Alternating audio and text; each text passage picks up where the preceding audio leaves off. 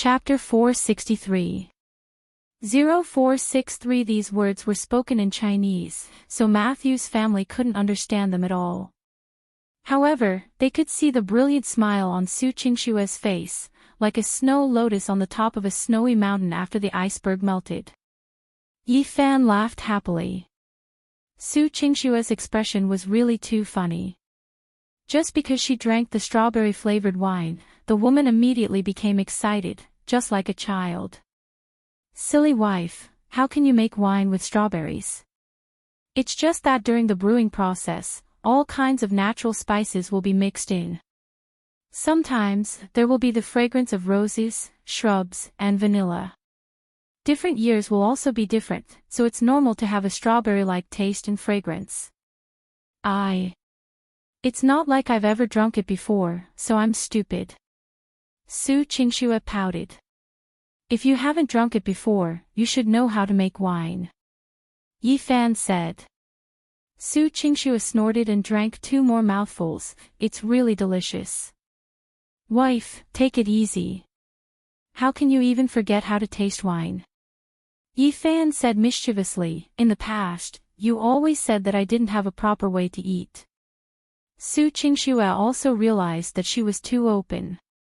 She had been too happy just now, and her face was flushed with embarrassment. However, she still liked this wine a lot, so she drank a few more mouthfuls. When he found out that Su Qingxue liked strawberries, he thought of something and said, Madam Su, my son just developed a new type of strawberry soufflé a few days ago. I think you will like it.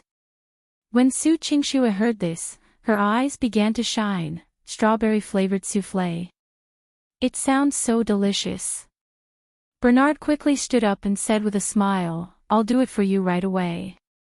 Su Qingshue's face was full of anticipation. Thank you. It's my honor. Bernard nodded and hurried to the kitchen. Li Fan Xian looked at the blissful woman with emotion. He realized that bringing Su Qingxue to Matthew's house was the right thing to do. Perhaps when she was in the country, the pressure of work and the expectations of the people around her made Su Qingxue not dare to relax too much, nor did she dare to show her true self. When she came to a foreign country, she was surrounded by strangers, and it had nothing to do with her work. No one would care that she was the CEO of the embroidery group, and no one would see her as a strong businesswoman. In this way, Su Qingxue was actually unrestrained and let go of her own heart. Although there were some twists and turns during their first dinner in the Enamel Kingdom and they ate it late, the final result was very satisfactory. Su Qingxue ate the dreamy strawberry-flavored soufflé, and her entire person was like a happy angel. The sweet smile on her face was something that Yi Fan had never seen before. Matthew, Bernard. After Yi Fan finished eating, he smiled and said to the father and son pair, Today, you have made my wife very happy. She is happy, and I am also happy. That's why I'm planning to let you be the head chef when we hold our wedding. You'll be making our wedding dishes. When Matthew and Bernard heard this, they were so excited that they almost jumped up. They quickly said gratefully, Oh my God. This was a great honor. We will definitely do our best. Yi Fan purposely used when to say it so that Su Qingxue could understand it. After Qingxue heard this, she couldn't help but pout and lower her head to eat the dessert. She didn't even dare to raise her head to look at him. After dinner, Yi Fan and Su Qingxue sat in Matthew's car and returned to the hotel. Because it was already midnight, Yi Fan held Su Qingshue's hand and was not afraid of being seen by anyone. He openly walked into the hotel elevator. Wife, are you satisfied with today's dinner? There was no one else in the elevator, so Yi Fan asked with a smile. Su Qingxue nodded. That wine and that cake are too delicious. You really are a strawberry lover. There are so many precious dishes made from white truffles and caviar, yet you don't say anything. You only say that the strawberry flavor is delicious. Then I'll just buy you a basket of strawberries next time. There's no need for Matthew and the others to make a big table. Yi Fan speechlessly shook his head. As I don't know much about enamel dishes to begin with, and it's not like you don't know that I'm not interested in eating meat. Su Qingxue said. Yifan sighed, wife, you will lose a lot of fun like this. You can't just focus on strawberries, you have to eat more other food. Slowly, you will realize that there are many delicacies in the world that are beyond your imagination. As Su Qingxue listened, some of the things that happened today flashed through her mind, and her heart felt a little stifled. What? Can't I like strawberries? I'm just a child from a poor family, so I can't get used to eating high-end food. I also don't understand those caviar and white truffles.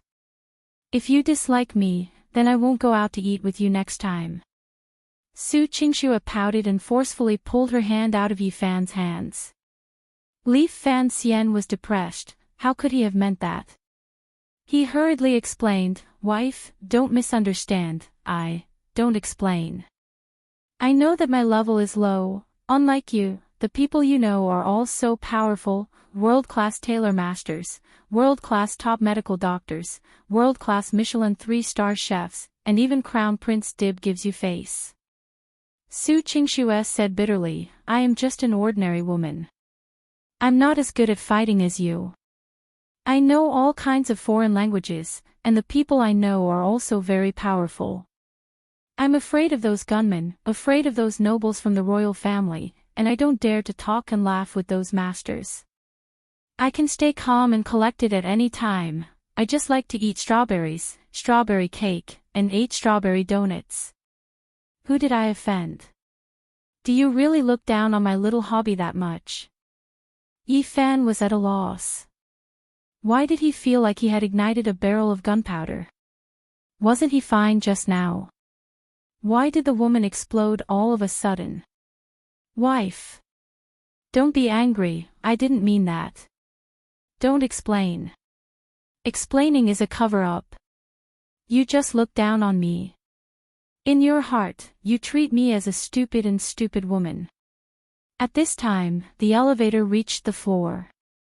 Su Qingxue walked out of the elevator, turned around, and told Yifan to stand still.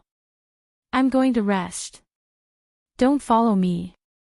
But since the woman said so, Yifan couldn't possibly not follow her. If he didn't explain it clearly, how could he sleep that night? Yifan didn't know what he had said wrong. How did he turn a sweet night into this? A woman's heart was like a needle at the bottom of the sea. Yifan could only shamelessly follow her and say, wife, don't be angry. I was wrong, I was really wrong. Calm down, I was wrong, I really didn't have any thoughts of looking down on you, my wife. When I met you, what kind of person was I? I was just a repairman, a substitute in the game, and I rode a broken car. Wife, can you not care about these things? If you marry me, I will be grateful. Chapter 464. 0464 Yifan slapped his forehead. He had almost forgotten that Su Qingxue already knew that the bicycle was an antique, but there was nothing he could do. How could he have thought of so much back then?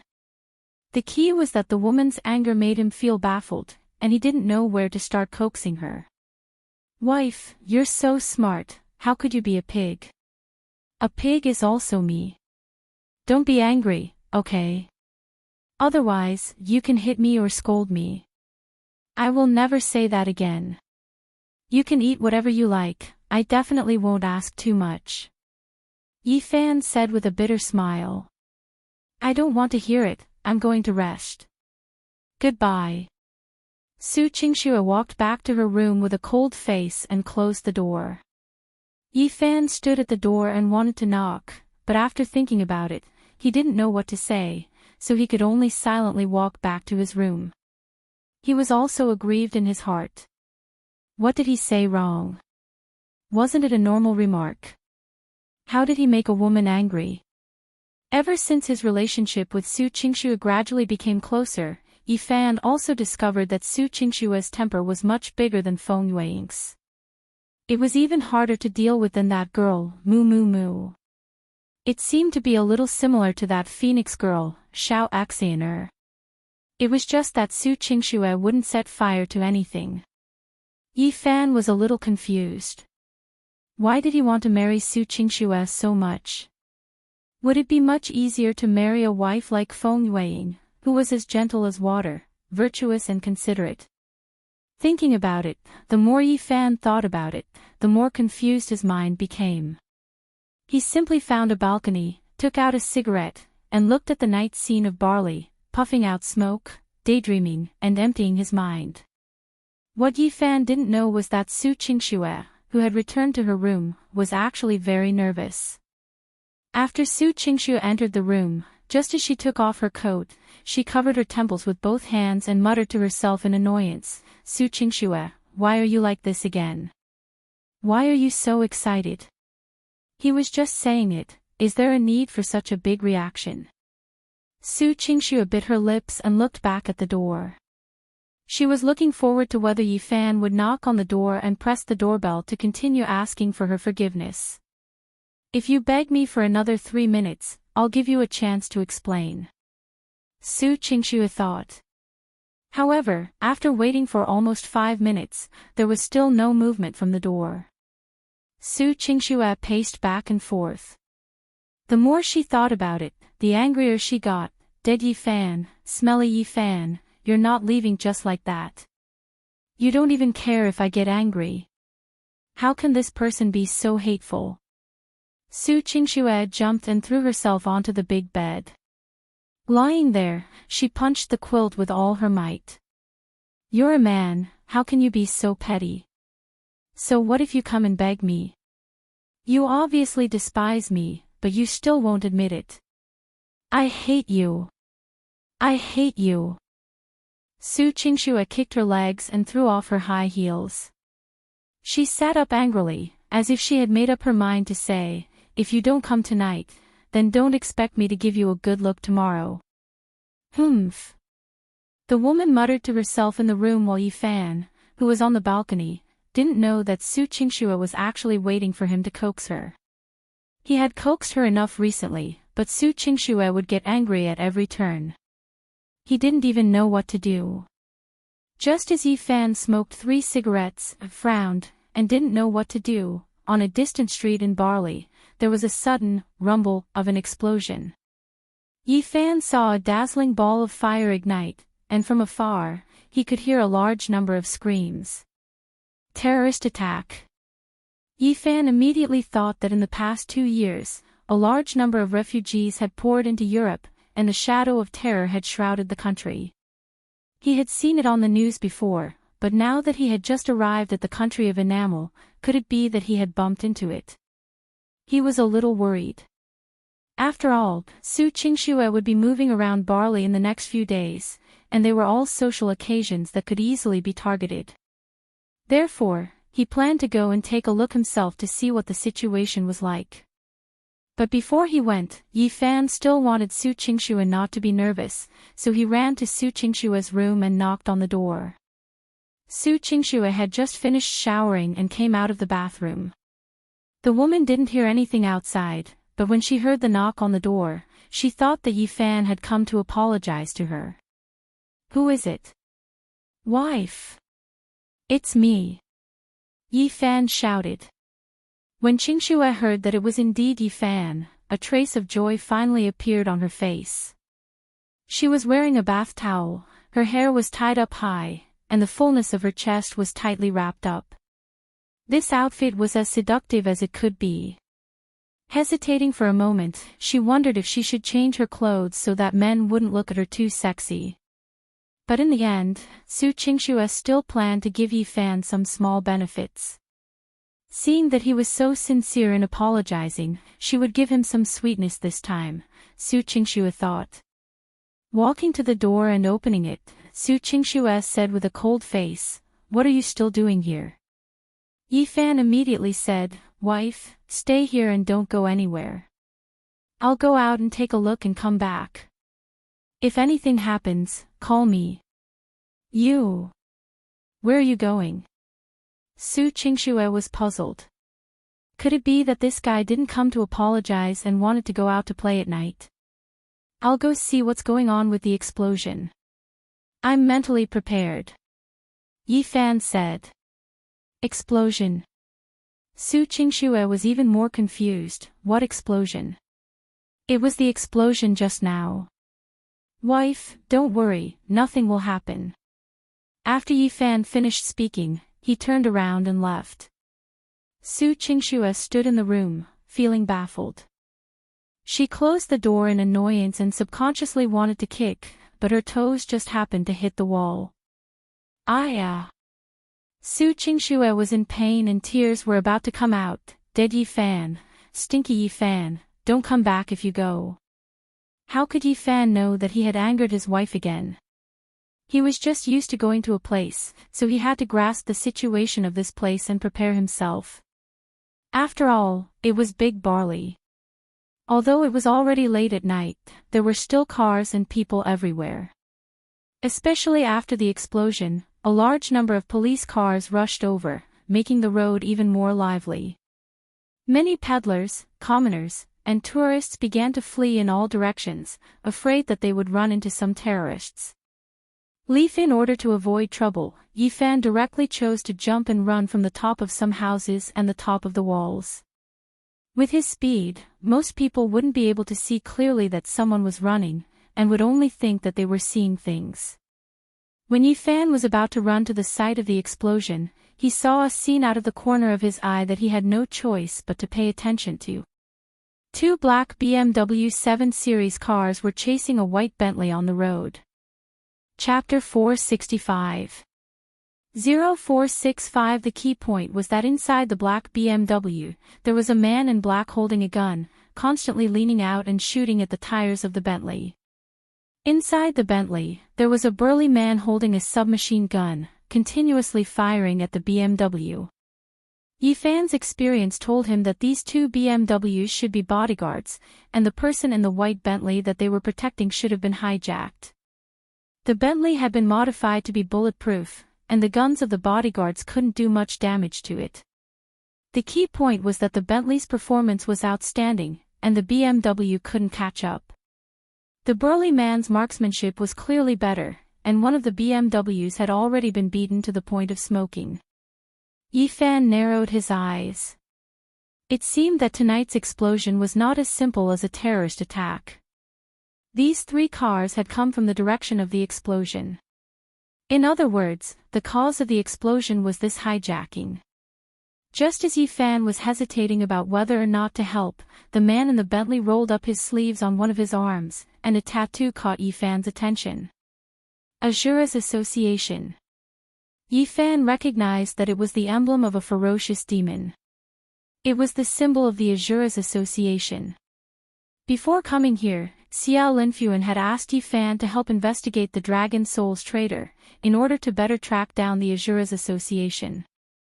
Now that the people of the Azura's Association were snatching people away, Yi Fan naturally had to follow them to see what was going on. However, Yi Fan didn't want to alert the enemy. If he killed the people from the Azura's Association, then the clues would be cut off. He might as well let them succeed in hijacking. Tutututu. Tututu. Under the barrage of the machine gun, a BMW finally couldn't take it anymore. It directly leaned to the side and slid out, knocking over another BMW as well. The bodyguards were injured and could no longer chase after him. They could only climb out of the car and beat their chests and stomp their feet. Although the Bentley was riddled with bullet marks, it was not a big deal. It continued to speed through two streets. At this moment, a large number of police cars had already rushed over, obviously intending to surround this group of bandits. However, the group of policemen didn't know that the two robbers in the Bentley had already gotten out of the car with a hostage when they were passing by a street corner on the way there. The bandit used a black hood to cover the hostage's head. The hostage seemed to be unconscious and was wearing a light brown coat. From the looks of it, he looked like a girl. The two bandits were white and burly. They wore night vision goggles and had pistols and grenades on their waists. They were well equipped. They opened the entrance of an underground sewer and directly carried the hostage into the sewer. All of this only took about 10 seconds, and the Bentley had only stopped for 5 or 6 seconds. Hence, the police didn't know that the person they were supposed to rescue was no longer in the Bentley. This group of bandits was really ruthless. After all, the guy who drove over was clearly going to be caught. At that time, he would probably commit suicide in exchange for his companion's escape. When Yifan saw all of this, he naturally wouldn't chase after the Bentley. He also jumped into the sewer, but he deliberately used very light footsteps to avoid being discovered by those guys. From a distance, Yifan used the sound to determine the direction and followed them for about 6 to 7 minutes. The two bandits carried the hostage to a manhole cover. After knocking on it, someone moved the manhole cover away. It was a dead end, located behind a restaurant. There were some trash cans here, and the place was filled with a stench. The one who opened the manhole cover was a bearded white man in a chef's attire. "Did you succeed?" the bearded man asked. One of the yellow-haired bandits nodded, as expected. "Very good, the transport car is ready. You guys put the hostage in the grocery car, then drive that car and follow the predetermined route. The police won't investigate you," Big Beard said. The two bandits hurriedly ran to a grocery van, stuffed the hostage into the back of the van, started the car, and drove out. The bearded chef watched as the car drove away, took out his cell phone, dialed a number, and said, "Mr. Bruce, the hyena and the fox have already set off with the hostage. The rabbit has been sacrificed, he committed suicide, and will not leave any clues. Yes, I will continue to stay in the restaurant and report to you at any time." After hanging up, the bearded man put away his phone.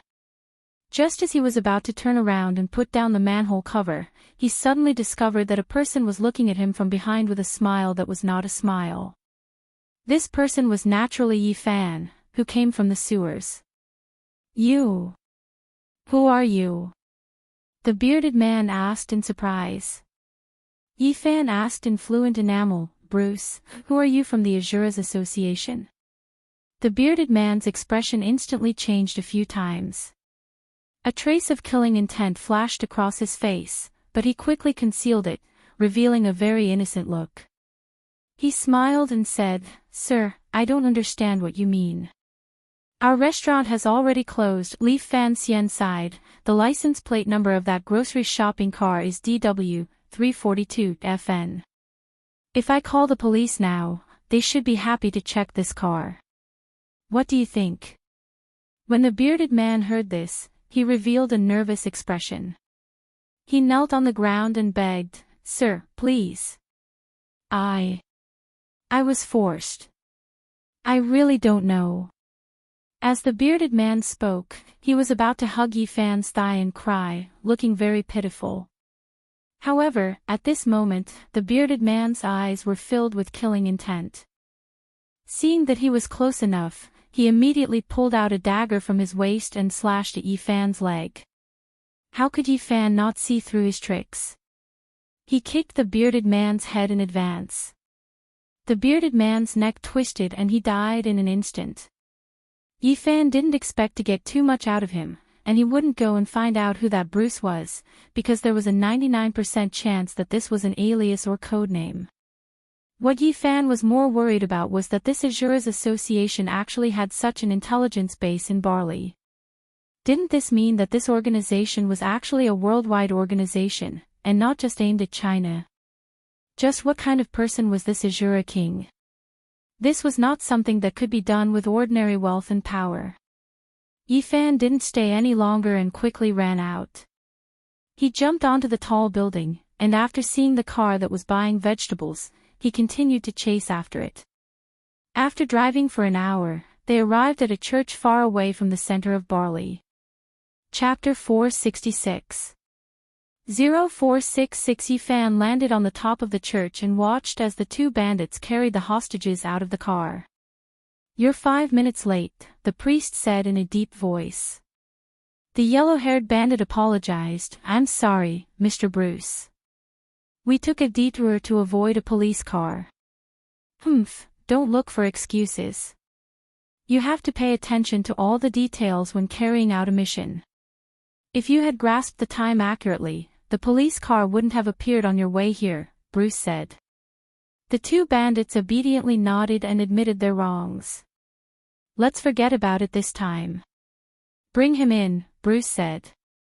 Yes, sir. Soon, one of the bandits went to open the door, while the other carried the hostage into the church. Bruce looked left and right to confirm that no one was passing by before following him in and locking the door.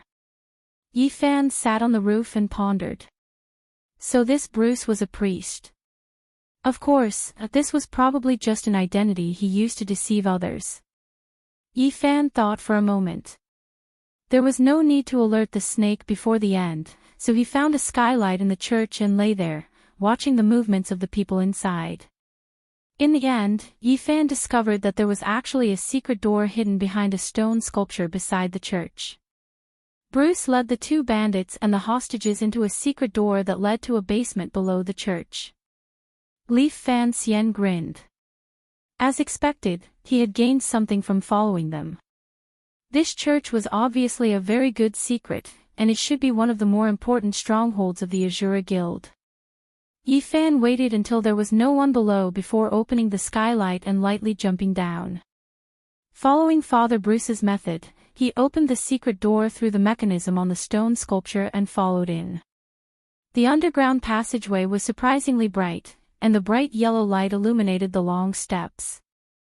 Yifan walked slowly, keeping his distance so as not to be discovered. When they were about to reach the bottom, an even wider stone space appeared in front of them. It looked like an air raid shelter during the war, but after being modified, it was not gloomy at all. Instead, it was bright and warm, dry and comfortable. What surprised Yifan was that there were quite a few people below. There were a total of 50 to 60 men and women wearing scarlet cloaks and coats. They were standing in a pile with lit white candles in their hands. As for Father Bruce, he had already taken off his priest's clothes and put on a scarlet robe embroidered with golden threads. He was leading a group of believers and was reciting prayers. Great Azura King. May everyone respect your mighty name. May your Azura purgatory descend. Thank you for the sweet blood. Absolve us of our guilt. Wash away our filth. For Azura, for hell, for glory. We will follow you for all eternity, please accept our souls. After reciting the prayer, Bruce picked up a bowl of fresh blood. All the believers followed suit and picked up a bowl of blood in front of them. Drink blood. For the Azura King. For the Azura King. In the basement, after the deafening shouts, everyone drank the blood in their bowls. Their mouths were dripping with blood, but their eyes were filled with excitement and fanaticism. The development of the Azura's association had far exceeded his imagination. This was no longer as simple as an ordinary terrorist organization. This was simply an evil church. The Azura King already had his own fanatical followers. This wasn't something that could be accomplished in a short period of time. He should have been doing this for at least 10 years. What made Yifan feel even worse was that although he could only stick close to the wall and observe the situation from a small angle, among these 50 to 60 believers, there were many people who emitted extraordinary auras and possessed strong combat strength. If they were to really fight in a while, Yifan would have to put in a lot of effort. He was definitely not a group of ordinary people who were casually left behind. At this moment, Bruce shouted excitedly, "Today is an important day. For the sake of the Azura King's descent, we are finally going to take an important step forward. We have successfully brought the third in line to the throne of the Roi Dian royal family, one of the most beautiful women in the world, the most beautiful royal princess, Ingrid Alice Daisy." Hearing this, the group of believers once again cheered fanatically. Yifan was stunned. He never thought that this group of madmen would actually kidnap Princess Roi Dian. Although Yifan had never seen this Princess Ai before, he had heard of her. This was because there were always reports that this princess's beauty was rare in the entire world. She was the apple of King Rui Dian's eye. Since she was young, she had been very shy and introverted. She rarely showed her face in public and didn't participate in any public events. Even during the national celebrations, she wore a hat and a veil. Perhaps it was because this princess was too lovable. Although many of the people of Rui Dian had never seen her before, she still received widespread support and love. In recent years, as the princess grew up, she would occasionally participate in some international events. However, there were still very few clear photos of her. It was said that in order to protect his daughter, King Rui Dian didn't want her to live under the spotlight, so there were very few opportunities to take photos. Yi Fan didn't care about these gossips. Moreover, Rui Dian was located in northern Europe, separated from him by tens of thousands of miles. Who would have the leisure to care about what their princess looked like? Tonight, let us sacrifice this most beautiful princess, her noble and sweet blood, to our great Azura king in front of the entire world. Bruce shouted. Yi Fan's eyes narrowed as he swept his gaze towards a corner of the wall not far away. Sure enough, he saw a camera set up there. This bunch of lunatics actually planned to suck Princess Ael's blood dry together. Then, they even recorded it and planned to upload it to the internet. If this were to spread out, the Azura would become completely famous. Moreover, the princess had been kidnapped in the country of Enamel. The Enamel people would definitely not be able to afford this loss of face, and King Rui Dian would definitely be furious. He would definitely demand an explanation and avenge his daughter. The Azura's association would become a hot topic all over the world. They would create chaos in China, and they would also severely injure the faces of the powerful countries and the royal family in Europe. At that time, no matter how unwilling everyone was, they would still have to attack the Azura's association all over the world. And an organization like the Azura's association, they were not afraid of you attacking them, they were afraid that you would ignore him. Because once the attack began, it meant that smoke would rise from all directions and the war would begin. War, chaos, and bloodshed, wasn't that what the Azura's association loved the most? Although Yi Fan planned to retire, he naturally couldn't just watch this kind of thing happen. Yi Fan no longer hid and walked down. When the few scarlet-cloaked believers saw Yi Fan, they were all shocked. Who are you? Why are you here? Yi Fan ignored him and looked ahead at the wooden platform that Bruce was standing on. Chapter 467. 0467. With just a glance, Yi Fan understood why these guys were so excited, and why the media all over the world wanted to say that this was the most beautiful princess of the royal family, one of the top beauties in the world. A head of amber, dark gold, and a trace of wine-red beautiful hair was already not something an ordinary woman could possess. Her exquisite facial features, which were as clear as a sculpture, could be said to be the perfect model for a Western beauty. After the light coffee coat was taken off, there was a white patterned shirt and a blue short skirt, making the princess beautiful but not exaggerated arc appear especially alluring. Yi Fan had seen many beauties, both from the west and the east.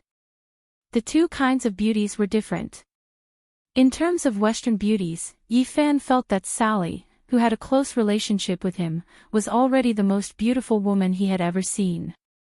However, this Princess Al, whose style and appearance were completely different, was actually able to fight Sally to a standstill. The two of them only had different styles. Sally was like an Alps covered in ice and snow. She was so beautiful that it was suffocating. Princess Al was more like the Alps after the ice and snow had melted. She was beautiful and enchanting, causing one's heart to melt. Such a beautiful young girl, this bunch of lunatics actually wanted to suck her blood dry. Yi Fan was glad that he had followed her tonight. Otherwise, wouldn't the heavens be jealous of her beauty? You guys really have the heart to do it. Yi Fan shook his head and sighed as he walked towards the high platform. She seemed to have been given some kind of medicine, but she still couldn't wake up. She was sleeping on the cold stone platform. Capture him. Bruce's expression changed as he immediately ordered. A few strong believers immediately pounced forward.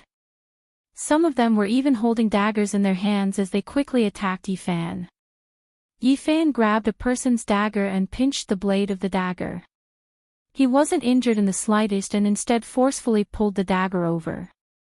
At the same time, Yifan kicked that person away, switched the dagger to his left hand, and with a backhand wave, cut open the neck of another believer.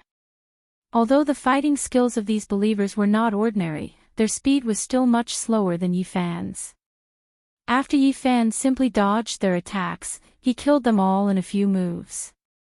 Seeing that Yifan's fighting strength was unusual, Bruce actually took out an AK-47 from under the stone table and started shooting at Yifan with a "222" sound. Yifan didn't want to eat bullets. Although he wouldn't die, it would still hurt. He hurriedly rushed towards the group of believers. As the bullets swept over, several of the believers were killed. Bruce roared, "What are you waiting for? For the Azura King. Kill him." This group of fanatical believers were truly not afraid of death as they rushed towards Yifan. With a leap, the sail stepped on the shoulders of a few people and arrived in front of Bruce. It knocked Bruce down with a punch and snatched the AK in his hand. He was too lazy to kill them one by one. It would be best if he could get rid of a batch of them with his gun. F***ck, a bunch of lunatics, all dead. This time, it was Yifan's turn to shoot, shooting out in a circle. In the blink of an eye, more than 10 people had fallen in the basement. However, some of the believers, including the 2 bandits who had kidnapped the princess, had guns of their own. They also took out their guns and began to retaliate against Yifan. Yifan was afraid that these guns would accidentally injure Princess Aire, who was behind him, so he pushed her down and hid behind the stone table. At the same time, Yifan passed through the dense path of bullets and rushed forward to engage in close combat once again. Yifan didn't hold back at all. Everyone here was a madman, so he used all of his killing moves. With one punch and one kick, he could forcefully blow up a person's head and crush a person's heart. In less than 2 minutes, the basement was filled with corpses and blood flowed like a river. Yifan sighed. It had been a long time since he had killed so many people. He faintly felt like he had returned to those days. Unfortunately, he had no choice but to kill them. This group of people had already been brainwashed and would only harm others if they were released. Yifan walked in front of Bruce and grabbed him by the collar. Bruce's face was still swollen, and his eyes were filled with vicious hatred. "Answer whatever I ask you, or else I will make your life a living hell." Yifan felt that this guy should know quite a few secrets of the Azura's association. However, Bruce smiled evilly, "Don't even think about knowing anything. Long live the Azura King. Long live." Yifan was stunned for a moment, then saw Bruce start to vomit blood. His eyes rolled back, and he immediately stopped breathing. Yifan threw Bruce's corpse away in annoyance. This guy had actually committed suicide by taking poison in order to protect the organization. The brainwashing of the Azura's association was truly frightening. Right at this moment, Yifan discovered that a pair of eyes were nervously looking at him from the side. Yifan turned his head to look and discovered that it was a pair of very bright blue eyes. They were big and watery, with long eyelashes. Because of their timidity, their eyes were very pitiful. "Princess Aire, don't be afraid. It's fine now," Yifan said with a smile in Rui's language. Aire seemed to feel Yifan's kindness and slowly stood up. She woke up just as she fell. When she woke up, she found fighting and gunshots everywhere. When she got up, she saw that Yifan had already killed this group of people. "You? Who are you?" Aire's voice was very soft, as if it was filled with shyness. As she spoke, she still leaned to the side, not daring to face Yifan directly. She was completely different from most of the members of the royal family who were used to showing their faces in public. Yifan felt that this girl was quite interesting. She was clearly of noble birth, incomparably beautiful, and had a figure of 1.7 meters. She simply couldn't find any point of inferiority, but she seemed to have no confidence in herself. My name is Yifan, I just happened to pass by and found out that you were kidnapped, so I came over to save you. You don't have to think too much about it, Yifan said. Ai muttered the two words, Yifan, as if she had never heard of it before. She asked weakly, Where are we now? Yifan was stunned. He didn't even pay attention to this question. He only cared about following them and forgot where they were. Yifan could only awkwardly rub the back of his head and embarrassedly smile. Princess, wait for me to go out and take a look at the road sign. I don't know where the hell we've run to. Ai blinked her beautiful eyes. After a few seconds, she giggled. What's wrong? Princess. Yifan was puzzled. Did he say anything? No wonder King Ruidian doted on her so much and didn't force her to do anything. With such a sweet daughter, which father could be ruthless? Chapter 468. 0468 Yifan blinked and suddenly slapped his forehead. You're asking about this place. This is the basement of a church. It should be the secret stronghold of the Azuras Association. Oh right, Princess, do you know about the Azuras Association? Was it purely a coincidence that they kidnapped you, or was there some other reason? Princess Al was confused and shook her head. I don't know what the Azuras Association is. I was invited to attend a ribbon-cutting ceremony at the Louvre. I was just about to go to the hotel from the airport, but in the end. In the car, I smelled a fragrant smell and fell asleep. Yifan nodded. From the sound of it, the explosion was not used to capture Princess Owl. It was only used to attract the police and create chaos. Princess, I'll take you out. You've been kidnapped, so a lot of people should be anxious. Yifan said. When Princess Owl heard this, she obediently nodded, all right, then I'll have to trouble you, Yifan.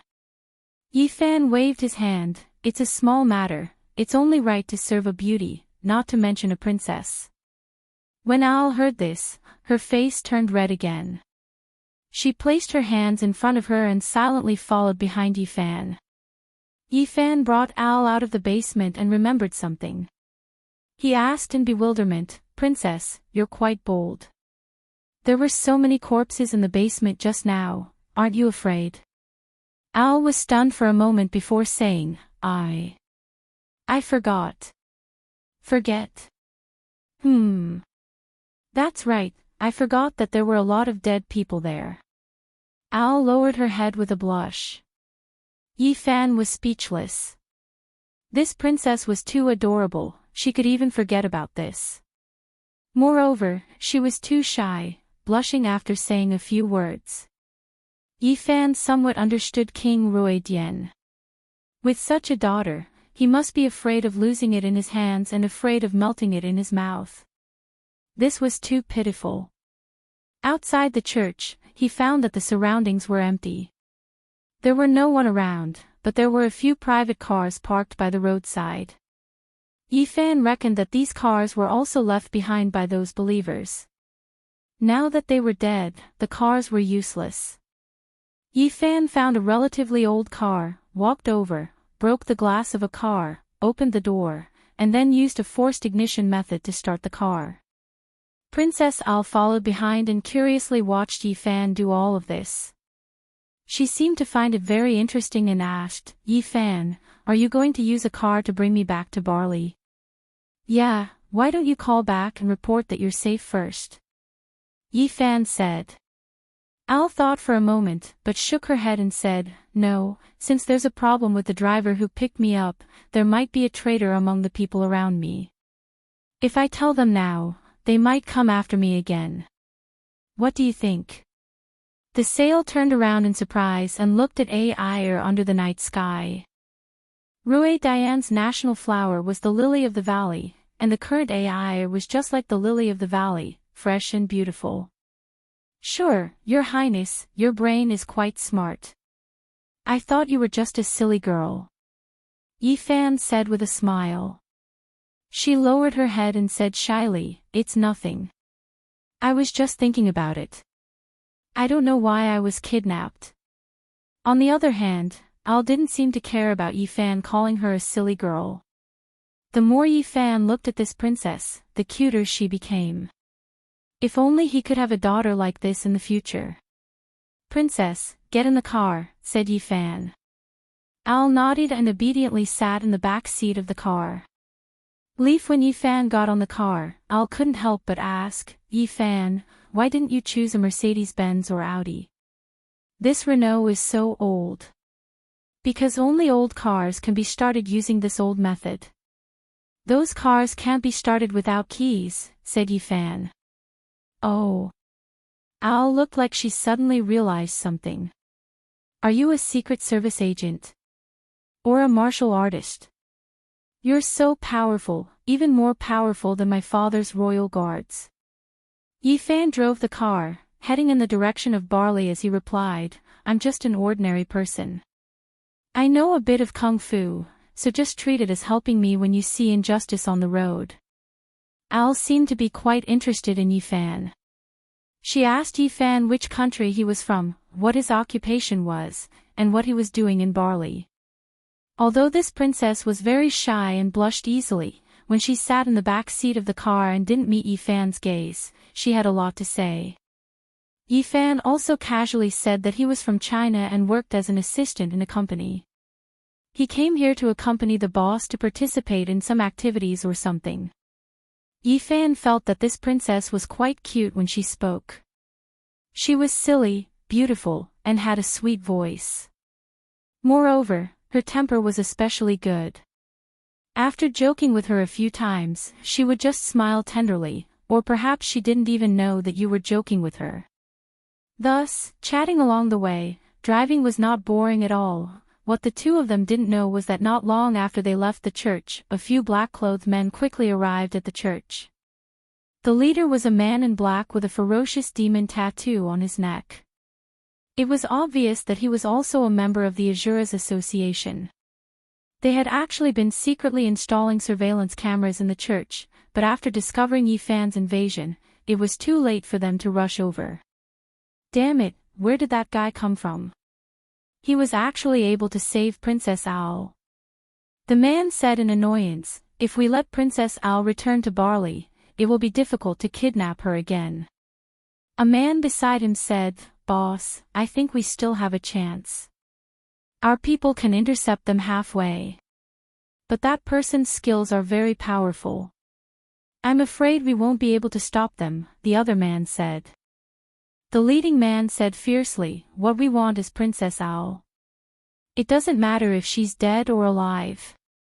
As long as we take a video of her humiliating corpse and spread it on the internet, our goal will be achieved, boss, you mean. The two men beside him let out evil laughs as they understood what the man meant. In the old Renault car, Yifan and Al were happily chatting. Yifan, is China fun? I want to see the Terracotta Army and the Great Wall, but I never had the chance. I'm 23 years old this year, and other than the Magnesium country, I've only stayed in Europe. Al said, feeling wronged. Yifan smiled and said, you are a princess, can't you go anywhere you want? No, if I leave for a little longer, my father will be in a hurry to find me. He always likes to send some bodyguards to follow me, but I don't like that. I don't feel comfortable going anywhere, Al said. Alright, next time you tell your father to come to China, you only need me to accompany you, and you won't have any safety problems. Yifan said confidently. Al's beautiful eyes sparkled. Really? But how can my father believe you? Chapter 469. 0469 Y. Does my father know you? Ayer was puzzled. Yifan smiled and said, anyway, just trust me. Your father will understand. Ai blinked, then sweetly replied, "Okay, I believe you, Yi Fan. What's your phone number?" Yi Fan gave her his phone number, and Ai repeated it to make sure it was correct. "When you call, remember to add the area code. You won't be able to get through directly, but you definitely understand this," Yi Fan said. "Oh, I'll go check.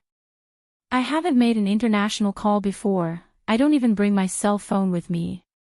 After driving for a while, Yi Fan discovered that Ai didn't say anything either. She kept muttering something in the back. "Princess, what are you talking about? What is it?" Yi Fan didn't understand. Ai blushed and said, I don't have anything to remember your phone number, so I just want to memorize it a few more times, in case I forget." Yi Fan didn't know whether to laugh or cry. This was too cute, he actually wanted to memorize a number like this. How much did he want to play with him? "Princess Ai, stop memorizing it. I'll write you a letter when we get to Barley, or you can tell me a mailbox and I'll send it to you," Yi Fan said.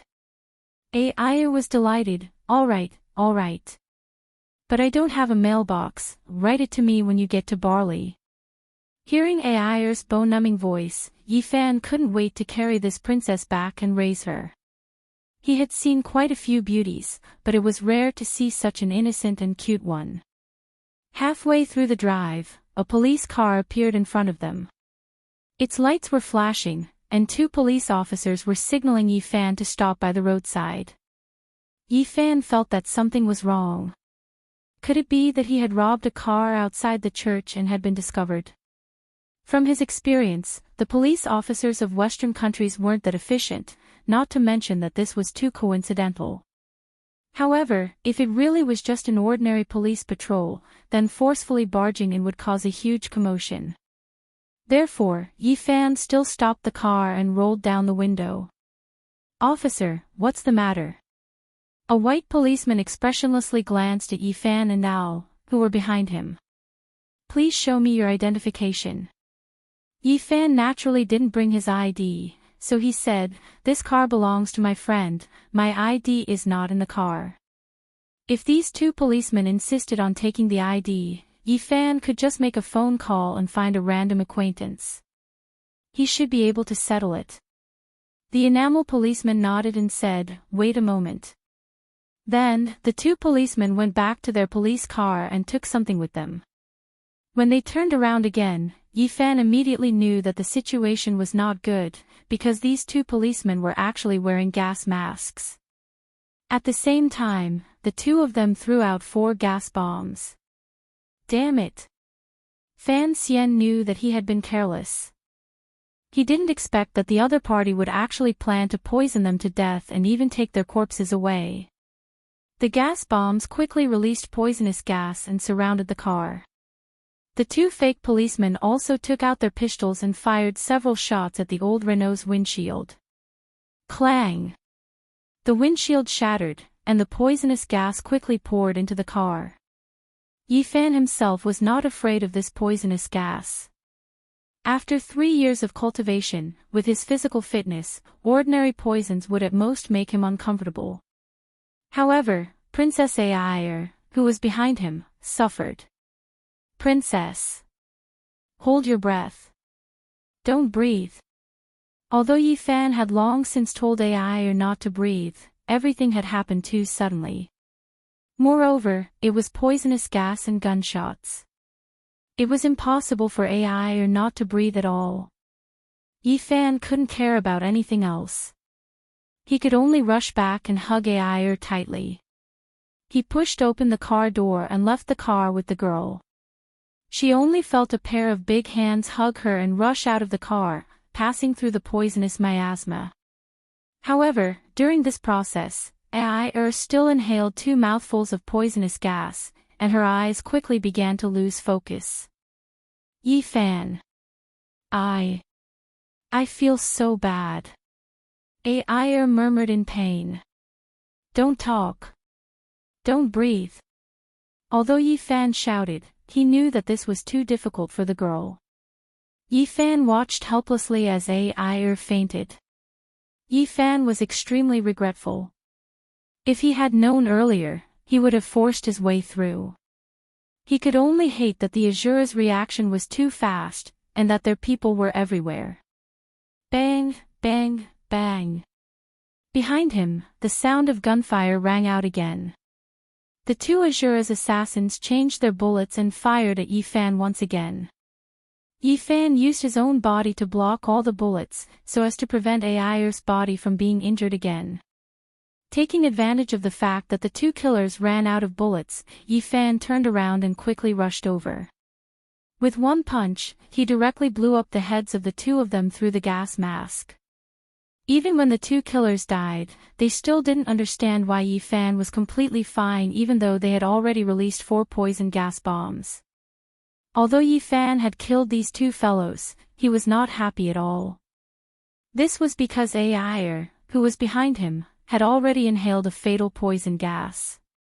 In this wilderness, even if he brought Ai to the hospital, she would probably be hopeless. Such a good girl, with a noble status and a beautiful appearance, could it be that she died just like that? Damned Azura's association. This is not something a human would do. Yi Fan cursed. Although he had only seen Ai for less than an hour, he really liked this girl. When he thought about how he couldn't save Ai and could only watch as the most beautiful princess in the world died, the anger in his heart towards the Azura's association naturally reached its peak. Actually, Yi Fan had tried his best, but it was obvious that Ai had never received any professional training. Things like poison gas bombs were too lethal for her. Yi Fan couldn't even bear to turn around to look at Ai, because the princess might have already turned into a corpse. However, when Yi Fan turned around to look, he was shocked to find that Ai gone. Yi Fan blinked his eyes. He didn't see it, so he rubbed it again, but he still couldn't find it. Ai! Princess Ai!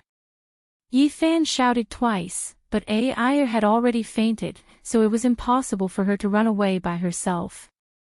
Could it be that someone took Ai's body away? But who could hide from Yi Fan's eyes and ears? In such a short period of time, he had already turned around and disappeared. Yi Fan felt that he had seen a ghost. What was going on? Standing on the spot and looking at the empty road, Yi Fan planned to look around again. However, after searching for more than 10 minutes, with a radius of 1 kilometer and almost digging 3 feet into the ground, Yi Fan still couldn't find any trace of Ai, let alone the others. Chapter 470. 0470. If it wasn't a ghost, Yi Fan couldn't figure out why Ai had disappeared. Yi Fan had crawled out from a pile of dead people. He didn't know how many times he had died in a hail of bullets. Logically speaking, there shouldn't be anything that could scare him, but this kind of thing that surpassed his understanding still made Yi Fan's heart tremble a little. He lit a cigarette, calmed himself down, and shook his head. Forget it, I should go back to the hotel first. I hope nothing happens to Su Qingxue. Yi Fan's Renault car couldn't be used anymore, so he drove the two assassins' car all the way back to Barley. Stopping the car by the roadside, Yi Fan walked back to the hotel. Arriving at the door of Su Qingxue's room, Yi Fan looked at the time. It was already past 3 in the morning, and he didn't know if the woman was asleep or not. Thus, Yi Fan carefully listened to the movements inside, and when he discovered that there was the sound of the television news, he knocked on the door. "Wife, it's me," Yi Fan shouted. The door quickly opened. Su Qingxue was wearing her pajamas. When she saw Yi Fan, she immediately asked, "How are you? Are you hurt?" Yi Fan was a little surprised. He thought that the woman would scold him. After all, when he left just now, Su Qingxue was still angry at him. However, after meeting, Su Qingxue was actually concerned about him at the first moment. Yi Fan was stunned for a few seconds, then smiled and said, "I'm fine, how could I be injured?" Su Qingxue sized up the man a few times. After confirming that there was nothing wrong, she heaved a sigh of relief and said with a frown, "Seriously, if it explodes, then let it explode. Why do you have to go over and take a look? What if it explodes you? Don't you usually watch the news? There are more and more refugees and extremists here. How would you know where there will be a bomb? It's very dangerous." Yifan nodded. "I understand, I will pay attention next time, my wife. But I didn't go to the place where the explosion happened. I encountered something else, so I came back late." Su Qingxue blinked. "What is it?" Yifan hesitated for a moment, then said, "It's very late. Wife, don't you still have to go to the branch office tomorrow to assign tasks? You should rest early." "No. How can I sleep if you don't finish your sentence?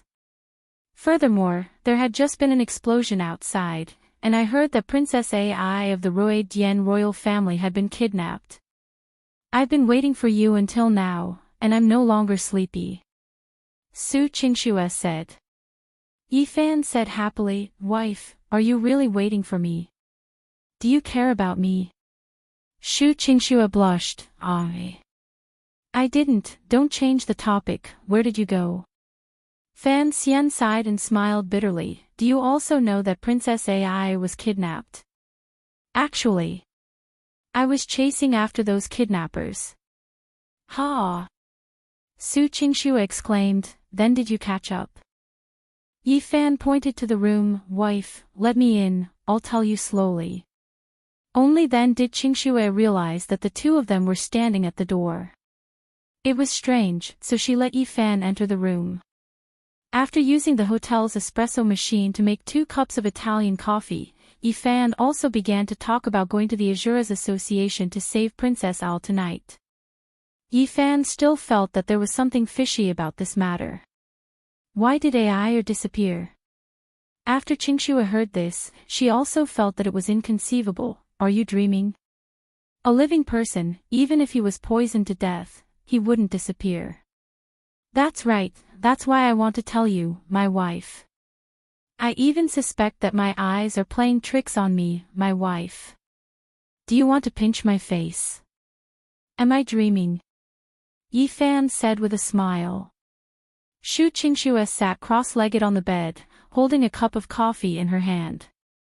She rolled her eyes at the man. I'm not going to pinch you. You've killed so many people, so your body must be very dirty.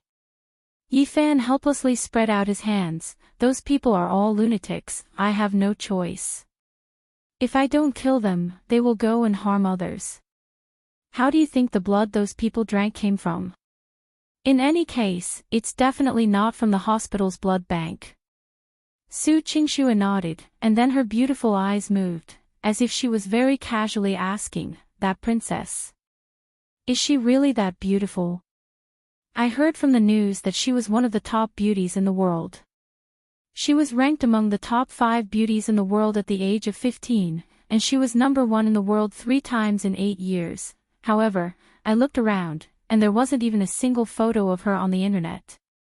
Some of them were also wearing a veil or blurry, so I couldn't see her clearly. Her figure is not bad. When Yifan heard this, he wanted to laugh out loud. It seemed that beauties still had a kind of psychology towards beauties. Wife, don't listen to the nonsense of the media. If the world's beauties are to be trusted, then wife, you have to be in the top 3 no matter what. In any case, I feel that Princess Ai is a lot worse than you. It's just a random comment. Yifan had a resolute look on his face. I'm sorry, Your Highness.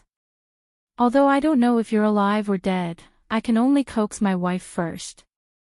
When Qingxue heard this, she couldn't hide the joy on her face. You're talking nonsense again. How did I get into the world rankings? However, that kind of Western aesthetic is different from ours, so these are indeed not trustworthy. Li Fan Xian hurriedly nodded. Right. Anyway, I've never seen a girl more beautiful than you, my wife. Come on. I'm so good, yet you're still looking for so many women outside. Su Qingxue snorted lightly and drank a mouthful of coffee. Yi Fan looked at the woman's face that was brimming with brilliance and felt a burst of satisfaction in his heart.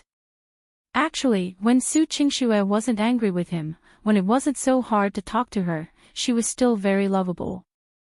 Come to think of it, Yi Fan was still a little baffled, so he asked, "Wife, why aren't you angry at me anymore? You're still so concerned about me, I'm so surprised." Hearing this, Su Qingxue pursed her red lips, her eyes evading as she said, "What, do you want me to continue being angry at you?" "No, no, no. Of course not." Yi Fan hurriedly begged for mercy, "Wife, don't be angry, I'm really scared." Su Qingxue looked at Yi Fan's frightened expression and pouted, "Yi Fan. Am I really that bad-tempered? I'm very difficult to deal with, right?" "Of course, yes." Yi Fan shook his head, "I think my wife has a good temper." Trap. It was definitely a trap. If he said yes, wouldn't the oil barrel ignite and explode again? "Humph, you don't have to say that on purpose.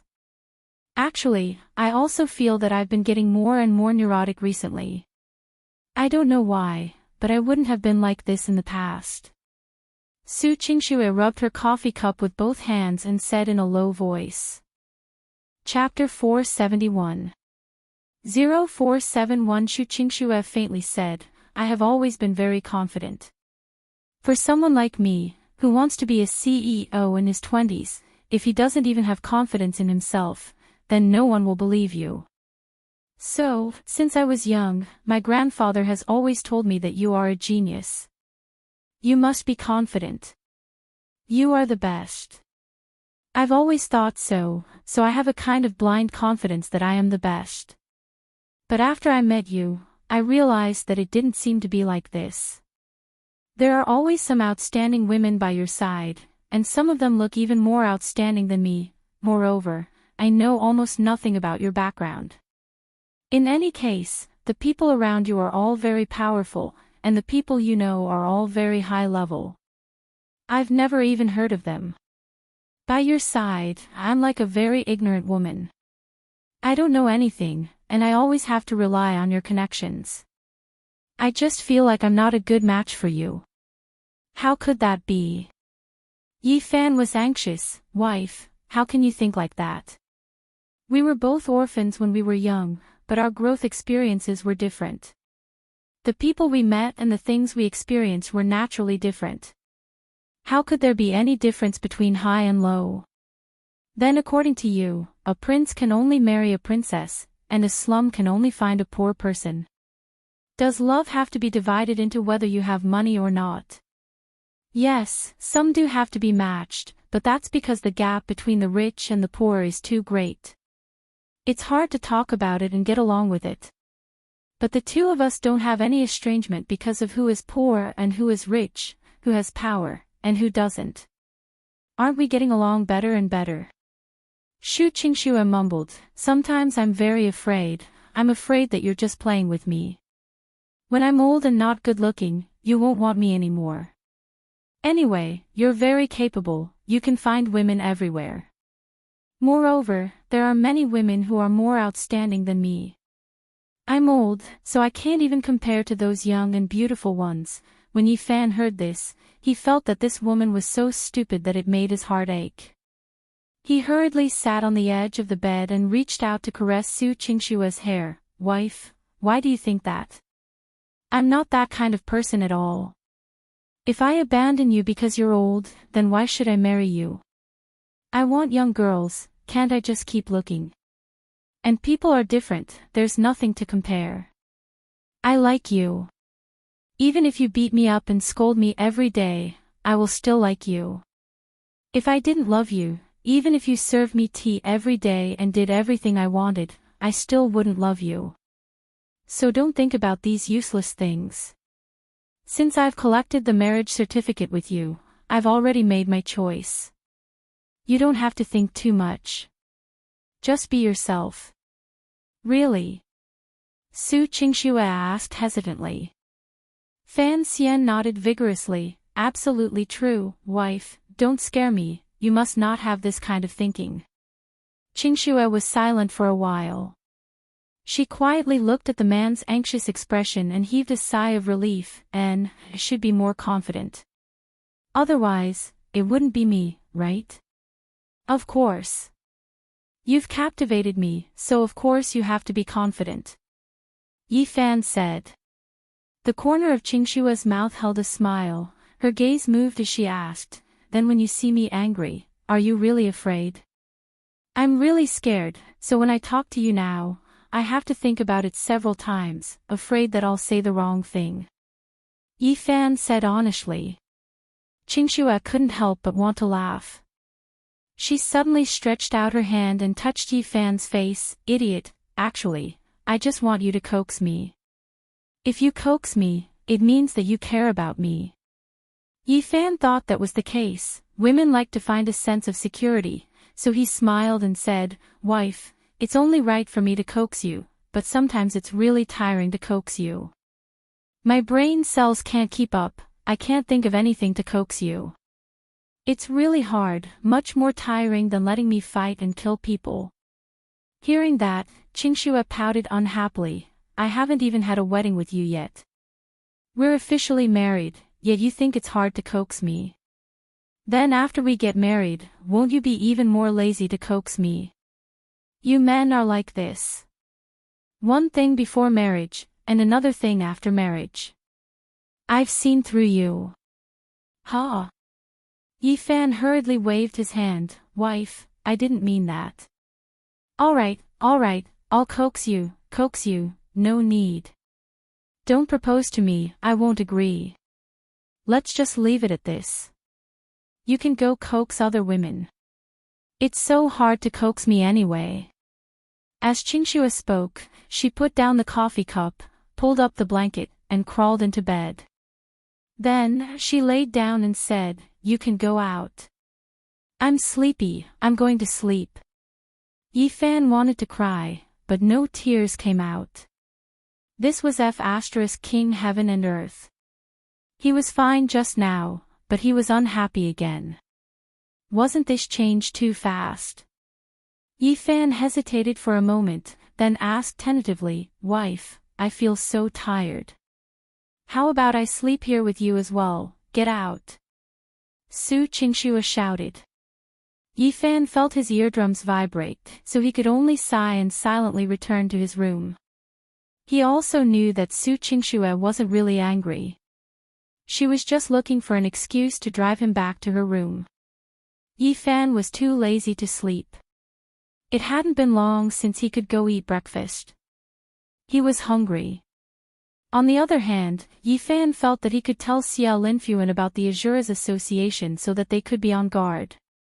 This Azura's Association was definitely not as simple as just an organization that caused trouble at the border of China.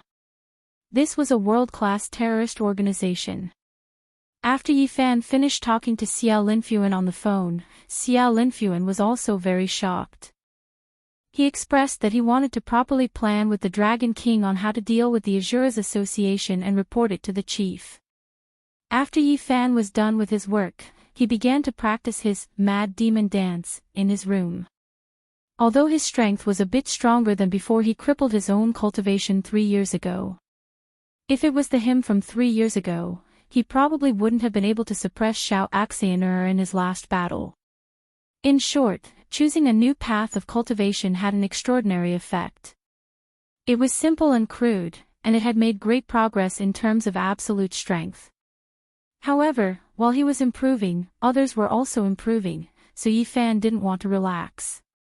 Moreover, although Yi Fan had never fought against or seen all of the top 10 legend rank experts, he wasn't the top among them back then.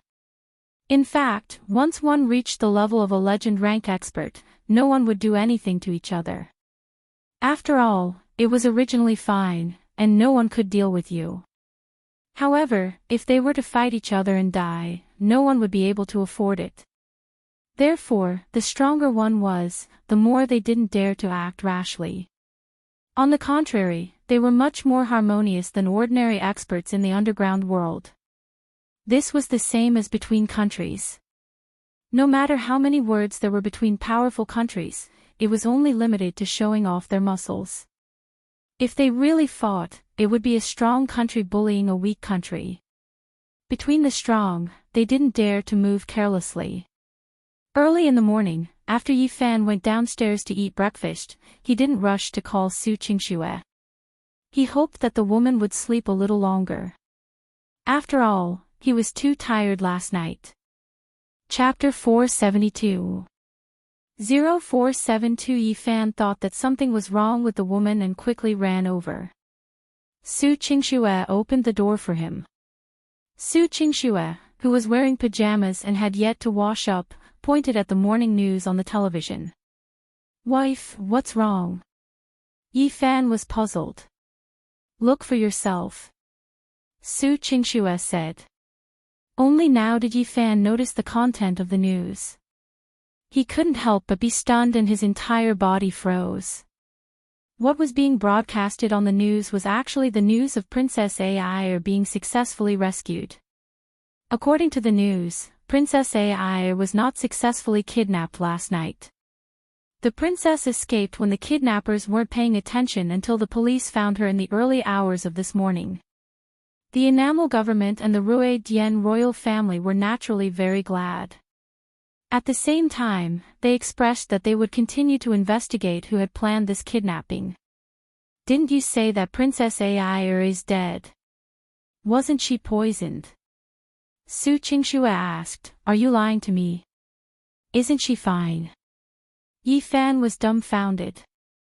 After living for 25 or 6 years, this was the first time he suspected that there were ghosts in this world. "Wife, last night, I was with Princess Ai. How could she?" Yi Fan felt that this was inconceivable. Su Qingxue said, "Could it be that what you saw was a fake princess? Or was it the princess's substitute? Aren't there some big shots who, in order to prevent themselves from being kidnapped, deliberately found a substitute?" "Substitute?" Yi Fan frowned. "Even if it's a substitute, there should be a corpse, right? And where can I find such a beautiful substitute?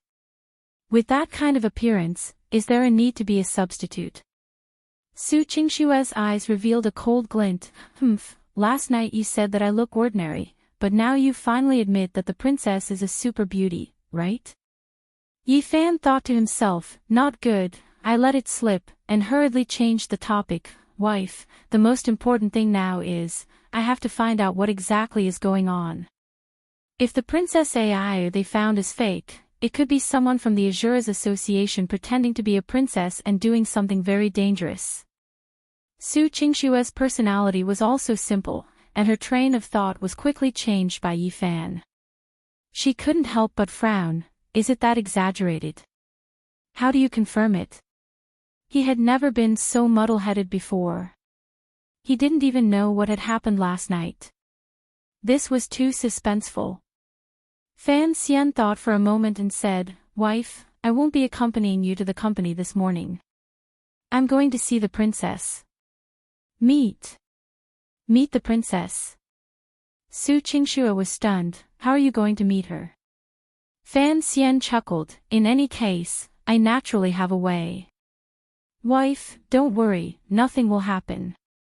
It's just seeing a princess. It's not like it's going up a mountain of blades or a sea of flames. It's not that difficult." Although Qingxue was quite worried, seeing Yi Fan's confident look, she could only let him go. "Don't make too much of a commotion, I don't want to be suddenly caught in barley," Su Qingxue said. Yi Fan guaranteed, "Wife, you're thinking too much. Once we leave China, there will be people I know everywhere. Even if we get caught, we'll have to be released immediately." Su Qingxue originally wanted to say that he was bragging, but after thinking about it, looking at Yi Fan's performance in the past few days, he probably wasn't bragging, so she didn't say anything. After Yi Fan left the hotel, he headed straight for the Louvre. He remembered clearly that Princess Al had said that she was going to attend a ribbon-cutting ceremony at the Louvre. If the itinerary remained the same, she would appear at that world-famous museum. When Fan Xian arrived outside the Louvre, he saw a large number of guards guarding the place. Ordinary citizens were not allowed to enter at all. However, Yi Fan was not in a hurry. He circled around the Louvre, looked at the terrain, and observed the blind spots of the surveillance cameras. Then, he bought a cup of coffee, stood in a hidden corner where no one was paying attention, and began to wait. Half an hour later, people began to arrive at the Louvre in luxury cars. Celebrities and nobles dressed in gorgeous, bright, and fashionable clothes attracted a lot of people and tourists. When a white bulletproof Mercedes-Benz arrived at the Louvre, Yi Fan saw a familiar figure walking out of the car. She was wearing a white chiffon shirt, a dark green pleated skirt, and a hand-striped coat. As soon as the graceful and tall Al appeared, she attracted a lot of attention. Although Al was wearing a hat, her head was lowered, and there was a veil in front of her, making it hard to see clearly. Yi Fan could still tell that this Al was exactly the same as the one he saw last night. Damn it! It was clearly the same person.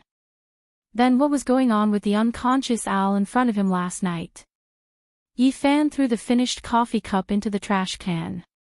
His eyes flickered as he walked towards an area with relatively few guards. Taking advantage of the moment when the two guards weren't looking at him, Yi Fan suddenly exerted force under his feet. His body was like a sharp arrow, so fast that the guards at the scene thought that they were hallucinating. When a gust of wind blew past, the two guards subconsciously turned around to look, but they didn't see anything. "Hey, did you see anything just now?" one of the guards asked. The other guard was at a loss. "It seems like something has passed by. Am I seeing things? What's with that gust of wind?" "Who cares, we probably drank too much last night, haha." While the two guards were chatting casually, Yi Fan had already snuck into the museum. Because Yi Fan had purposely worn a suit and walked inside openly, outsiders wouldn't notice anything special. When he walked to the area where the VIP lounge was located, Yi Fan noticed that there were 4 bodyguards patrolling back and forth outside. Although there were other ways to sneak in, Yi Fan didn't want to waste any more time. After walking to the door, he calmly opened the door. "Who are you?" a bodyguard wearing sunglasses asked. Because Yi Fan was too natural, the bodyguards didn't dare to be too rude, thinking that he was some big shot. Yi Fan smiled. "I am Princess Al's friend, my name is Yi Fan." "His Highness friend?" The bodyguards looked at each other, clearly puzzled. "Sorry, we need to confirm." The bodyguard in sunglasses reported to the people in the lounge through the walkie-talkie. "Attendant, there is a man outside who claims to be a friend of Her Highness. His name is Yi Fan." "Yes." After the bodyguard finished asking, he raised his hand and said, "I'm sorry, but our princess said that she doesn't know you. Please leave." "Is that so? Could it be that the princess has forgotten the name of China?" Yi Fan tried to say. "Please leave." The bodyguard was already very strict. Yi Fan narrowed his eyes. He didn't know if this AI really didn't know, or if she didn't want to see him on purpose. Chapter 473. 0473. After waiting for about half an hour, Al's entourage finally made a move. Under the protection of the 2 rows of bodyguards, Princess Al's figure appeared once again. Although the white gauze covered half of her face, Yi Fan could still clearly see that it was indeed Al from last night. With this, Yi Fan didn't hesitate and directly stood in front of the group of people. "Who is it?" "Protect the princess."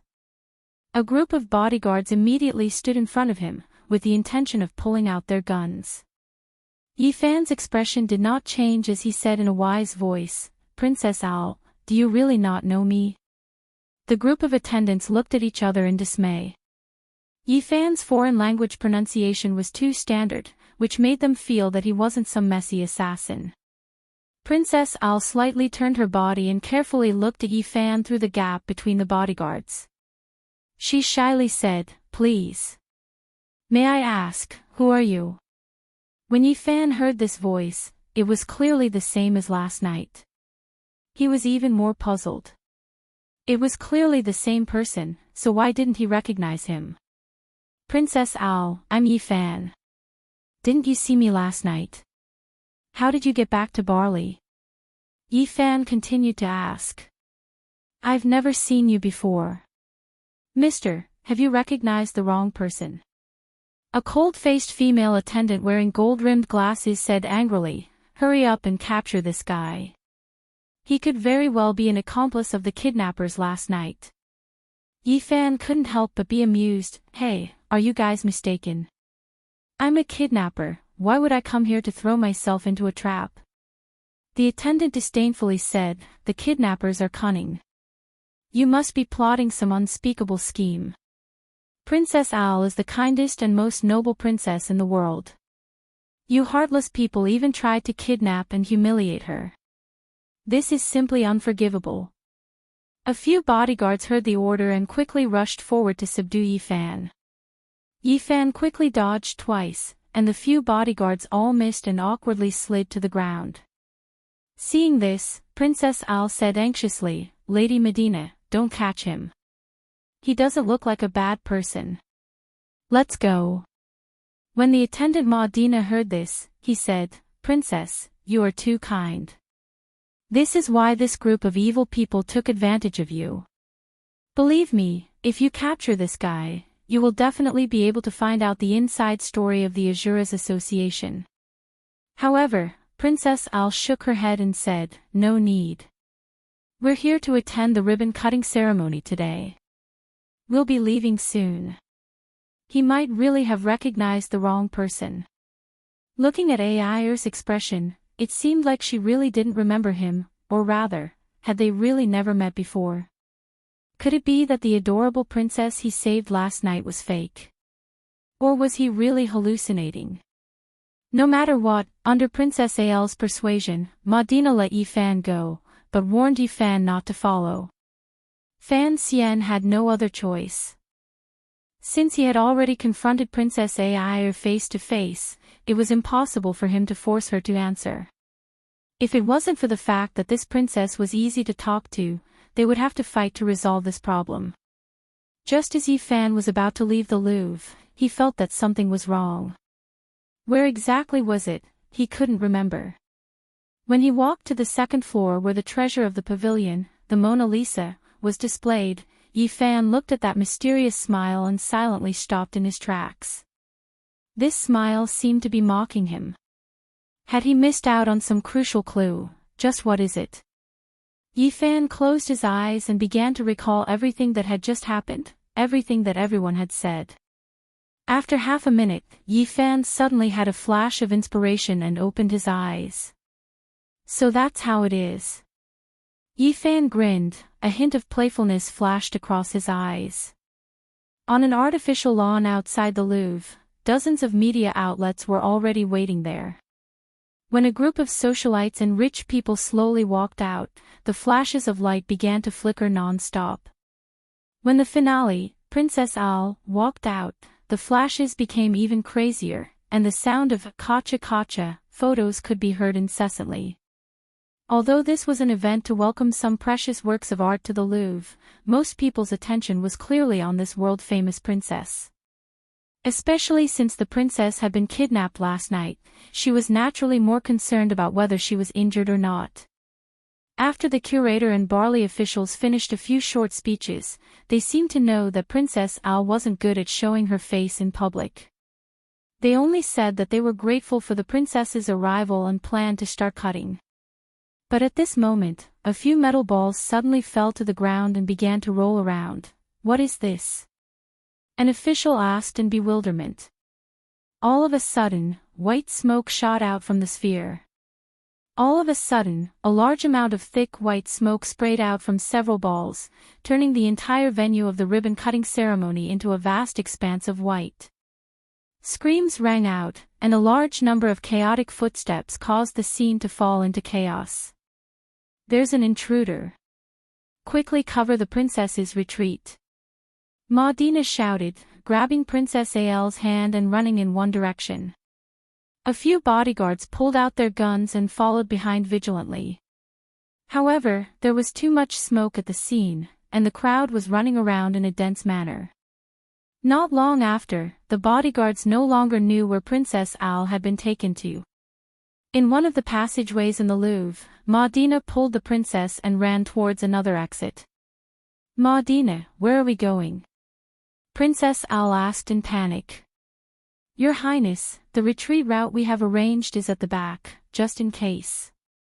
Please follow me, the car is waiting over there," Maudina said. At this moment, a figure stood in front of Maudina. Maudina stopped in her tracks and her expression changed. "Why is it you again?" The person who came was Yifan. With a cigarette in his mouth, Yifan looked at Maudina with a smile that was not a smile. "Madam Attendant, where are you in such a hurry to take the princess?"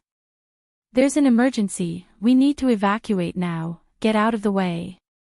As Maudina spoke, she was about to run away with Princess Owl. However, Yifan stretched out his hand and blocked the way.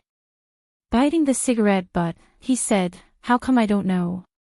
What kind of retreat route did you guys arrange? I just came over, so there's no car to pick me up. There's a black commercial car that looks like it's used to kidnap people." Maudina's eyes narrowed. "What the hell are you talking about? Get out of the way." Yifan said happily, "Don't you know what I'm talking about the best? Actually, you don't need to go. The 3 guys in the car, 2 men and 1 woman, are already dead." Chapter 474. 0474 I've already said it, I'm a friend of the princess, and you? Who are you to the Azura's Association? Yifan said playfully. Maudina's face stiffened, her expression fluctuating as she said, "What Azura's Association? I don't know what you're talking about."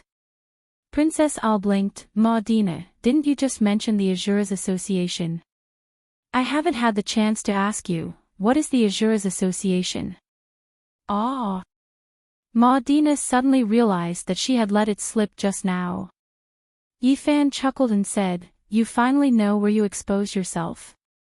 Other than Princess Ai and I, no one else should know that the one who kidnapped Princess Ai was the Azura's Association. You immediately said that you wanted to find out the inside story of the Azura's Association. You, this attendant, are not simple. I was still wondering how they could get Princess Ai's movements so easily. You, as a spy, are doing pretty well." Although Princess Ai was dull, she was not stupid. She immediately said with a little disappointment and sadness, "Maudina, you. Why did you betray me? I treated you as a big sister. Am I not good to you?" Maudina snorted in annoyance. "Whether you treat me well or not has nothing to do with me. I'm just following the Azura King's orders. Since I can't take you away today, I can only carry out Plan B." Maudina laughed out loud. Suddenly, she reached into her clothes and pulled forcefully. Yifan suddenly realized something and quickly pounced over, hugging Ai. "Be careful. She has a bomb on her." The moment Yifan hugged Princess Ai, he kicked Maudina and sent her flying. When Maudina was in midair, she turned into a ball of blazing fire, creating a strong explosion. Boom! The intense explosion blew up the entire passageway of the Louvre, causing rocks to fly everywhere. Several valuable sculptures were blown up into smithereens. Yifan hugged Ai tightly, preventing the shockwave of the explosion and the large number of flying rocks from hurting the girl. However, the back of Yifan's clothes was already charred black. It was only by relying on its copper skin and iron bones that it did not bleed or injure. Even so, when Yifan stood up, he turned his head to look at the messy passageway and still felt a little scared. Just who was this Azura King? How could he make a highly educated royal attendant like Maudina willingly become a human bomb for him? "Princess Ai, you said yesterday that there might be a traitor by your side. It seems this traitor is really hard to guard against." Yifan stretched out his hand and pulled Air up. Air's face was filled with fear. Her beautiful face turned pale, and her pitiful appearance made one's heart ache. Thank you, sir. If it weren't for you, I would have died today. Princess Al bowed to Yifan and asked with concern, Are you hurt? No, it's just a small matter. Yifan said happily, Why are you so dignified today? You weren't like this last night. Last night? Air blinked her bright eyes in confusion. Fan Xian didn't know whether to laugh or cry. Air, stop pretending. We already knew each other last night, why do you have to pretend that you don't know each other today? Air looked confused. Sir, I really don't know you. You. It's very difficult for me to say that. Yifan scratched his head in distress. Do you have something difficult to say? How did you disappear last night? Air looked at the man helplessly. I really don't know what you're talking about. At this moment, there were already people shouting and running in from afar. They were Air's bodyguards. Yifan reckoned that if he continued to stay, he would be misunderstood, so he could only say, I'll be leaving first, but I believe that you are that Air from last night. If you don't want to admit it, I won't force you. Sooner or later, I will find sufficient evidence. After Yifan finished speaking, he quickly ran out of the Louvre in a flash. Arriving at a nearby clothing store, Yifan didn't care about the owner's puzzled expression. He bought a new set of clothes and changed into them before returning to the hotel. After returning to the hotel, Yifan remembered that Su Qingxue had gone to the branch office for a meeting. She was bored and wanted to go out to find a restaurant to eat and take an afternoon nap. Just as she went downstairs, she saw a familiar red figure standing at the door. She wore a red dress, black stockings, and high-heeled leather shoes. She didn't need any extra accessories. Standing there, Xiao Axiner was the main character of the entire hotel lobby. The arrogant Phoenix girl was obviously able to conquer men from all over the world in the city of romance. As soon as Yifan saw her, he discovered that there was a handsome white guy trying to strike up a conversation with Xiao Axiner. However, Xiao Axiner directly used a fluent foreign language to curse on the street, causing the handsome guy to leave dejectedly. Yifan couldn't help but smile. This girl really did whatever she wanted to do. With strength, she would be willful. What are you looking at? When Xiao Axiner saw Yifan looking at her with a smile, she couldn't help but get angry, feeling that the man was laughing at her.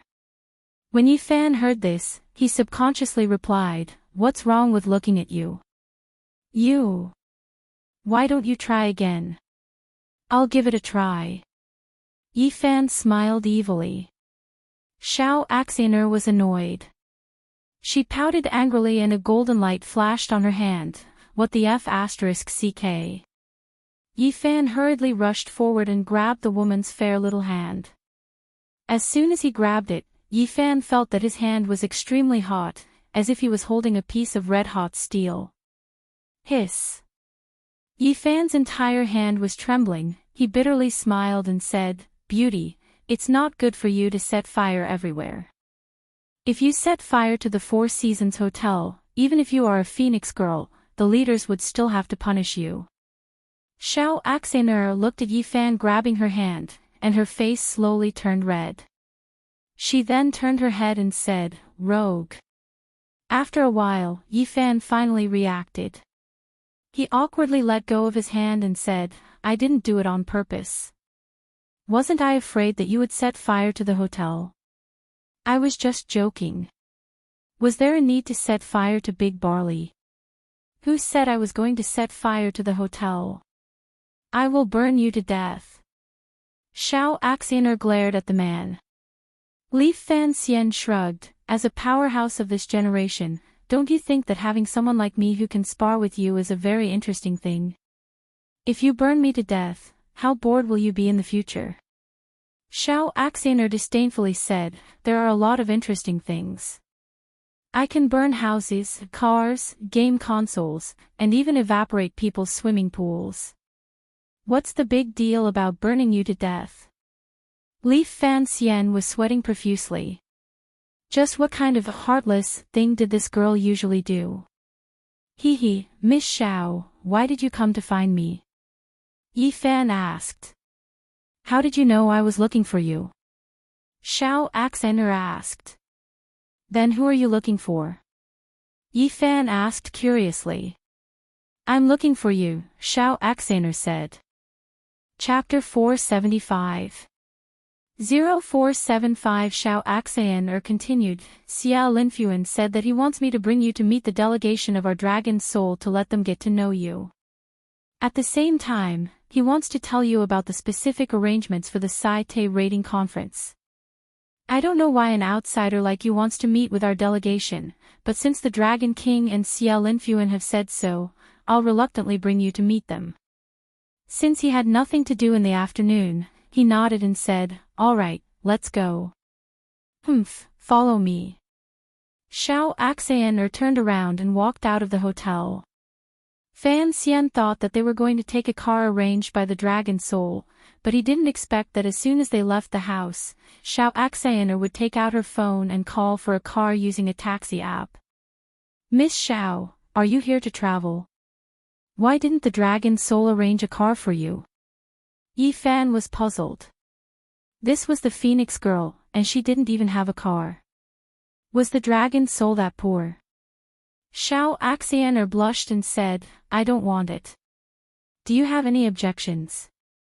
Yi Fan felt that something was wrong, but he still followed Xiao Axener into the fast car that was called. When he got on the car, Xiao Axener gave him a string of addresses, and Yi Fan discovered that things were even more strange. Miss Xiao, isn't that a shopping mall? The people of your Dragon Soul are meeting in the mall. Yi Fan was about to faint. Why do you care so much? I can go wherever I want. You like old men that much? Are they good looking? Why were they in such a hurry to see them? Do you have any special sexual orientation? You don't want this great beauty to go to the mall with you, and you still want to go to the hotel to have a heart-to-heart talk with those old men. Xiao Axener angrily said, if you don't want to accompany me to the mall, then get out of the car and scram. Yi Fan seemed to see Su Qingshua's shadow on this girl. However, although his wife was a bit willful, she wasn't as fiery as Xiao Axener. Alright, you can go wherever you want. Yi Fan was too lazy to care. Going to the mall for a meal wasn't bad either. Xiao Axener turned her head, turned on her phone, and started to play with her phone, completely ignoring Yi Fan. After arriving at the shopping mall, Xiao Axener looked at Yi Fan and said, pay quickly. Yi Fan was dumbfounded. I'll pay. Didn't you hail a cab? You can just pay through the app. You're with a girl, yet you want her to spend money. Are you a man? Xiao Axener looked at him disdainfully. Fan Xian's face darkened. He really wanted to say, I'm not a man. However, he felt that Xiao Axener would probably set the car on fire, so he could only silently pay for it. After entering the shopping mall, Xiao Axener was like a swallow that had been released. She ran to the east and stopped to the west, strolling around happily.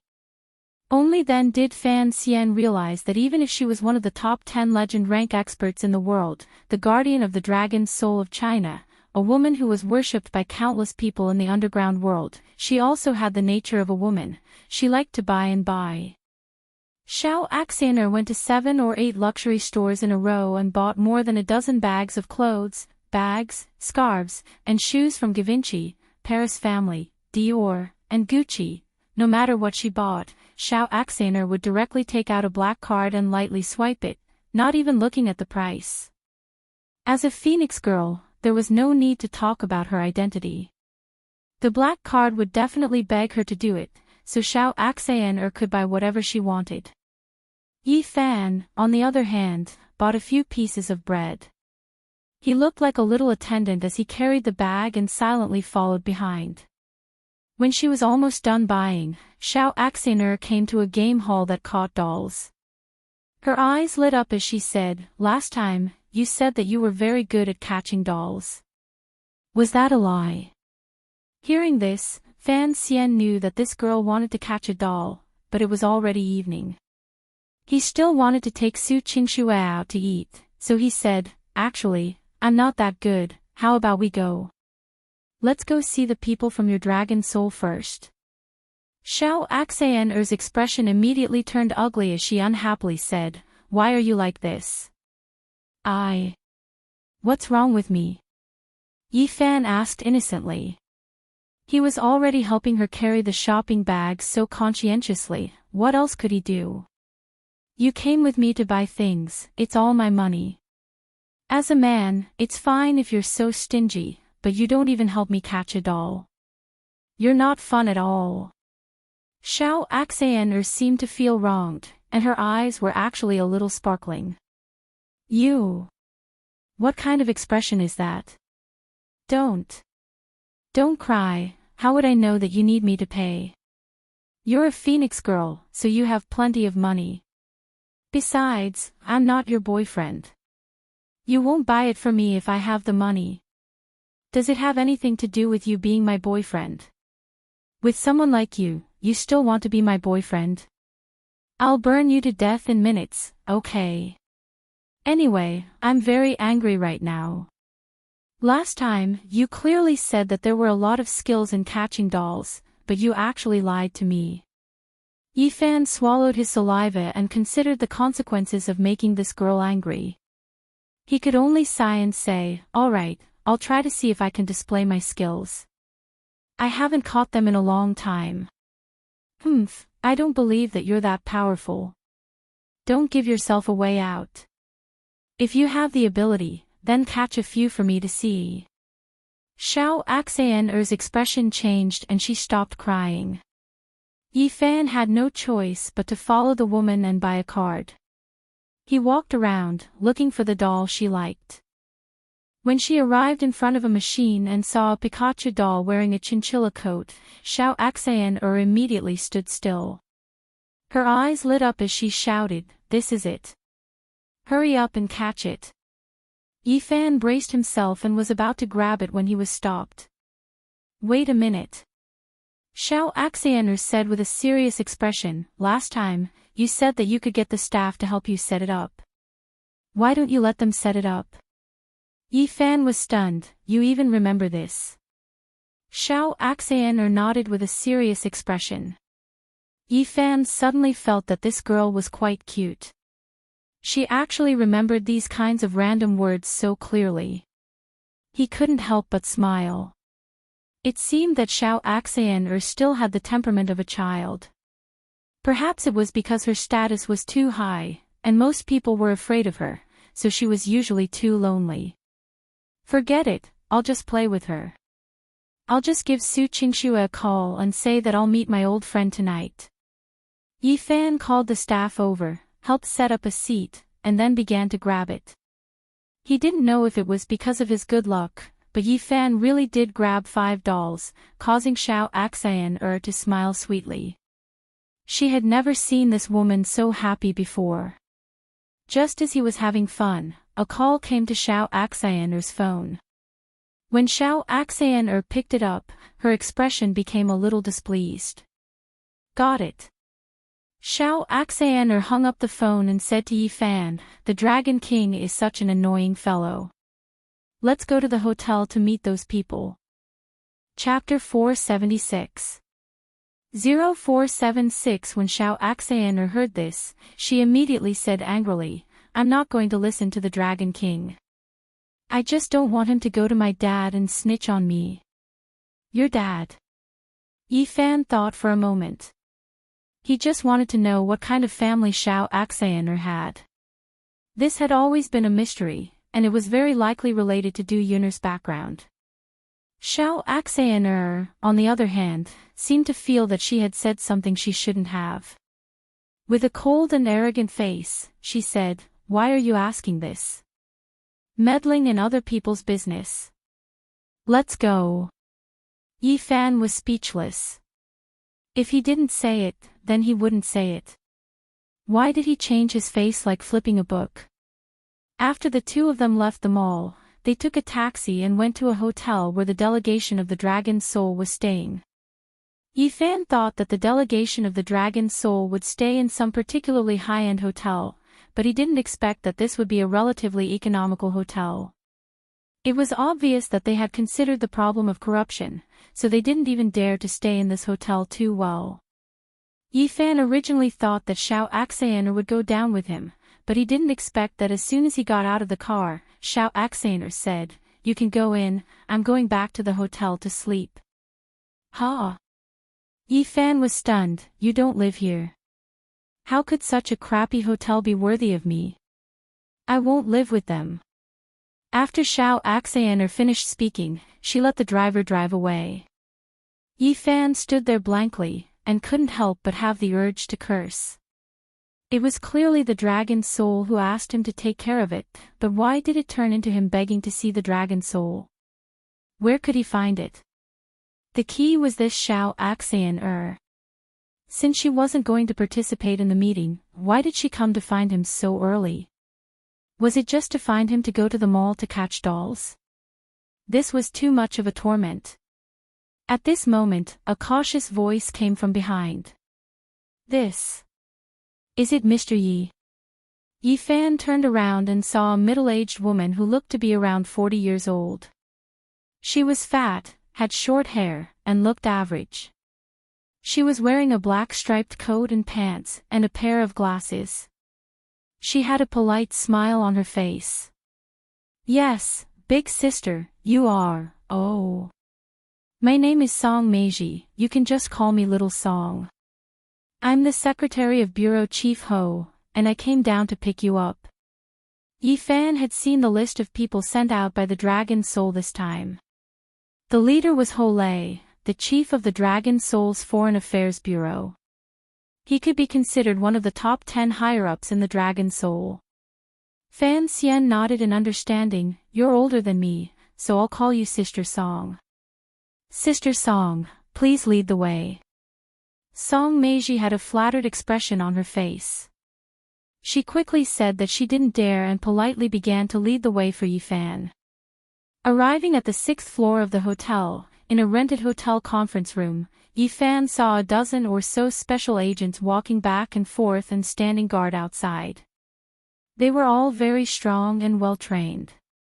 In the conference room, there were already more than a dozen men and women, young and old, sitting inside, smoking and having a discussion.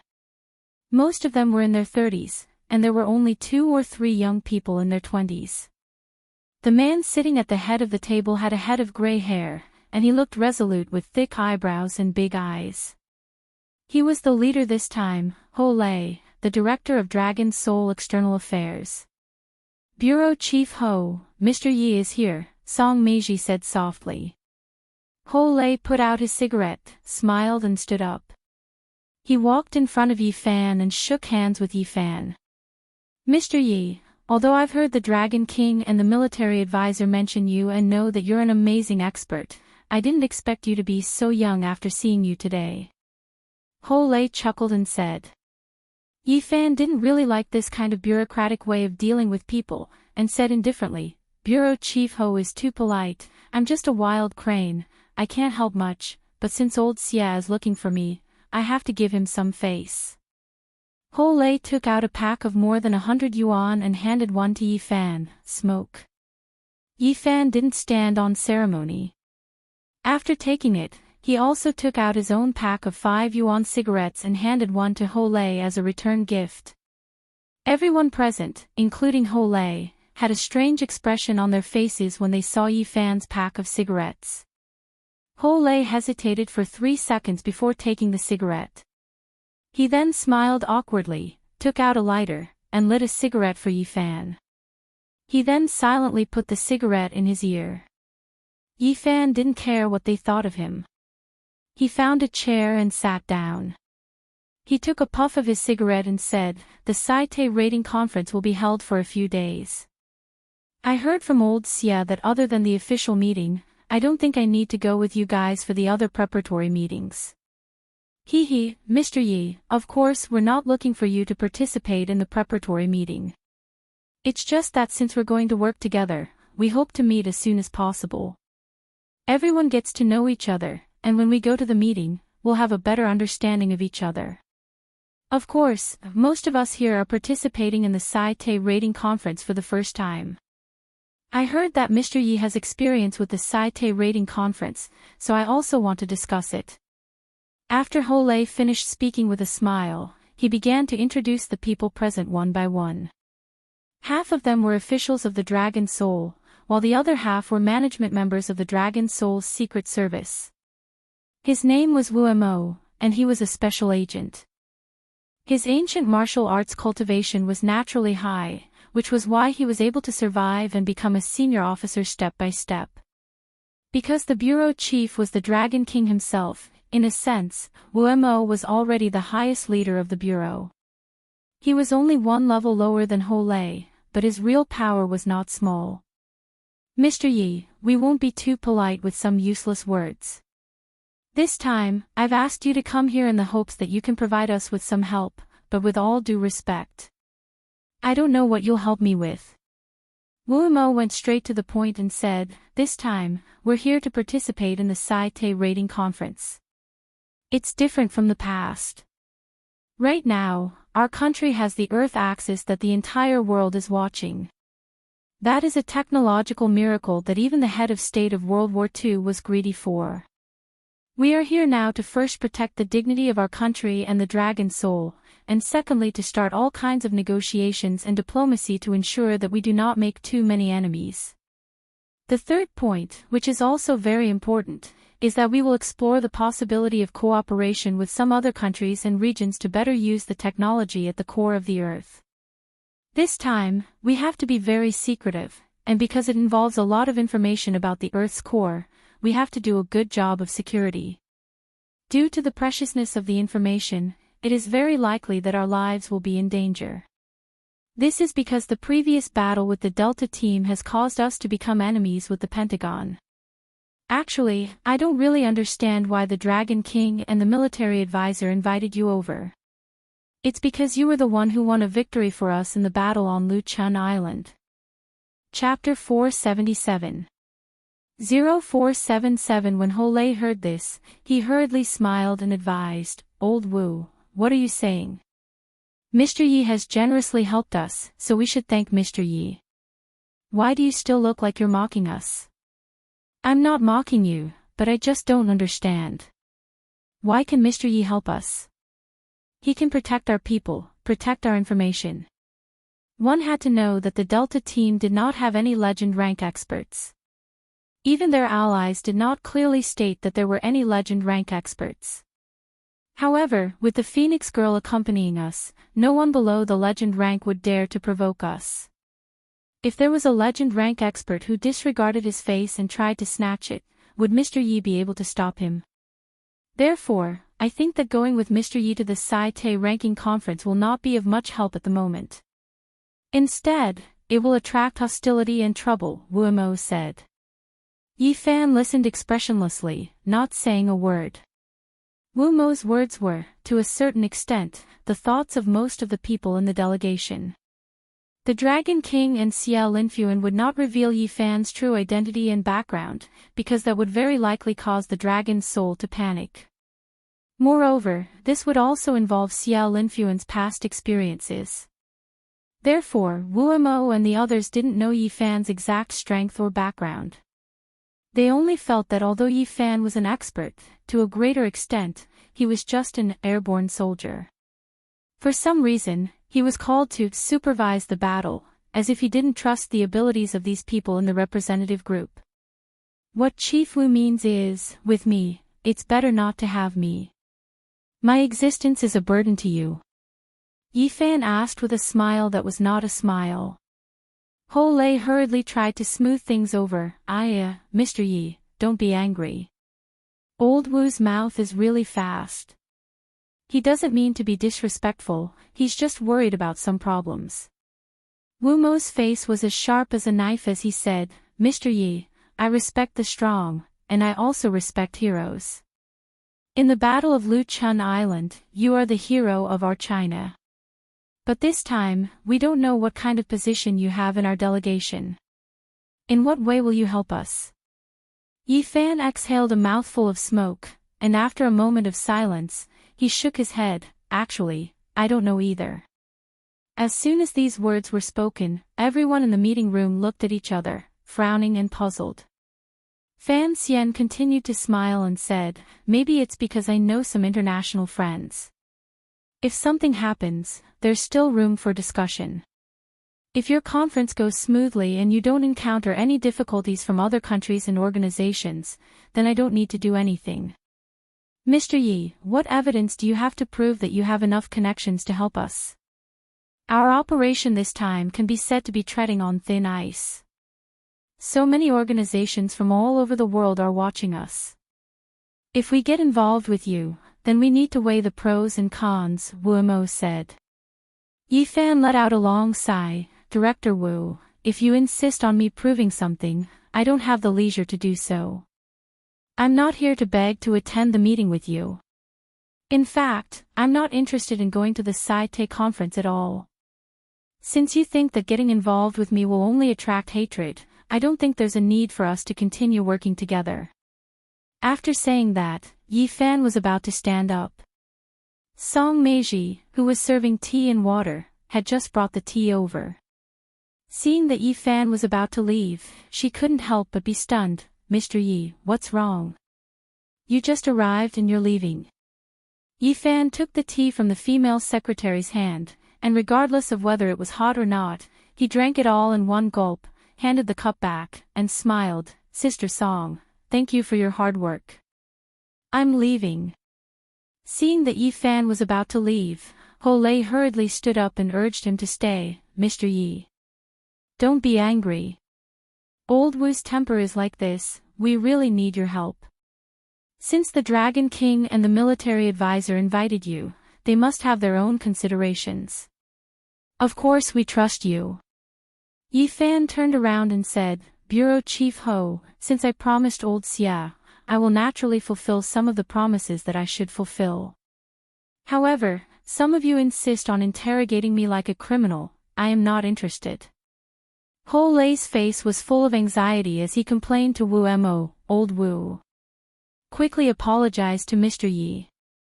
Wu Mo's eyes flashed as he sneered, let him go. He doesn't have any real strength, so he probably just wants to get some credit and then get some benefits in the country.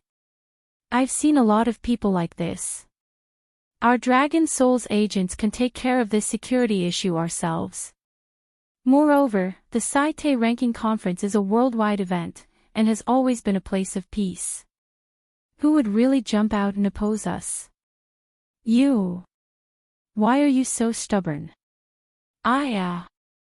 Ho Lei didn't know what to say. Seeing that Yi Fan had already walked out, he hurriedly shouted, Little Song, go and send Mr. Yi off. Advise him not to be angry. Song Meiji hurriedly nodded, put down the tea, and ran out to send Yi Fan off. In the meeting room, Ho Lei kept saying that Wu Mo was too sharp and not tactful at all. Even if Yi Fan was really just a person that the military advisor had found to get credit for, he still couldn't expose him like this. In fact, many of the people present thought the same, because Yi Fan looked too ordinary. Even though the battle on Luchun Island had made him quite famous, many people felt that it was all thanks to Chu Yunyao. After all, none of them had personally experienced that battle, nor had they seen Yi Fan's battle scene. Wu Mo, on the other hand, didn't care what Ho Lei said about him. The corner of his mouth curled into a sneer, and his eyes carried a trace of pride. Outside the hotel entrance, Song Meiji sent Yi Fan out and prepared to take a taxi to leave. Mr. Yi, please don't mind me. Bureau Chief Wu is a straightforward person, and you are the person recommended by the military advisor, so you also have a relationship. Song Meiji sighed. Oh. Yi Fan asked, what does this have to do with old Xie? Bureau Chief Wu is old and has always been the Dragon King's trusted aide. However, ever since the appearance of the military advisor, his status has slowly declined. He has always been dissatisfied with the rapid rise of the military advisor. So, Song Meiji awkwardly smiled. Yifan suddenly nodded. No wonder you don't like me so much. So it turns out that you failed in the fight for favor. However, this didn't have much to do with Yifan. He was too lazy to move with the people of the Dragon Soul, so coming here today was just a formality. However, from what Wu Mo said, the Dragon Soul seemed to be planning to share some scientific information about the Earth axis with the international community. He knew that eating alone would cause the entire world to be dissatisfied with the Chinese government. Therefore, the Dragon Soul simply took out something that wouldn't affect the country's security to appease the emotions of the other countries. At the same time, he also wanted to rope in some allies so that he could resist the pressure brought by the group of countries led by the Magnesium Nation. Amidst Song Meiji's continuous apologies, Yifan got into a taxi and left the hotel. Chapter 478. 0478 On the way, Xiao Linfuan called. Boss, I heard that Wu Mo has the background of a military chief, so he's not easy to deal with. He's also narrow-minded, so don't be angry. Xiao Linfuan said. Yifan chuckled. How could I be angry over such a small character? You're thinking too much. Hee, that's good. I was just afraid that boss would get angry and refuse to help. If it wasn't for boss's protection, we really wouldn't be at ease this time. Xiao Linfuan sighed bitterly. Li Fan Xian snorted, You brat, you're a chicken thief. You purposely didn't tell me that you had the delegation bring the scientific research materials of the Earth axis to this conference just so that I could agree to help first. Ha! Boss, I just leaked it. I'm sorry, but with your strength, it doesn't make much of a difference. Xiao Linfuan played dumb. Yifan narrowed his eyes. It's useless for you to pretend to be stupid. Originally, it was just a group of delegations, so they wouldn't have done anything to them, unless the people of Magnesium wanted to do something big. However, the information on the Earth axis in their hands was completely different. With so many people all over the world staring at the secret of the Earth axis, what they have in their hands is the most scalding hot potato. Boss, those have nothing to do with weapons. They are basically related to environmental protection, new industrial construction, and technology to improve human lives. If they are shared, they will only improve the lives of some poor areas. Even if it's taken away, it won't be able to produce any powerful weapons of mass destruction, so it's not a big problem, Xiao Linfuan said. This should be another one of your ideas, right? Using the principle of ants biting an elephant to death, you can share some of the technologies that are not very attractive to developed countries, but are very useful to the development of China's home and backward areas. You can bribe those weak groups and stand with China on the international stage, so as to fight against the strong opponents led by the Magnesium country. Old Xia, this move of yours is not bad, but the key is, even if we know that this information has nothing to do with military weapons, do you think the other countries and organizations will believe it? They must have thought that China was going to support a group of countries, so they would still rack their brains to obtain this information. Yifan curled his lips and said. Xiao Linfuan smiled bitterly, That's why we have to rely on you, boss. Once we've settled all the negotiations, won over enough allies, and signed the contract, it'll be fine even if these technologies are taken away. What I'm afraid of is that the information will be snatched away before we can complete the negotiations. If that happens, everyone will have it. If we want to rope in other countries, we'll have to spend a lot of money again. Fan Xian rubbed his temples, not knowing whether to laugh or cry. You guys have really put in a lot of effort in order to enjoy the technology on the Earth's axis alone. If this goes on, are you sure you can withstand it? Boss, you don't understand. When the technology we obtain is mature enough, we will be so strong that no one will dare to provoke us. Naturally, no country or organization will dare to provoke us. They can only beg us for charity, not to rob us. Xiao Linfuan smiled. What Xiao Linfuan said was that a genius scientist like Chu Yunyao was walking the path of using technology to reach the pinnacle. In the past, Yi Fan, like most ancient martial artists, had walked the path of cultivating inner force and walking towards the peak.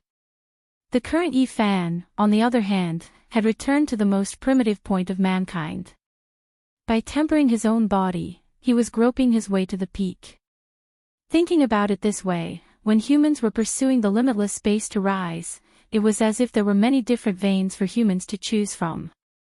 Before climbing to the peak, no one dared to say that the path they took was the wisest and strongest. Boss. Boss. Boss. Xiao Linfuan noticed that Yi Fan had stopped talking and couldn't help but shout out curiously. Boss, what's wrong? You can't be really angry, right? Xiao Linfuan was a little flustered. He was still afraid of angering Yi Fan. No. I was thinking about something. Yi Fan came back to his senses and said, Old Xia, you gave me some inspiration. Ah. What inspiration? Inspiration is inspiration, don't ask so much. Yi Fan smiled and said, Don't worry, I don't really want to help you take care of this group of people, but for your sake, I'll go look for the sloppy ghost. When Xiao Linfuan heard this, he was immediately amused. Boss, you're really interesting. Actually, you should do this. You've already gone to Barley, so it's not too much to go to the slovenly ghost. Remember to greet Brother Sloppy for me. Yi Fan directly hung up the phone, too lazy to argue with this guy. When the taxi stopped, Yi Fan had already arrived at a rather desolate block. Most of the buildings here were rather old, and many of the walls and buildings were covered with graffiti. Some strangely dressed hoodlums and some rascally-looking speedsters were also drinking by the roadside. Other than a few smoky bars, there weren't even any proper restaurants to be seen here. When a Chinese like Yi Fan walked here, many people raised their middle fingers at Yi Fan and talked trash. However, Yi Fan didn't care about this at all. He continued to walk forward, and when he reached an alley, the two sides became much more deserted, as if no one was willing to approach this place. Yi Fan walked into the alley, all the way to the innermost part, where there was a tall black iron door. On top of it, there was an abnormally ferocious sheep-headed demon totem sprayed with red paint. As for the rest, there were no words or descriptions. It seemed that just the symbol of the sheep-headed demon was enough to explain everything. Yi Fan stretched out his hand and knocked on the iron ring on the door. The iron door made 2 dang-dang sounds. After about a minute, the door opened. A rotten smell came out of the door. It didn't smell good. The one who opened the door was a skinny white youth wearing a black hoodie and black sweatpants. His eyes were bloodshot, and there were quite a few veins on his face and hands. It was obvious that he was a drug addict. Kill. Or take revenge. The white youth opened his mouth and straightforwardly raised the question of two choices. Yi Fan grinned, none of them. When the white youth heard this, he sighed, the public toilet is next to the convenience store on the 2nd Street. With that, the young man was about to close the door. But Yi Fan stretched out his hand to stop him and said, I'm not looking for a toilet. The white youth frowned, kill. Or revenge. Yi Fan blinked, reminisce about the past. This is not a place to reminisce. If I want to talk, I can talk. Yi Fan smiled. Chapter 479. 0479 Yi Fan walked into the house. It looked a little like the front desk service area of a small hotel. A counter was placed there, and on the counter was a drunken, red-nosed old man who was snoring. On the side of the counter, there were a few pots of flowers and plants that had died because they were not watered. These pots were also filled with all kinds of cigarette butts and all kinds of rubbish. A dirty crystal lamp, with several bulbs hanging out, was left with only 3 bulbs, barely maintaining the light in the lobby. After the white youth closed the door, he slowly walked to the counter and was about to take out a guest's registration book, but because the old man was lying on the counter, he pressed down on the booklet. Without saying a word, the white youth pushed the drunken old man away with a slap. The old man fell to the ground with a clanged sound, snoring twice, and then continued to curl up and sleep, muttering, "Loanna. Be careful. But out a little higher. Woo-woo." He didn't know what the old man was dreaming about, but he was sleeping soundly. The white youth didn't care about the old man and picked up a plastic ballpoint pen with a broken shaft. The pen was still red, and he raised his head and asked Yifan, "What's your name?" Yifan replied, "Yifan. I don't know how to write it yourself." The white youth pushed the book and pen in front of Yifan. Yifan almost laughed out loud. This sloppy bastard, the front desk he found was 2F** king bullshit. However, Yifan still wrote down his name and asked, "Is your president here?" When the white youth heard this, he glanced at Yifan with a strange expression. "You're looking for our president to reminisce about the past?" "Yes." Yifan nodded. "Really, we're old friends." "He just went out," the white youth said.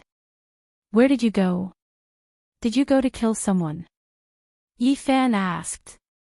"That would be unfortunate." The white man shook his head. "I went to the park." When Yifan heard this, he thought of something and smiled. "All right, then I'll wait for him."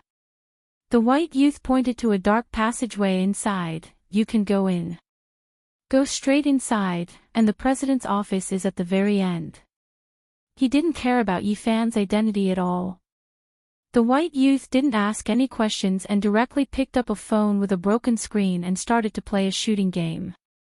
As he walked in, he could see all kinds of flags hanging on both sides, as well as all kinds of medals and trophies stored in some glass cabinets. These flags and display cabinets were all covered in dust. Usually, no one would clean them. However, if someone were to take a closer look, the words written on these flags and trophies would definitely be shocking. Seth's selection of the world's #1 assassin guild, Baphomet. World Assassin Ranking Gold Saber Award, Asmontis. The World's Best Assassin Association, Baphomet.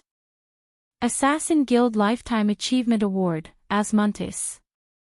Life Honorary President of the Assassin Society, Asmontis. Almost all the highest awards that the world's assassins and assassin organizations could obtain were all available here. Furthermore, they had been the world's #1 assassin organization for 3 consecutive years. As for those silk banners, many of them were to thank the assassins for their successful assassinations. There were so many that the customers couldn't fit them all.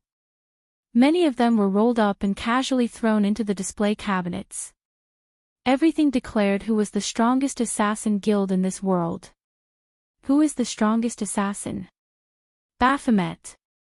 Asmontis. Looking at these trophies and medals, Yifan's eyes were filled with emotion and gratification. He thought to himself, "Sloppy bastard, you're doing well." In addition to these exhibits, on both sides of the passageway, there were also different rooms. There were training rooms, gyms, and even swimming pools. What was even more miraculous was that although most of the places were very dirty, the training grounds for the assassins' abilities were very clean. Yifan walked over and saw a dozen or so male and female assassins between the ages of 10 and 30. They were focused on training all kinds of techniques inside. They were completely focused and completely ignored Yifan's passing. It was as if in their world, there was only becoming stronger. Stronger. Become stronger. Yifan walked to the innermost wooden door. The door didn't have a lock at all, so he could just push it open and enter. As soon as he walked in, Yifan sensed that something was wrong, but he didn't make a move. Instead, he silently accepted all of this, a sharp dagger with a cold light pressed against Yifan's neck from the side. The one holding the dagger was a woman wearing a tight ninja suit. She had a head of long black hair tied into a ponytail with a red rope. She was neat and tidy. Her skin was as white as snow, her eyes were as clear as autumn water, her nose was high, her lips were small, and she had a small oval face. She was exquisite and generous. The key point was that under her black ninja clothes, her figure was extremely proud, completely unlike that of an Eastern woman.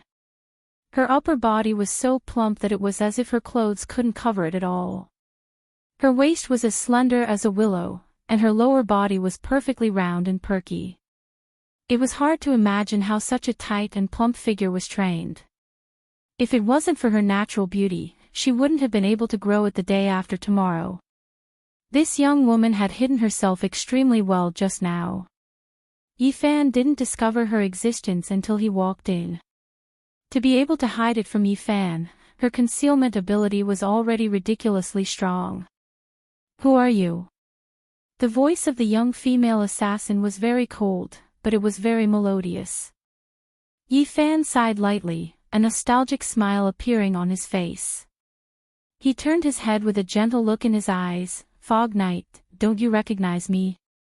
When Yifan said this, when the woman saw Yifan's appearance clearly, the dagger in the woman's hand immediately fell to the ground. Ding-ling. The dagger made a crisp sound, as if it was also knocking on the female assassin's heart. My prince." Fog Knight was so excited that he was about to kneel down on one knee, but was supported by Yifan. "All right, hey, we've known each other since we were young, there's no need for you to be like this. I didn't even react to you just now, you've already grown so big." Yifan playfully sized up the woman's figure. "It's really not simple. Back then, I never thought that a little girl could look so feminine." Fog Knight's eyes revealed a hint of excitement and anticipation. "King, do you like my body?" When Yifan heard this question, he couldn't help but feel strange. "Hey, why do you also call me king? We met in OLD once, didn't you call me brother Fallen back then? Even if you don't call me brother now, you can still call me Yifan, why are you calling me king?" "You are the king." Back then, Fallen had already become a god in a single battle. "How could I still dare to call you big brother?" Fog Knight's eyes revealed a trace of worship from a young girl. Chapter 480. However, the Fog Knight in front of him was a disciple that Asmuntis had adopted for 12 years. It wouldn't be an exaggeration to say that he was an adopted daughter. Back then, Yifan was 13 years old and Fog Knight was 8 years old, just like siblings. However, because Yifan had matured early and had already started carrying out missions at the age of 13, he could be considered to be of the same generation as the 24-year-old Asmuntis at that time. In the past 10 years, Fog Knight had followed Asmuntis around the world. Yifan had brought a group of brothers to fight against the heavens and the earth. When the sky was dark and the earth was dark, Fog Knight's strength wasn't enough, so he could only hide and train, so he didn't see much of it. After not seeing each other for a few years, the little girl from back then, the young girl from back then, had suddenly become a great beauty with a covetous figure. Yifan was a little surprised. If he were to meet such a top-grade beauty in any bar or nightclub, Yifan wouldn't want to let her go. However, this was Asmuntis' disciple, a girl that he had known since he was young. Of course, Yifan wouldn't easily touch her. "Hey, I've already retired. My name is Yifan. You can call me by my name or call me brother. There's no need for that. I've never thought of calling myself king. Everyone knows that." Yifan sighed. Fog Knight said with a surprised expression, "Can I really call you brother?" "Of course you can. We're only 5 years apart. There's no need to call me too old," Yifan said with a smile. Fog Knight bit her red lips, reached out to close the door, and pointed at an old sofa beside her. "Brother, please take a seat." Yifan nodded and walked to the sofa to sit down. He thought that Fog Knight was going to give him something to drink, but he didn't expect that Fog Knight would directly sit down beside him. The girl was very close to him, and her plump thighs were already close to his own. He could smell a faint fragrance, like an orchid, coming from Fog Knight's body and seeping into his nose. "Brother." Fog Knight's delicate voice called out, and a pure white and tender hand suddenly landed on Yifan's thigh. This was a meticulously maintained hand. Although it had been using all kinds of weapons all year round, it was still very smooth and clean. Yifan's entire body quivered. This scene was a little familiar, but when it happened to Fog Knight, he felt that it was especially strange. "Hey, what's wrong with you?" Yifan tried his best to calm himself down. "Fog Knight." Her almond-shaped eyes sparkled as she looked at the man. She reached behind her and took off the red silk rope. Her black hair fell down like a waterfall, and the fragrance of her hair assailed his nostrils. Yifan swallowed his saliva. Looking over, Fog Knight's face, set off by his black hair, was exceptionally fair and tender, captivating. 3 years ago, when teacher said you were going to leave and disappeared, I cried so hard. Fog Knight rubbed Yifan's thigh and said, I wasn't able to kill the enemy with you guys. When I was able to stand up after training, I was already unable to see you. Yifan chuckled, what's the big deal? This isn't something a girl should do in the first place. It's a bloody mess all day long, and it's a hail of bullets. What's there to participate in? Fog Knight blinked and said, Brother, do you still remember 10 years ago? Because I didn't train well enough, I was punished by my teacher and had to train in the Red Stone Canyon. Yifan recalled for a moment and remembered that there was such a thing. He smiled and shook his head, Asmuntis is really too much. You're a 10-year-old girl. If I leave you in the Red Stone Canyon, what if you get eaten by a wolf? He's really ruthless. That time, it was you who found me, led me out of the Red Stone Canyon, and even killed those 3 wolves that wanted to eat me. We even ate roasted wolf meat in the canyon. Fog Knight's eyes were filled with sweetness. Yifan explained, hey, that was really a coincidence. I just happened to pass by the Red Stone Canyon, and I didn't expect to meet you. Yifan had just finished chasing after a group of people, so he spent the night in the Red Stone Canyon. However, he didn't expect to meet the punished Fog Knight. Since she was a friend's disciple, and seeing how pitiful a 10-year-old girl was, if she wasn't careful, she would be eaten by a wolf. Of course, Yifan would take care of her. Because of this, Asmuntis seemed to have gotten angry at Yifan once. He despised Yifan for being a busybody and shouldn't have helped Fog Knight. That was also the only time Asmuntis dared to get angry at Yifan, because not long after that, Yifan's strength surpassed Asmuntis. A coincidence is also the arrangement of fate. Fog Knight was very moved and said, no matter what the world thinks, I feel that brother is the warmest person in the world. Teacher raised me and taught me the skills of an assassin, but if it wasn't for brother, I would have died 10 years ago. That's really a coincidence. If it was someone else, they would have saved you because you've been so cute since you were young. Yifan said. Then why isn't it someone else? It just so happens that it's you, brother. Isn't this fate? Fog Knight's voice was filled with emotion, obviously very emotional. Yifan sucked in a breath of cold air, because the girl's hand had unknowingly moved along his thigh and touched his vital parts. Hey, that's enough, right? Your welcoming ceremony is a bit special. Yifan awkwardly smiled. Fog Knight, on the other hand, suddenly turned around, stepped on Yifan's body with his long legs, and sat down. Oh! Yifan felt that his lower body was being pressed down. If the key was to press down, then so be it. Why was the girl still moving back and forth? Brother, I'm not a child anymore. Your body has already told me that you like me, right? Fog Knight asked excitedly. Yifan looked at the girl's nimble twisting waist and felt extremely uncomfortable. However, he still bitterly smiled and said, hey, let's go down. We can't do this. Why? Fog Knight said with hidden bitterness, brother, do you dislike me? My body is clean, my skills are all learned through learning. I have never done this to another man, because I have always been looking forward to the day when I can give everything to you. Yi Fan never thought that a little girl that he had unintentionally helped back then would silently like him for the past 10 years. Although this was a wonderful blessing, she was still Asmunta's disciple after all.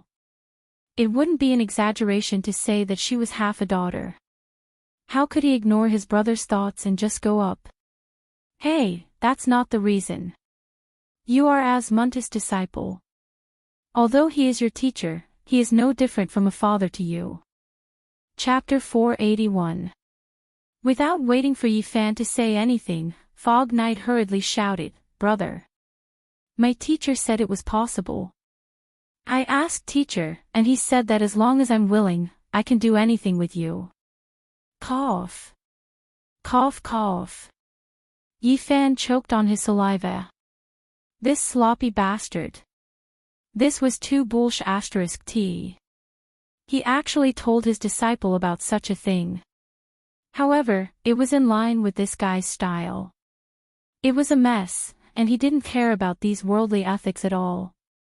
But, my skills are very good. I've studied it carefully. No, it's not a technical problem. Yi Fan smiled bitterly, I'm not the same as before. I don't want to treat you as a woman who can casually play with you. Even if something really happens between us, we should at least have a foundation of feelings. And I'm already married, so...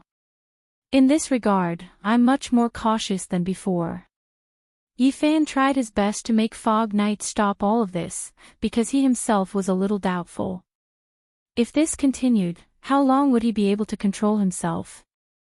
The delicate body on his body was simply too tempting.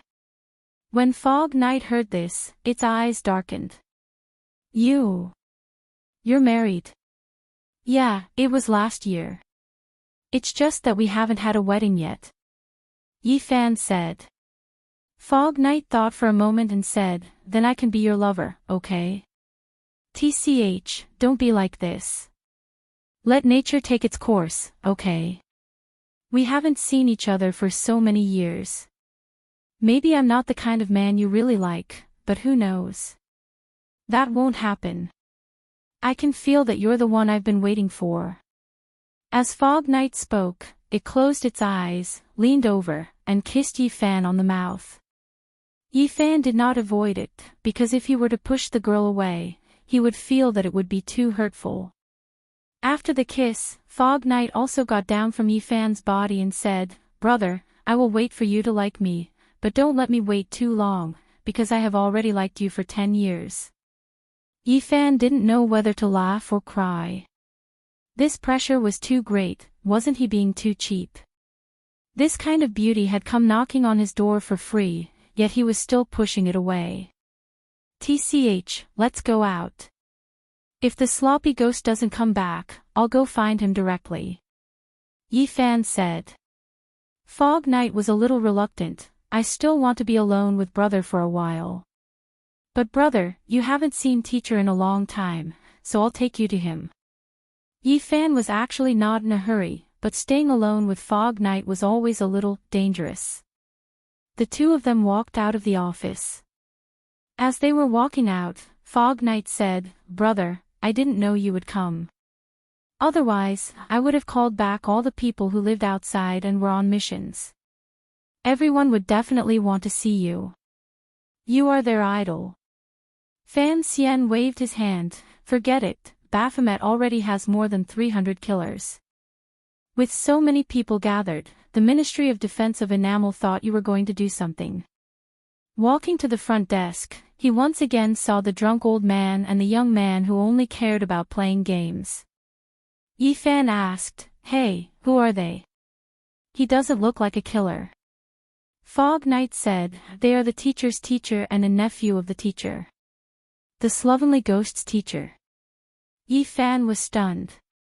He thought of something and said, this old man is Master Visa. Visa was once one of the top 5 super assassins in the world.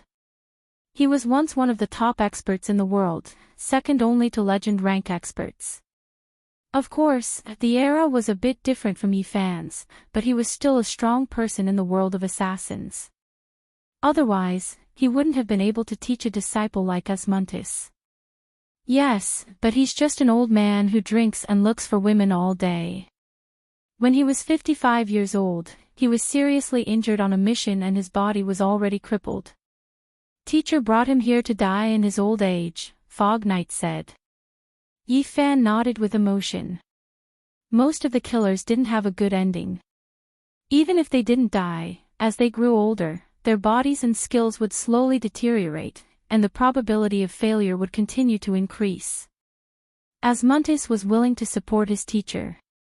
This was probably not because he respected his teacher, but purely because he wanted to take a lesson from this so that he wouldn't let down his guard and make plans for the future. His nephew takes drugs, and the slovenly ghost doesn't care. Yi Fan asked curiously. I do, but he's willing to degenerate. Fog Knight said with disdain, if it wasn't for the fact that he was teacher's only relative, I would have killed him a long time ago. He's just a piece of trash. Yi Fan smiled, don't worry about it. Your teacher told them to stay here, but it's actually very useful. Fog Knight didn't understand, brother, what's the use of them? They only know how to spend teacher's money. Yi Fan sighed and said, when everyone in the Union sees them, they can warn themselves at any time that to be an assassin, they must endure, be cautious, restrain themselves, and remain focused at all times. Otherwise, any kind of depraved behavior will cause one to become neither a human nor a ghost. Fog Knight suddenly understood. He looked at the old man and the young man at the counter again and nodded. The two of them walked through 2 or 3 streets. Some of the speedsters and hoodlums on the side of the road didn't dare to show any disrespect when they saw Fog Knight. Most of them bowed and greeted her. Yi Fan couldn't help but want to laugh. It seemed that these guys had been taught a lesson by Fog Knight and didn't dare to provoke him anymore. Walking to a small park nearby, on a dilapidated chair sat a white man about 1.7 meters tall. In the West, this kind of figure was definitely considered short. His chestnut hair was long and unkempt, and his messy bangs covered his eyes. Jinxi's chin was unshaven, and his skin was pale. He was wearing an old green jacket and ripped jeans. No matter how one looked at him, he looked like a homeless person. The man sat quietly on a chair with a dozen or so cans of meat beside him. There were fish, pork, and some random cat and dog food. There were even some crumbs of bread fed to the pigeons.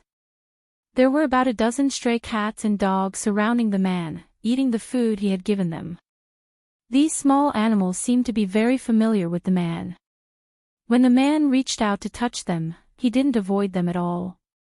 He enjoyed it very much. If it wasn't for the fact that this man's appearance were too sloppy, and if it was a handsome guy sitting like this scene would definitely attract the hearts of many girls. Sloppy bastard, you've been wearing this coat for more than 10 years, right? Why aren't you changing it? Seeing this outfit, Yi Fan couldn't help but want to laugh. Although the man had heard the footsteps, he didn't get up and turn around until he heard the voice. Chapter 482. 0482-inch MY Prince. Asmontis silently bent down and placed one hand on his heart. Li Fan Xian walked forward and patted the old man's shoulder. All right, I guessed that you would be feeding cats and dogs in the park. You're still the same. You're more benevolent to cats and dogs than to people. The corner of Asmontis' mouth twitched. To him, this was considered a smile. No one would have thought that one of the world's top killers, a cold-blooded assassin who killed people like grass, was actually a loving member of the Animal Protection Association. Apart from working, he spent the rest of his time feeding stray dogs and cats. He also donated to many animal protection funds and built many animal shelters. Boss, you really came to participate in the Sai Te raiding conference. I thought that you wouldn't attend the Legend Rank Summit, Asmontis said. Leaf Fan Xian was stunned. Legend Rank Summit. What was that? I just promised the Dragon's Soul that I would help them out and meet you old brothers. Asmontis didn't understand. You don't know. Didn't you receive the invitation? Yifan was confused. What invitation letter? Asmontis explained, because in these 5 years, boss, you killed the Black Emperor, so the Black Emperor's position in the top 10 legends is vacant. In addition, boss, you have disappeared for 3 years, so the Saite Association needs to reevaluate whether or not the title of the top 10 legends belongs to you. In short, this year's Saite Rating Conference, in order to redetermine the ownership of the top 10 legends, needed to hold a Legend Rank Summit. To put it simply, the current top 10 legends and the association's jury would be invited to decide who the new top 10 legends would be.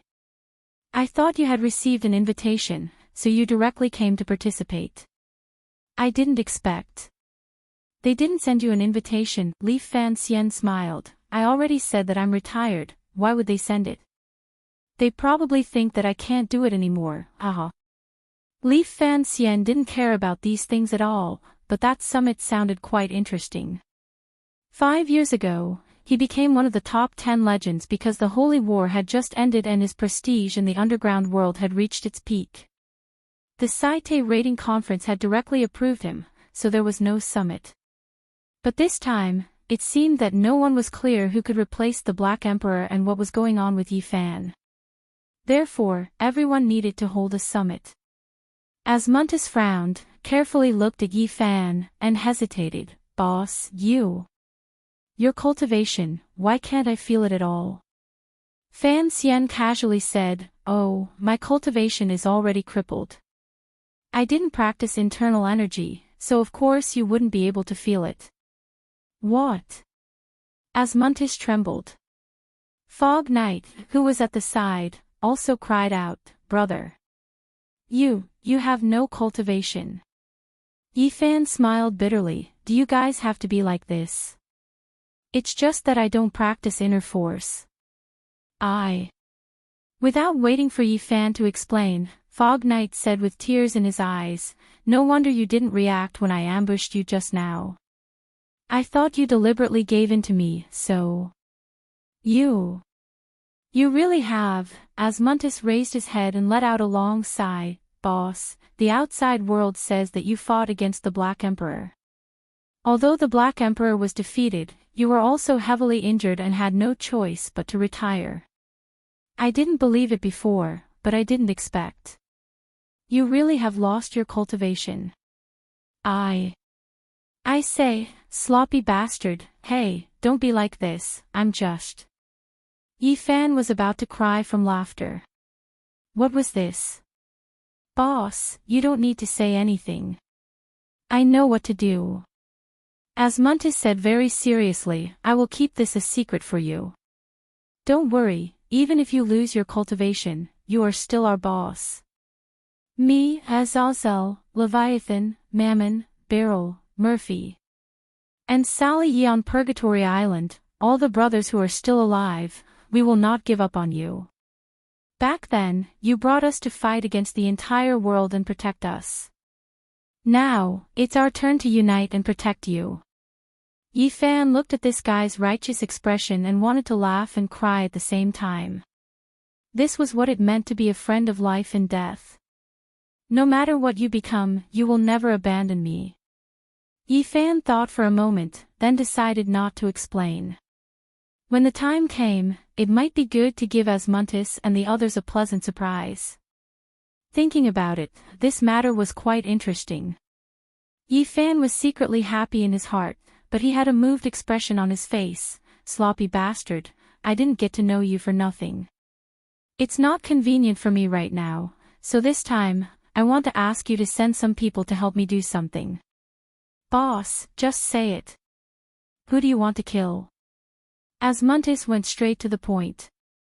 Leaf Fan Xian shook his head. I won't kill anyone, I promise to help Murphy cover the delegation of the Dragon's Soul this time, and also check if there are any suspicious traitors in the delegation. Send a few clever people to me, and I'll command them. Asmuntus said in surprise, so that's how it is. No problem, give me one night to prepare. Li Fan Xian nodded, I'm at ease with your work. Now that I'm hungry, let's go have a meal. Do you have any restaurants to eat in this damned place? No. Asmuntus answered very straightforwardly, I'll take you to a place further away to eat. Li Fan Xian didn't know whether to laugh or cry. This sloppy bastard liked to live in a place like a garbage dump. He didn't care about his appearance, so it was really out of place for him to go to some high and mighty place to live. As the three of them walked towards the dining hall, Asmuntus said, Boss, I also plan to send a few people to protect you. Although the outside world doesn't know your true situation, and there shouldn't be anyone who would dare to do anything to you, you still have a lot of enemies. If someone were to target you, it would be better to be on guard. Li Fan Xian nodded seriously, that's right, this time I did come a little empty. That sloppy bastard, send a few powerful people to protect me. Asmuntus looked back at his only disciple. Che, bring some people to protect the boss. When Fog Knight heard this, its eyes shone with excitement and it immediately nodded, yes. Teacher. Yi Fan instantly felt a headache coming on. If he knew it was called Fog Knight, he wouldn't have agreed. However, seeing how happy Fog Knight was, Yi Fan couldn't bear to refuse. After eating until around 10 p.m., Yi Fan bid farewell to Asmuntus and his disciple and returned to the hotel. Seeing Yi Fan take a taxi and leave, a trace of sadness appeared in Asmuntus' eyes. Che, go over tomorrow morning and tell everyone to be more respectful. Don't disturb boss and sister-in-law. Only now did Asmuntus know that Yi Fan was married. Fog Knight nodded. Yes, teacher. Then I'll go prepare now. Go. Chapter 483. After a while, Asmuntus took out an old black cell phone and dialed a number. After the call connected, a rough voice came from the other side, Sloppy bastard, why are you looking for me so late at night? Have you heard about the boss? Asmuntus said. Boss? Huh, you saw the boss. Aziz laughed heartily and said, I just talked to the boss on the phone yesterday. The boss is here to participate in the Sai-Te ranking conference, and I will be leaving tonight. At that time, everyone will be able to get together. I'm not talking about this, it's about the boss's cultivation. What's wrong with the boss's cultivation? He broke through again. Aziz said, that's nothing strange. The boss's talent is already ridiculously high. No. Asmuntus said, the boss's cultivation has already been crippled. There was a long silence on the other end of the phone. Finally, Aziz said in a deep voice, how many people know about this? I'm not sure, but from the looks of it, no one has taken revenge on the boss yet. Asmuntus said, we must keep this a secret, especially not to let Leviathan, Beryl, and the others know. With their big mouths, it wouldn't be good if they leaked it. That shouldn't be the case. Even if the brothers knew about such a crucial matter, they wouldn't dare to speak carelessly. Aziz sighed, I didn't expect that defeating the Black Emperor would cause so much damage to the boss. That sloppy bastard, you must protect the boss's safety before I get there. Otherwise, I'll smash you to death with a hammer. I know what to do even without you telling me. Asmuntus's eyes were cold as he said, whoever dares to touch a single hair on the boss's head, I want him to never be able to cross over. Yi Fan didn't know that on a whim, a joke had caused Asmuntus, Aziz, and the others to feel as if they were facing a great enemy, afraid that something would happen to him. Of course, Yi Fan only dared to make such a joke because of his iron relationship. Besides, he didn't think that anyone would cause trouble for him. This time, he was only here to buy soy sauce. He wasn't even interested in that legend rank summit. At most, he wouldn't want this title. He practiced his own martial arts, and he didn't need others to evaluate his level. When Yi Fan returned to the hotel, the lights in Su Qingshua's room were still on. Yifan drank some wine and was in a good mood. Naturally, he wanted to be intimate with his wife and talk. But after knocking on the door and pressing the doorbell, Su Qingxue ignored him. Wife, open the door, why are you ignoring me? Yifan stood at the door, feeling very helpless. After waiting for a few minutes, Su Qingxue replied, go away. Leave me alone. When Fan Xian heard the woman's cold voice, his heart skipped a beat. He hurriedly asked, wife, what's wrong with you? Did I make you angry? Su Qingxue finally walked to the door and opened it. She opened the door a crack and asked with a frosty face, where did you go today? I went to the Louvre and met a few friends. What's wrong? Yifan asked. Friend. Are you looking for a woman? Su Qingxue sneered. Could it be that Su Qingxue knew that he and Xiao Axioner went to the mall? Wife, don't stare at me like that, I really didn't look for a woman. Yifan defended himself, thinking, they're looking for me, it can't be counted, right? You untrustworthy man, I don't want to see you, scram. Don't disturb my work. Su Qingxue angrily closed the door again. Yifan stood outside the door and scratched his head. Why did he go back on his word? After thinking about it carefully, Yifan suddenly came to his senses and slapped his forehead. That's right. He said that he would bring Su Qingxue to Barley to have fun, and the woman even extended the date of his return for this matter. But he had forgotten about this today and was still out drinking and eating until so late. Yifan felt very sorry in his heart, so he naturally wanted to salvage the situation. However, the woman was currently angry, so begging her like this probably wouldn't be of any use. Yifan helplessly returned to his room. He was depressed and didn't know what to do, so he simply started to chat with Feng Yuing. If it was the Yifan from before, he definitely wouldn't have spent his time chatting on his phone. However, after being repeatedly complained by women that he didn't care enough, Yifan would now take the initiative to chat with women. Ying, are you at work? I just got to the office. What's wrong? Why aren't you sleeping yet? I missed you. Come on, I don't believe it. You still want to get me after your honeymoon with Director Su? Sigh. What honeymoon? I've only been here for 2 days, and I've already gotten angry so many times. Yifan sighed bitterly. What's wrong, did you make Director Su unhappy again? Yifan briefly explained the situation and said gloomily, am I really too careless? I actually forgot what I promised. That's right, you should at least explain to Director Su where you're going in the afternoon and eating with your friends at night. Of course she won't be happy if you don't say anything and leave her at the side. Although Director Su had suffered when she was young, she was still a young miss of a rich family and was doted on by thousands of people. It would be strange if she wasn't angry if you didn't take her seriously. Feng Yuing said. Yifan said in distress, Ying, then what do you think I should do? Isn't that simple? You're already in Barley, and there are luxury stores everywhere. Just buy a few bags or shoes and give them to Director Su. Girls all like these. Feng Yuing sent a mischievous emoticon. Yifan said, but my wife is already so rich. If she wants to buy something, she can buy a lot. Is that useful? Idiot, what does it have to do with whether she likes it or not? Besides, what do you buy and what she buys herself feel the same? Feng Yuing rolled her eyes. Li Fanxian was suddenly enlightened, so that's how it is. She still has to buy what she needs to buy, regardless of whether she can afford it or not. Have you finally figured it out?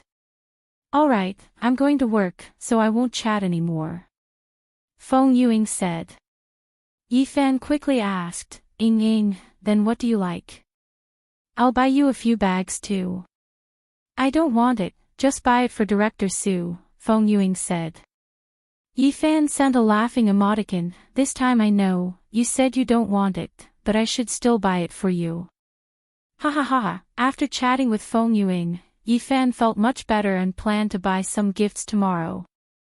After practicing for the whole night, in the morning, after taking a cold shower, he found someone outside his room. Chapter 484. 0484-inch TSK, what are you doing? A date? Yifan smiled and said.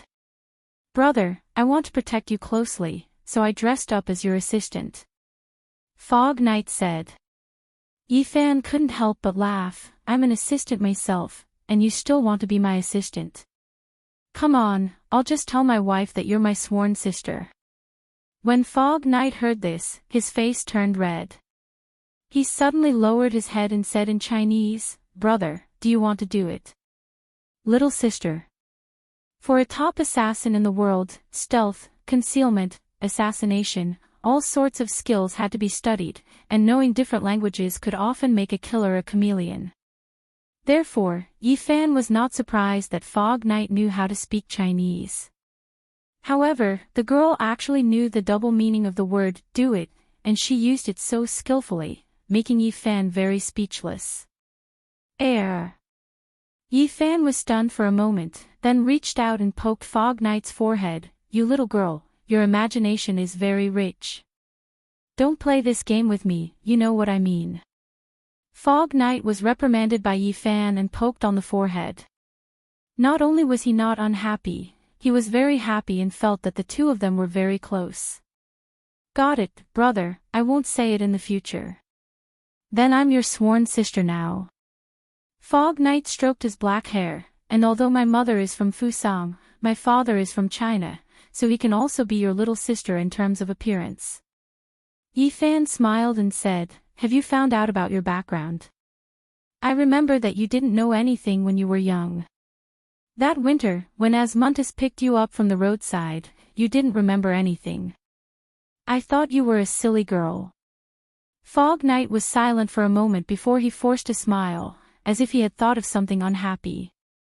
He quickly changed the topic and said, Brother, where are we going now? Teacher said that you want me to follow and protect you wherever you go. If you don't want me to show my face, I can protect you in secret. Yifan said happily, you're dressed so beautifully, wouldn't it be a waste to secretly protect me? Alright, just follow me. I'm going to have breakfast now, then go shopping to buy some women's bags, shoes, and clothes. Fog Knight blinked. Brother, are you going to give your wife a gift? Hey, how did you guess? Because I'm also a woman, said Fog Knight. Of course I can guess, or you're giving it to your other lovers. Yifan awkwardly scratched his head. Hey, why don't you come with me to pick? I really don't know much about women's preferences. Fog Knight said, Brother, if you don't know what to choose, then just buy all kinds of styles. Wouldn't that be fine? Besides, with your status, why would you buy them? You could just ask those luxury goods companies to send you their latest products. Yifan blinked, that's right. How could I forget? I'll just ask old Pinot to send everything from his company. Fog Knight suddenly burst into laughter, her beautiful eyes turning into beautiful crescent moons. Brother, I suddenly realized that you don't have any airs at all. You're so cute, with such a noble identity, you actually want to be like an ordinary person, running to the shop to buy everything. All you have to do is say the word, and all the top luxury companies in the world will try their best to send you a few cars. Yifan waved his hand, I don't have any heirs to begin with. It's all because of your teacher and the others. They have to respect me as a king or something, and I don't want to be called Lucifer or the king of hell. However, it's a bit too much to take all the luxury brands from all over the world. I'll just ask old Pinot to send some over. One can't be too greedy, right? Fog Knight nodded, Brother, you have the final say. Yifan felt that the matter of the gift had been resolved and was in a good mood. Thus, he put on his clothes and brought Fog Knight downstairs for breakfast. While eating the buffet, he called old Pinot. The call quickly connected, and old Pinot's surprised voice came from the other side. "My prince, I was looking forward to your call. I didn't expect you to actually contact me." Yifan nibbled on an apple and asked, "Old Pinot, why are you waiting for my call? I know that the Underground World's very important site rating conference is about to begin. You are a legend rank expert, so I think you will attend. Then won't you come to Europe? I'm looking forward to bringing my son to meet you," Old Pinot said.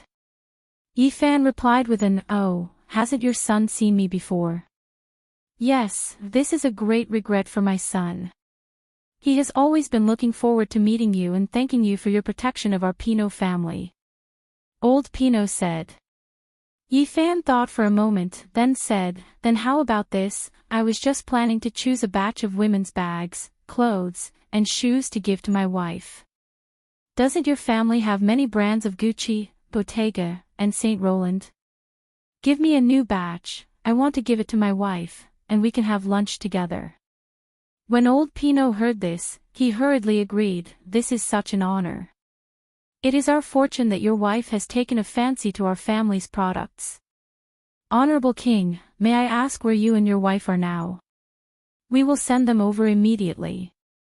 Yifan told Old Pinot about the hotel and asked if he could make it in time. If it was too rushed, he could do it at night. But Old Pinot immediately agreed, claiming that there was absolutely no problem, so Yifan let him be. Because Su Qingxue was going to meet the partners of the two branch companies in the morning, she really had to return to the hotel at noon. Yifan wasn't in a hurry and strolled around with Fog Knight. The two of them bought some drinks and chatted as they walked along the Champs-Élysées Avenue. "Hey, I forgot to ask yesterday. Is everything going smoothly in Baphomet?" Although Yifan no longer cared about these things, he was still concerned about the current situation of his brothers. Fog Knight nodded and said, "The turnover is increasing every year, but too many killers want to join us, so we strictly guard the threshold for accepting killers. In the past 2 years, there have been fewer new members. Teacher said that we have to protect the title of Baphomet. Brother, you created it, so we can't embarrass you. I've never been number 1 on the assassin rankings, but your teacher has. The reason why Baphomet is able to reach where he is today is mainly because of your teacher. I'm just starting. No, back then, brother, you didn't want to continue being an assassin, so you didn't sit in the first place. Otherwise, my teacher would at most be second," Fog Knight said very seriously. Yifan curled his lips. He didn't want to talk about what happened back then. Killing people to earn money wasn't his favorite way of life. "Then what about you? What's your rank on the assassin ranking now?" Yifan asked. Fog Knight said dejectedly, I've embarrassed teacher, I'm only 9th. Chapter 485. 0485 Yifan had long since seen that Fog Knight's strength should be at the beginner level of body refinement. It was not easy to have such a cultivation at such an age. However, in order to enter the top 10, just this kind of cultivation was not enough. It seemed that Fog Knight had painstakingly studied all kinds of assassination techniques. Otherwise, she wouldn't have been able to rank 9th. However, Fog Knight still had a disappointed look on his face, but... Brother, when you were 20 years old, you had already led teacher and the others to win 2 years of Holy War, creating an S-class Inferno and becoming one of the top 10 legends. Compared to you, my results are just like the light of a grain of rice. The difference is too great, it's meaningless. Leaf Fan Xian smiled bitterly and said, TCH, your teacher is a sloppy ghost. It's fine as long as you're stronger than him. There's no need to compare with me. I was just lucky that my brothers helped me. Brother, do you think I'm too weak, that's why you look down on me? Fog Knight asked nervously. Yifan sighed and pinched the woman's tender face. Don't be silly, my god sister. Seeing that Yifan didn't seem to be lying to her, Fog Knight heaved a sigh of relief and a smile appeared on his face again. Yifan asked curiously, TCH, do you like your current job? Have you considered changing jobs? Fog Knight shook his head. Brother, I really like being an assassin. This is my hobby, I really enjoy it. Yi Fan was speechless. This girl really had the same temperament as the sloppy ghost. She just liked to kill people and even liked to study how to kill people. She was truly worthy of being brought up by the sloppy ghost. While walking, two figures appeared in front of him, attracting Yi Fan's attention. However, Yi Fan was currently in a protected state. He also wanted to test the level of Fog Knight's cultivation, so he didn't say anything. Not long after, Fog Knight also discovered something. The smile on the girl's face disappeared and turned into an incomparably cold one, as if she was a completely different person from the girl next door just now. Brother, be careful, there's a situation. Fog Knight whispered. Yi Fan had a sloppy and normal look on his face as he lightly said, "What's wrong?" 70 feet ahead, the man in the coffee-colored leather jacket and the woman in the white coat are the core members of the Metal Rush, Gray and Helena, Fog Knight said. Is that so? You know them. Yi Fan narrowed her eyes. Metal Tide was a foreign mercenary group of the Enamel Nation. It was rated A and was a semi-official combat organization licensed by the Enamel Nation's Ministry of Defense. Their mercenaries came from all over the world and enjoyed the generous treatment of the Enamel government. Of course, they were also important forces that worked for the Ministry of Defense and the Intelligence Department of the Enamel country all year round. The name Metal Tide came from the excellent equipment of this mercenary group. They were proficient in using heavy weapons and fighting head-on battles. They were like a steel army, sweeping away all obstacles in battle.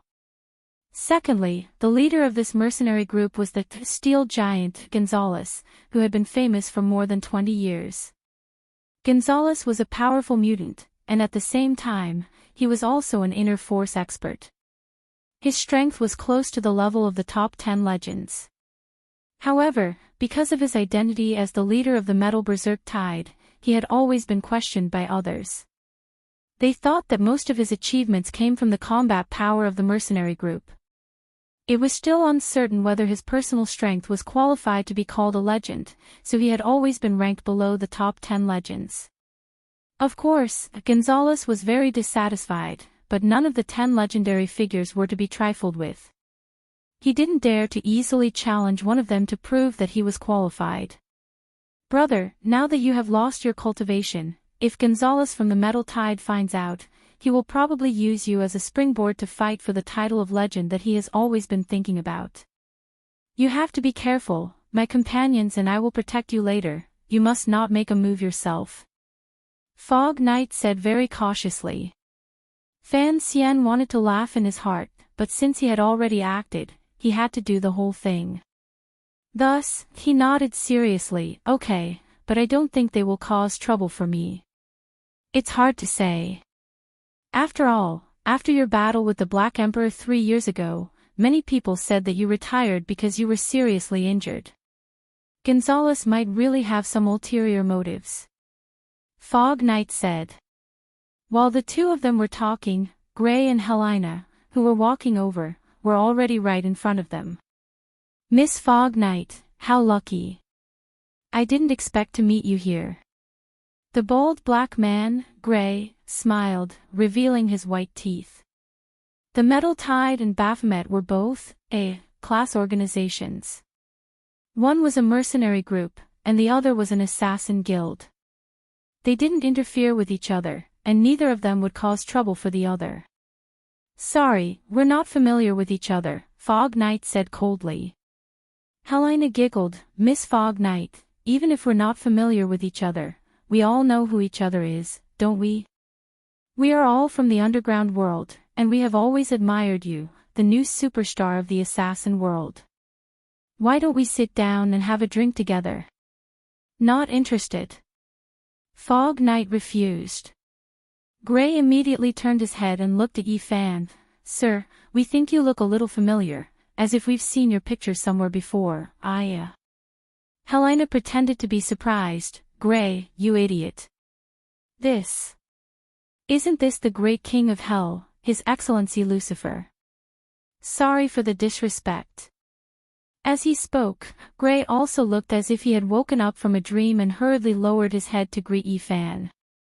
Yifan waved his hand. I've retired, there's no need to be so polite. Sir, your deeds are truly legendary. We all admire you very much. May I ask if you are here to participate in this Legend Rank Summit? Helena asked. Li Fan Xian shrugged his shoulders. I don't know, I didn't receive any invitations, plus I'm already retired, there's no need to go, right? Sir, if you don't go, then it would be a great loss for the summit. On behalf of our comrades in the Metal Tide, we welcome you to the Kingdom of Enamel, Gray said with a smile. Leaf Fog Knight was already impatient. Have you guys had enough? If there's nothing else, then don't disturb my king. Hee, Fog Knight, why are you so anxious?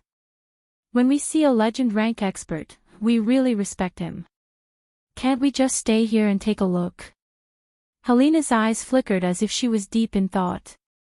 Gray nodded and said enthusiastically, Your Excellency Lucifer, may I have the honor of inviting you to the headquarters of our Metal Tide? Our guild leader admires you very much and will definitely entertain you with great hospitality. Yifan shook his head. Forget it, I still have matters to attend to at the hotel, so I'll be leaving first. Oh. That would be such a pity. Gray said regretfully. Yifan and Fog Knight walked away, and Gray and Helena did not follow them. Chapter 486. 0486 inch. That's right, a dignified legend rank expert doesn't have any airs at all. Logically speaking, what he said just now should be enough to make him dissatisfied with us. Most importantly, I can't feel any cultivation from his body. I even suspected that this person was a fake Lucifer. Gray said suspiciously. Could it be that the rumors are true? After the duel between Lucifer and the Black Emperor, he himself lost his cultivation. Hai Lina said excitedly. Gray nodded. I guess it's very possible. Otherwise, Fog Knight wouldn't have seen us so serious. He should have been even more arrogant. We should follow the original plan and follow the guild leader's orders. It would be more appropriate for us to probe further. Hai Lina also agreed, took out her cell phone, and dialed a number. Inside the Four Seasons Hotel, Su Qingxue returned to her business suite after meeting her partner. Throwing away her bag and taking off her coat, Su Qingxue laid on the big bed and let out a long sigh. Feeling the loneliness in the room, the woman pouted. After scolding that bad guy last night, he still didn't come to find her today. The more she thought about it, the more hateful she felt. Where did he go? Su Qingxue subconsciously picked up her phone, planning to call and ask. But thinking about it, why should I call him? If you don't bring me to play, then I won't care about him. The more Su Qingxue thought about it, the angrier she got. The key was that she was still hungry, and if this went on, she would be full of anger. Helpless, Su Qingxue thought of making a phone call to the hotel. She definitely didn't want to go out to eat by herself. At this moment, the doorbell rang. Su Qingxue thought that someone had come and snorted. She wanted to give him a good scolding, but just as she opened the door, she saw a manager of the hotel standing at the door with a smile. Madam Su, sorry to disturb you. The white manager smiled politely. I'm fine, what's wrong? Su Qingxue asked. Well, Monsieur François Pinault and Henri Pinault, who say they have a present for you. They are already downstairs. May I ask if they can come up? The white manager asked cautiously. Su Qingxue heard these two names and found them a little familiar. After thinking for a few seconds, she suddenly thought of something and couldn't help but be shocked. You're talking about Pinault and his son from the Cayenne Corporation. The manager was stunned for a moment, then he smiled and said, Of course, Miss Su, don't you know them? They were very clearly directed to you. The Pinot family is famous throughout the country and even the world. Even with her 180 IQ, she couldn't understand why the leader of the world's top tycoon, the leader of the world's fashion industry, would specially come over to give her a gift. Xu Qingxue had tens of billions of assets. Logically speaking, there was only a difference of 10 to 20 billion between the assets controlled by the Pinot family. However, money was only on the surface. The real hidden assets and influence in the world were not on the same level. This was the difference between a world-class tycoon and a national-level tycoon. Most importantly, Pinot and his son even humbly asked for her permission, or else they wouldn't have dared to come upstairs. It had to be known that under normal circumstances, if the embroidery group wanted to discuss cooperation with the Open Cloud group, they might not even be willing to meet them. After Qingxue calmed herself down, she hurriedly said, "I'll go down and see them." No matter what, Qingxue felt that she should go down and meet him, and not let this father and son duo from the fashion industry visit her. The manager naturally wouldn't refuse and brought Qingxue down to the hall on the first floor. As soon as she arrived at the hall, Qingxue was stunned by the scene in front of her. In the middle of the hall, there was an open space with more than 100 bags. All of them were luxury goods from the Cloud Corporation, densely packed together. Xu Qingxue usually didn't have much time to shop in luxury stores, but in this circle, she was still very familiar with some famous styles. With a casual glance at the luxuries that were exposed, he estimated that the gifts on the ground were worth at least 3 to 4 million yuan. If there was a limited edition, then it was very likely that it was worth tens of millions. A dozen or so black-clothed bodyguards were standing on both sides, guarding the pile of gifts. An old man and a middle-aged man stood there with kind and respectful smiles on their faces, waiting. "Mr. Pinot. You're looking for me." Xu Qingxue recognized this father and son pair because their photos had appeared many times in some fashion and financial news. Old Pinot and his son, Henry, quickly bowed solemnly. "Madam, it's my honor to serve you. I hope you like these gifts." Xu Qingxue couldn't take it anymore. She frowned and said, "Mr. Pinot, please don't be like this. I'm just an ordinary merchant. You guys. You've confused me." Old Pinot was old and shrewd, so he immediately understood that it was Yi Fan's identity that Xu Qingxue didn't know, so he said, "I'm really sorry, madam. I forgot to make it clear that all the gifts here were given to you by your husband. We have an appointment with Mr. Yi for lunch. I think you will know everything when he comes. This is from Yi Fan."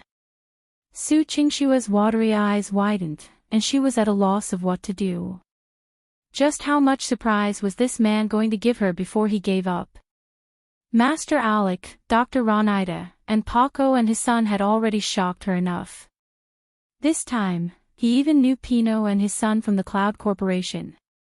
Although Yi Fan had said before he came that he knew a lot of acquaintances and could help a lot in business, when Xu Qingxue saw it with her own eyes, she still felt that it was inconceivable. The key was that Pinot and his son actually had a servile look on their faces, so polite that Xu Qingxue felt embarrassed. "Mr. Pinot, who exactly is Yi Fan? Why do you know him?"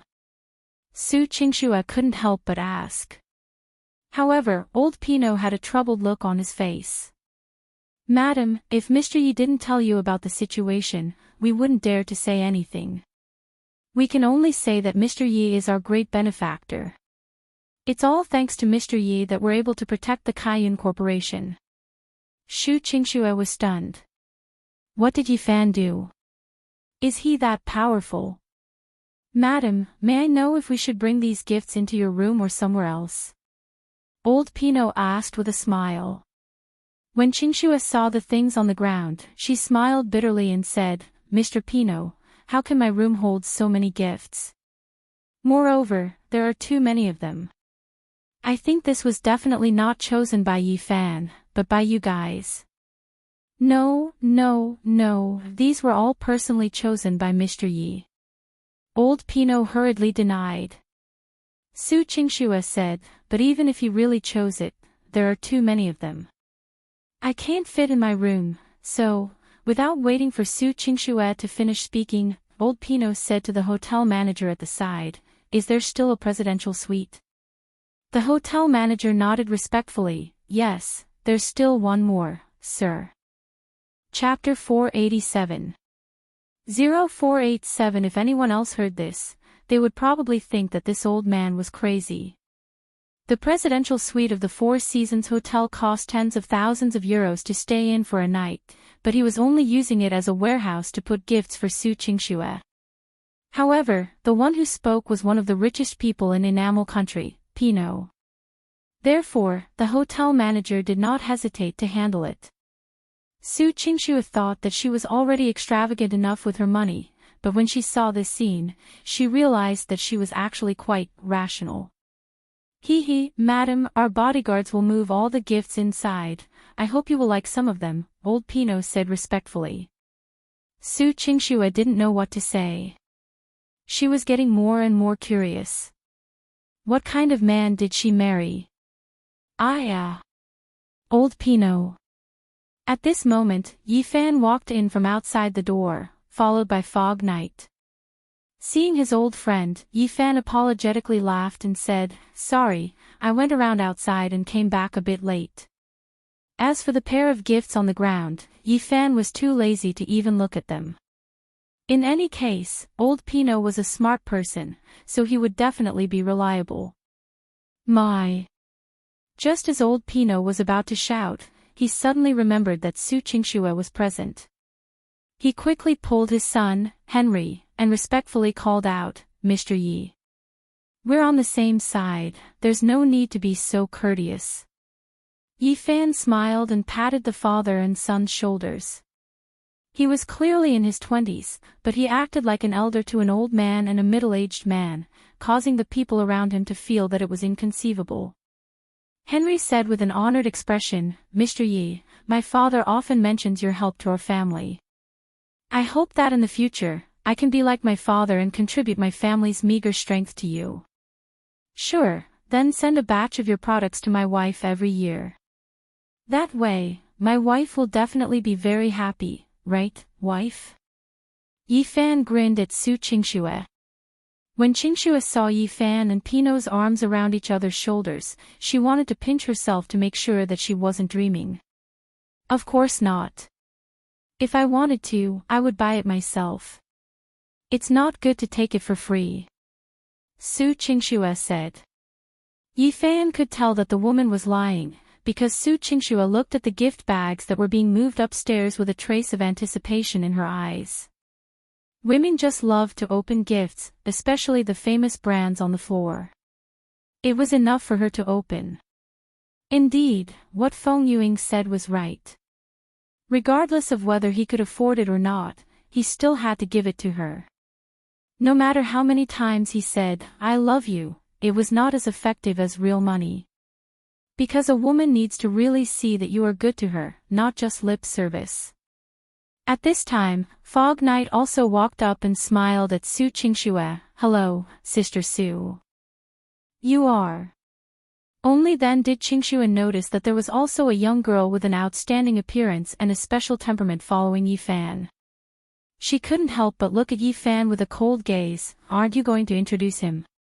Yifan hurriedly smiled and said, "Wife, this is my god-sister, called Fog Knight. Her teacher is my good brother, I know the relationship is a bit messy, but don't think too much about it." Fog Knight smiled and said, "Sister Su, you are so beautiful. You are the most beautiful Eastern woman I have ever seen. No wonder Brother Yifan would marry you." When Qingxue saw the simple smile on Fog Knight's face, she let go of her guard. She really thought that this was an ordinary young girl. What she didn't know was that as an outstanding assassin, Fog Knight's acting skills were top-notch. It was very easy for him to become harmless. Relatively speaking, in the eyes of Fog Knight, Su Qingxue was a very gullible woman. "You are also very beautiful. Fog Knight, your name is so special. Are you from Fusang?" Su Qingxue asked. Fog Knight nodded. My father is from China and my mother is from Fusang. My name was given by my mother. So that's how it is. Did you and Yifan go out just now? Su Qingxue always wanted to ask where the man went early in the morning. Fog Knight said, yes, brother wants to see if there is anything suitable for Sister Su, so he asked me to help him choose. He really put in a lot of effort. Sister Su, you are so lucky to have a good husband. Oh. Su Qingxue glanced at Yifan and finally felt a lot more comfortable in her heart. Her previous dissatisfaction had also disappeared. Yifan really wanted to hug Fog Knight and kiss it a few times. This girl really knew how to talk. Hee, wife, the heavens and the earth can be seen. In my heart, all I think about is you. You still suspect that I went out to find a woman. My heart is actually very bitter. Yifan sighed with emotion. Su Qingxue snorted, I don't believe that you don't have a single word of truth in your mouth. On the other hand, I feel that this little sister Wu Ye's words are quite pertinent and clean. I really don't know why she would pay attention to a glib-tongued guy like you. Yifan almost burst out laughing.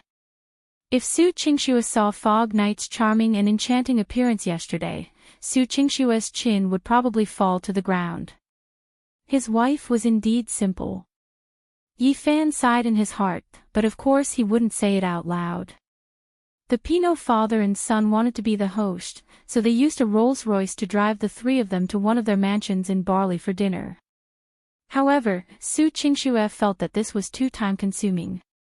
She still had to attend a banquet hosted by the Enamel Merchant Guild in the evening and planned to seriously prepare for it, so she didn't want to spend too much time eating. When old Pinot heard this, he immediately knew what kind of banquet it was. He asked, Madam, it's the Alice party at the Barley International Hotel, right? My son will also represent our Open Cloud Corporation to attend. If you don't mind, we can send you there directly. Su Qingxue immediately shook her head and tactfully refused, Mr. Pinot, although you are very familiar with Yifan, I hope that in terms of business, I will try my best to rely on my own strength to fight for it, not on interpersonal relationships. But, madam, as a businessman, when you stand at a certain height, there are times when you can't do anything with your ability alone. Old Pinot said earnestly. Su Qingxue lowered her head and pursed her lips, even so, I still want to try and see how far I can go. Old Pinot, don't get involved in my wife's business anymore. She doesn't like it. Yifan said. When the Pinot father and son heard this, they didn't say anything else. Instead, they ate together in the hotel restaurant. When the Pinot father and son left, Fog Knight also lied that he was going back and began to secretly stay in the hotel. Yifan and Su Qingxue returned to the woman's room. Su Qingxue looked at the bags and boxes in the room, as if she was still dreaming. Wife, do you like it? Yifan put his hands on the woman's shoulders and asked with a smile. Chapter 488 0488 Yifan was stunned and was caught off guard. Wife, didn't I say that she's my sworn sister, my brother's? Nonsense. Su Qingxue coldly snorted and said, just now, in front of outsiders, I only gave you face and didn't want to argue with you. Do you think I'm really an idiot? Running to the street with a woman to choose a gift for me. Do you really think I'm a 3-year-old child that I'll believe anything you say? Yifan made a gulp sound in his throat. Good heavens, he really thought that Su Qingxue didn't notice anything just now, but he didn't expect Su Qingxue to be able to tell that there was something fishy going on between him and Fog Knight. However, Su Qingxue could still think that giving him face in front of old Pinot and his son was quite an improvement. Are you and that little sister of yours, Fog Knight, thinking that I'm so stupid and naive to actually believe you guys? Su Qingxue's gaze seemed to be able to penetrate all of Yifan's thoughts. Of course, Yifan wouldn't admit it. He hurriedly said, Wife, don't think too much. Nothing really happened between me and her. Su Qingxue stared at Yifan for a while, then said, I'll believe you for now. For someone as thick-skinned as you, if you really do it, you'll just admit it. It's been like this for the past few times. Yifan didn't want to continue this topic, so he chuckled and said, Wife, you're really magnanimous. All right, hurry up and take a look. What did old Pino send you? See if there are any clothes or shoes you like. You can wear them to the party tonight. Su Qingshua's mind had actually drifted to those gifts. In any case, she had seen too much of Yifan's flowery intestines and was almost numb to it. The woman turned around and walked to the gift. With an indifferent expression, she said, All right, for Mr. Pino's sake, I'll take a look. Actually, I don't really care about these things. As Su Qingxue spoke, she began to squat down and open the gift. One by one, clothes, bags, shoes, and even jewelry were taken out. Su Qingshue's expression became more and more joyful, and her eyes became brighter and brighter. The woman happily carried all kinds of bags, wore all kinds of clothes, and kept turning around in front of the mirror. Yifan, do you think this bag is embroidered or pieced together? Also, why is this chain a bit long? Do you want to carry it on your back? Shu Qingxue tried while asking Yifan, wanting to get some advice. He directly said, Wife, I think you look good in anything you wear. Any bag you carry is suitable. It's all pretty good. What about this dress? Isn't this floral print too tacky? Which one do you think looks better, the white one or the floral print one? The white one has no personality. Su Qingxue was very conflicted. Yifan thought to himself, how could there be so many differences? This protruding front and curling back, it would be best not to wear it, so he said, I think it's fine. Which one looks better, this red bag or this yellow one? This yellow one is so hard to match. Yifan scratched his head and said, I don't know either.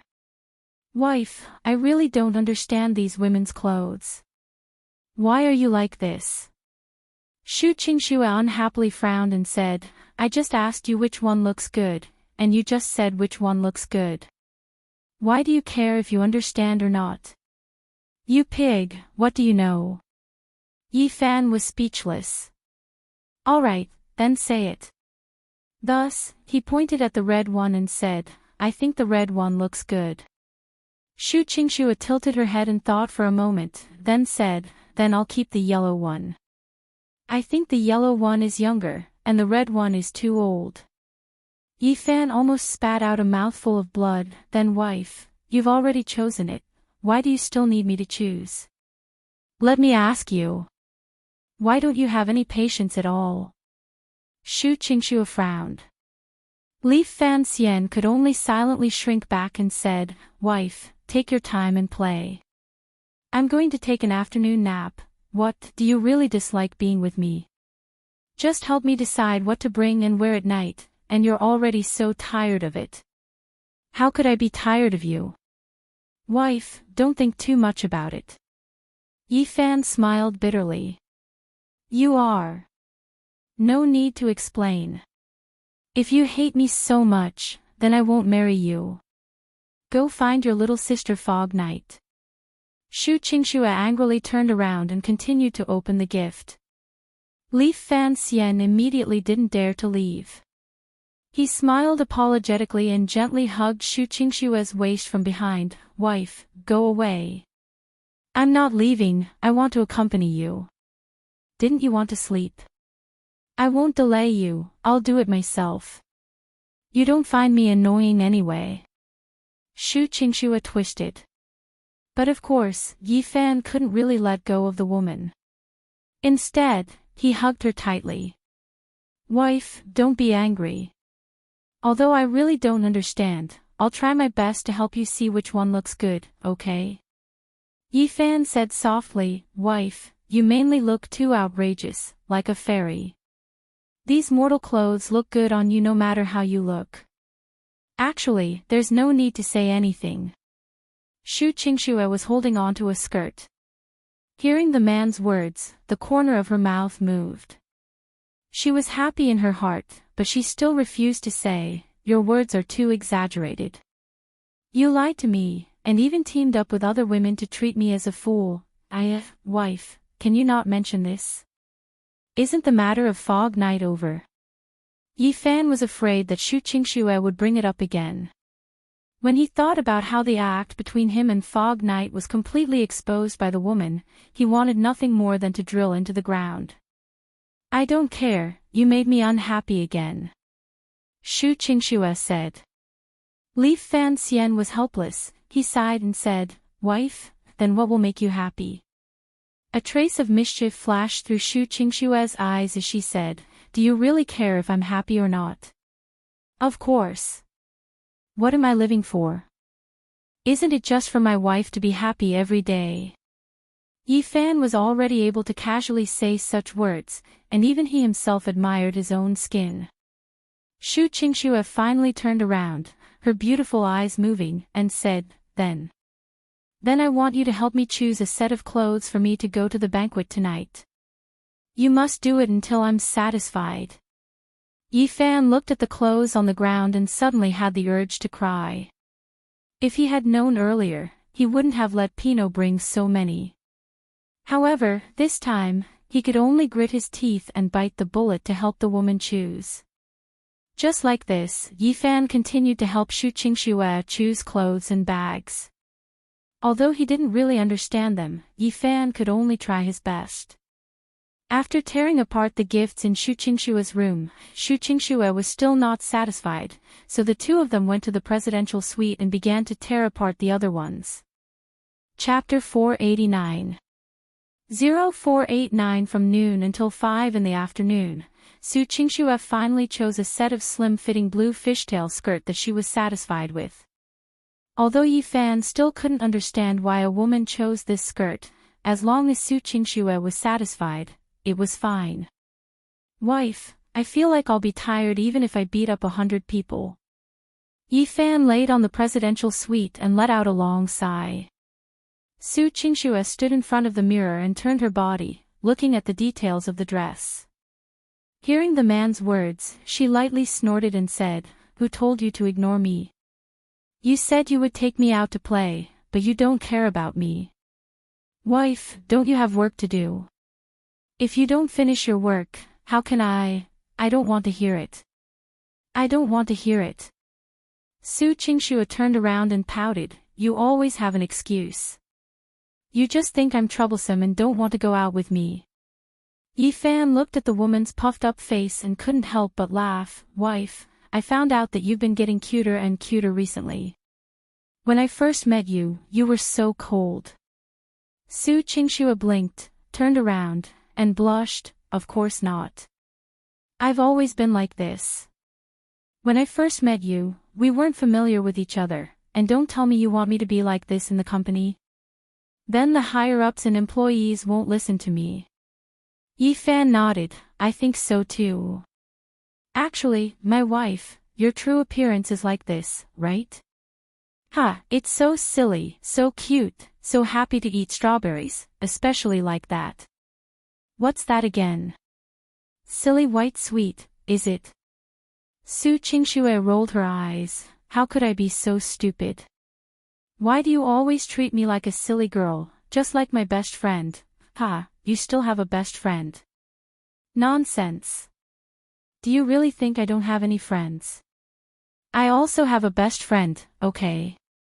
Besides, aren't Senior Yuing and Ling Shan on good terms with me? My best friend has been in the Magnesium country for a few years now. She usually chats on her phone and online, so you haven't seen her before." Shu Qingxue complained. "She also said that I'm a silly white sweet. Why do you all say that about me?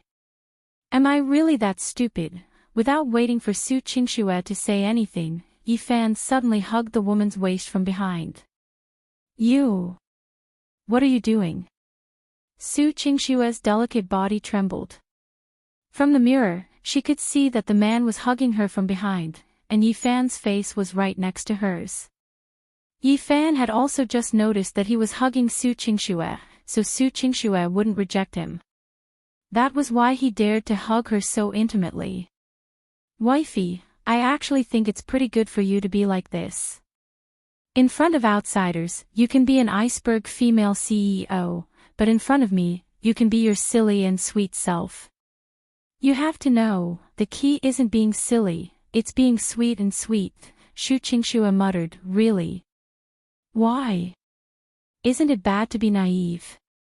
How could there be? Yi Fan caressed the woman's face and said in a warm voice, I like it. In front of outsiders, you are a fairy, a goddess, cold and unapproachable. In front of me, you have become a silly girl who knows how to act coquettishly. It's as sweet as the donuts you eat. Do all men like women like this? Su Qingxue asked curiously. I don't know about others, but I like people like you the most. Wife, if you stick to me a little more, then I'll like you even more. Yi Fan said with a smile. Su Qingxue pouted, how can I be considered to be sticking to you? I feel like I've been sticking to you recently. Do you want me to be with you all day long? I don't know. Anyway, I just feel that we can be a little closer. As Yi Fan spoke, he lowered his head and gently sniffed the woman's hair. He blew a breath of hot air on Su Qingxue's white ears. Su Qingxue let out a ing sound and twisted her body. You let go. What are you doing? Yi Fan didn't say anything, but continued to kiss Su Qingxue's ears and hair like a dragonfly touching the water. He slowly moved down and kissed Su Qingxue's pure white swan neck. Su Qingxue sucked in a breath of air and slowly turned her face to the side. Her limpid eyes contained a hint of emotion. If Yi Fan couldn't even understand this, then he would have wasted so many years in the bushes of flowers. He pressed Su Qingxue against the wardrobe, lowered his head, and kissed her heavily. Only when Su Qingxue was a little out of breath and lightly knocked on Yi Fan's chest did Yi Fan let go of the woman. Wife, you're so beautiful. Yi Fan reached out his hand to hold the woman's face, and his breathing became heavy. Su Qingxue's entire body was already hot. She had never felt such stimulation in her body before, causing her head to feel warm. She was already a little lost. When Yi Fan kissed her again, Su Qingxue no longer refused. She didn't even realize that the man's hand was moving around her body. Just as Yi Fan slowly hugged Su Qingxue and was about to move to the side of the bed, the doorbell rang from outside. Director Su. Director Su. Xingenjie's voice sounded, Director Su, it's time. Are you inside? The party is about to begin. This shout pulled Su Qingxue's soul back. The woman was as panicked as a little white rabbit and immediately dodged. Yi Fan, on the other hand, had a depressed expression on his face.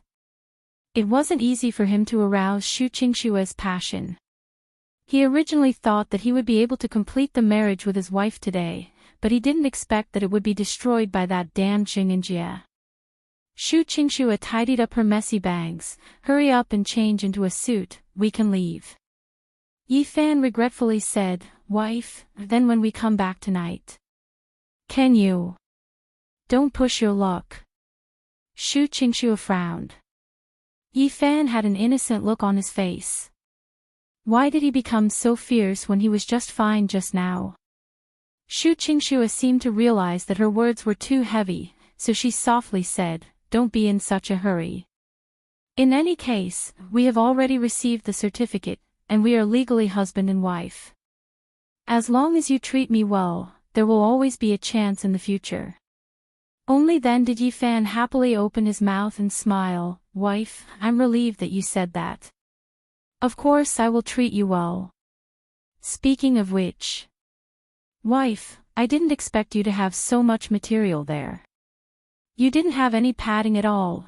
When Su Qingxue heard this, her face immediately turned red and she kicked Yi Fan. Shut up. Don't say it. Yi Fan was happy in his heart. He had touched what he wanted to touch. Although he couldn't do what he wanted to do, it was always good to have progress.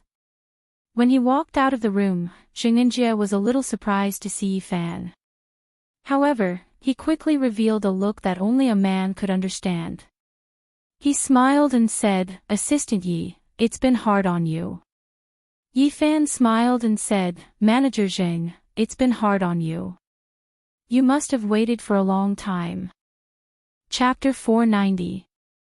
0490 Su Qingxue walked out and said, "Don't ask what you shouldn't ask. Go to the car and wait." The woman once again became as cold as ice. As soon as her aura rose, Zheng Yinjie hurriedly nodded and left. Yi Fan couldn't help but be speechless. This Su Qingxue seemed to have a split personality. The change was too big. "Go change your suit. What are you looking at?" Su Qingxue glared at the man. Li Fan Xian smiled awkwardly. "I'm going now. I'm going now." 10 minutes later, Yi Fan and Su Qingxue sat in a car and headed towards the Barley International Hotel. A large number of luxury cars were already parked outside the hotel. Men and women dressed in luxurious clothes walked into the hotel in pairs. The Alice Wine Banquet was a gathering of a large number of wealthy businessmen and important members of government organizations. Although it wasn't organized by the government, it was an important occasion to negotiate a large number of collaborations. After all, when the company's strength reached a certain level, most of the time, talking about cooperation depended on people and relationships. Although no formal contract would be signed at this kind of banquet, it would be a good opportunity to get to know each other. If they could have a good chat at the banquet, then they could naturally talk about formal cooperation later. Su Qingxue's embroidery group wanted to open up in Europe, so she had to participate in such an occasion.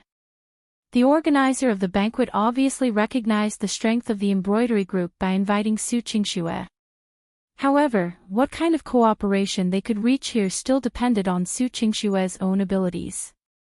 Yi Fan and Su Qingxue walked into the banquet hall together, and the waiter brought them champagne.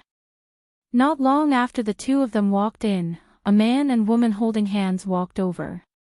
They seemed to be from China as well. The man was wearing a white suit and a red bow tie. He looked to be in his 30s and had a dignified appearance. The woman, on the other hand, had long wavy hair and a charming face. "Isn't this Director Su of the embroidery group?" The man took the initiative to wave at Su Qingxue with a contemptuous smile on his face. "I heard from the people below that Director Su also came to the Kingdom of Enamel this time. I thought there was a mistake, but I didn't expect Director Su to really have a big heart. He really dared to come." When Su Qingxue saw this man, her pretty face became even colder. "Director O, I also didn't expect you to come to Barley at this time. Did the OG board let you go? Or did you come here to relax and take a vacation?" As soon as the two of them met, there was a sense of confrontation. Yi Fan thought about it carefully and remembered who this person was. The young master of the OG group, O Zhiyun, had heard Su Qingxue and Feng Yuing talk about it a few times at work in the past 6 months. The OG group is a large company in Jiangsu province. The founder has a background of overseas returnees.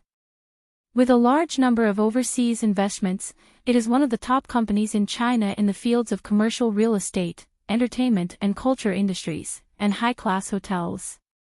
Because these areas were also the main businesses of the embroidery group, the two companies had always been competitors. In the early days of the embroidery group, it was impossible to contend against OG.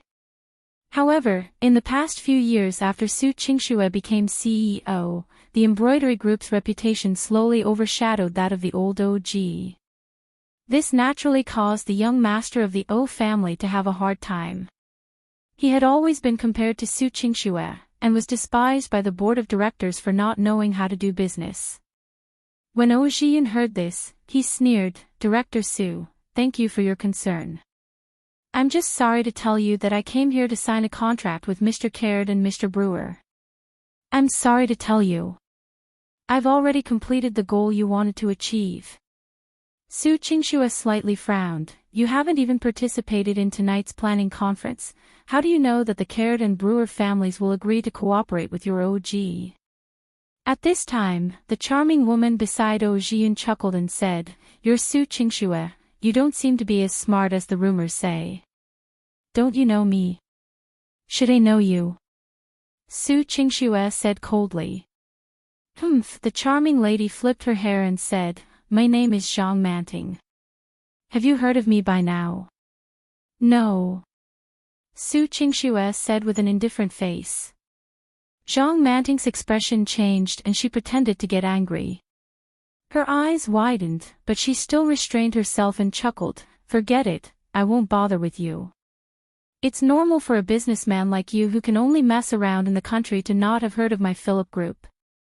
I just want to remind you not to humiliate yourself in front of Mr. Caird and Mr. Brewer tonight. Not only is it a formal negotiation at the company level, even at tonight's cocktail party, informal greetings, with me and my boyfriend here, your brocade has no chance at all." Su Qingxue's expression did not change as she said, "Although I still don't know who you are, if there's nothing else, we'll be leaving." "Humph, you're really as arrogant as the rumors say. I've seen a lot of people like you who rely on luck to climb into the upper class and then think you're so great. Since you don't take my words seriously, then just wait to feel your failure." Zhang Manting sneered. "Ting, don't be so stubborn. What if our extremely intelligent director Su can sign some small contract, such as some trash project that we don't want?" "Ha!" Oh Jiyun laughed. Zhang Manting nodded. "Dear, what you said makes sense. We can't be too ruthless. After all, they came all the way here to attend Alice's cocktail party in Barley. How about this, I'll go and tell my dad to let the other small companies not have to look at our faces. If there's really a small place that can be given to the embroidery group, then just give it to them. After all, it's also a company in China, right?" Oh Jiyun laughed and said, "Father-in-law has always been kind and benevolent. He should agree to this." The two of them sang the same tune, glanced at Su Qingxue with disdain, and then walked away. As for Yi Fan, they were too lazy to ask, because outsiders generally knew that Su Qingxue was single. Those who brought the cocktail party were either assistants or bodyguards, so there was no need to think too much about it. After the two of them left, Yi Fan couldn't help but ask, "Wife, is the Phileas Group the media company that spanned across Asia and Europe?" Su Qingxue's expression was also not too good as she said, "You actually know about it. It seems like you've seen the information I gave you." Hee, since you asked me to see it, of course I'll take a look." Yi Fan said that Zhang Manting should be the controlling shareholder of the Phileas Group, the daughter of the Zhang family. Su Qingxue took a sip of champagne and said, "It seems like Oh Jiyun wants to recover a city in Europe after suffering a crushing defeat at home. I wonder when he found the daughter of the Zhang family. That's right, if he doesn't produce some results, the O family will probably lose their right to speak on the board of directors. If it wasn't for his ancestors founding the O family, he would have been expelled by now." Chapter 491. 0491 The O family also wants to open a theater in Europe, buy a cinema, and develop a high-end shopping mall. The two giants, Caird and Brewer, were currently the most powerful partners. If they can cooperate with us, then as long as we have the funds to enter the European market, there won't be any problems. The government and the Chamber of Commerce will have a smooth journey. But if the O family takes the lead, it will be very difficult for us to enter this market. After all, the European market share has always been very stable, and once it is saturated, it will naturally be gone. Is the Phileas Group really that capable? What right does that Zhang have to say that Caird and Brewer will have to look at their faces? Yi Fan still didn't quite understand. Su Qingxue faintly sighed. If it was 3 years ago, it might not have been like this. But in these 3 years, the Phileas Group has acquired several European entertainment companies. They have a large number of contracts with entertainment stars, actors, and artists in their hands. Therefore, in Europe, the two companies that Caird and Brewer want to consider cooperating with, in addition to having a strong capital, if they have abundant performance resources, then they will have a greater advantage in terms of publicity and distribution. Yifan nodded. Oh, then what should my wife do now? He seems to be very confident. Shu Qingxue snorted and finished the champagne in her hand in one gulp. Her eyes were resolute and confident as she said, although the Phileas Group has resources, it's not like all of Europe's celebrities are with them. I'm just a step behind the O family. At most, I can just find these entertainment resources from other entertainment companies. Moreover, entertainment is now a global era, so I can also find entertainment companies from all over the world to cooperate with. Besides, tonight's cocktail party was just to get to know Caird and Mr. Brewer, not a formal work meeting. If I were to admit defeat just because they said a few words like that, then I wouldn't have been able to walk to where I am today. Yifan smiled. Wife, I feel that just based on that Jian's appearance, he is just a good-for-nothing rich second generation. When you tell Caird and Mr. Brewer about your plan, they will definitely choose you. Shu Qingxue blinked. I am also confident, but the influence of the Phileas Group cannot be underestimated. Compared to them, we do not have any advantage right now, so we still have to be careful. Yifan said, Wife, look, they all rely on their relationships and connections to do business there. How about we also take this path? I'll introduce you to a few acquaintances, and then. She glared at him and said, Do you think I can't do it? Are you looking down on me? Yifan hurriedly waved his hand. Wife, don't misunderstand, then I won't say any more. I definitely won't interfere with your activities tonight. What should we do next? To find the Escalade and Brewer. Shu Qingxue calmed herself down and said, I want to eat something first, then I'll go find Caird and Mr. Brewer. If Mr. Henri Pinault comes later, people will think that I have something to do with the Kaiyun Corporation. That would not be good. It seemed that the woman really didn't want to bring him along, in case he met any acquaintances and came out to help her. This temper was really stubborn. He insisted on relying on himself, but Yifan could only respect Su Qingxue's choice. Yifan started to eat, while Su Qingxue simply ate some fruits and desserts. Then, she took a glass of champagne and started to move on her own. Brother, are you eating alone? Fog Knight suddenly appeared beside Yifan. The girl was wearing a short red evening dress, revealing half of her snow-white shoulders. Her exaggerated figure was still incomparably alluring.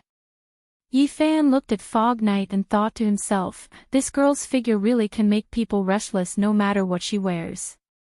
Hey, you're suddenly with me. My wife will probably have an opinion later. I'll have to think of a way to explain again. Yifan said helplessly.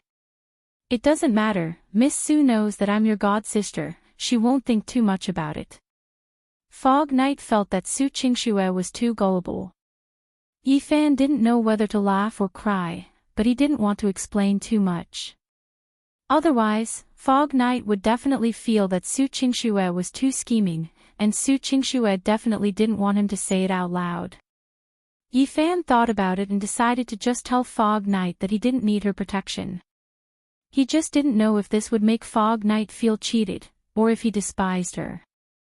Right at this moment, Yifan suddenly felt two murderous auras locking onto him. Yifan narrowed his eyes. He didn't expect that someone would come looking for trouble with him without knowing what was good for him. He could feel that the newcomer's strength was average, probably some nameless nobody, so he said, Hey, I'm going to the bathroom. Fog Knight also noticed that something was amiss.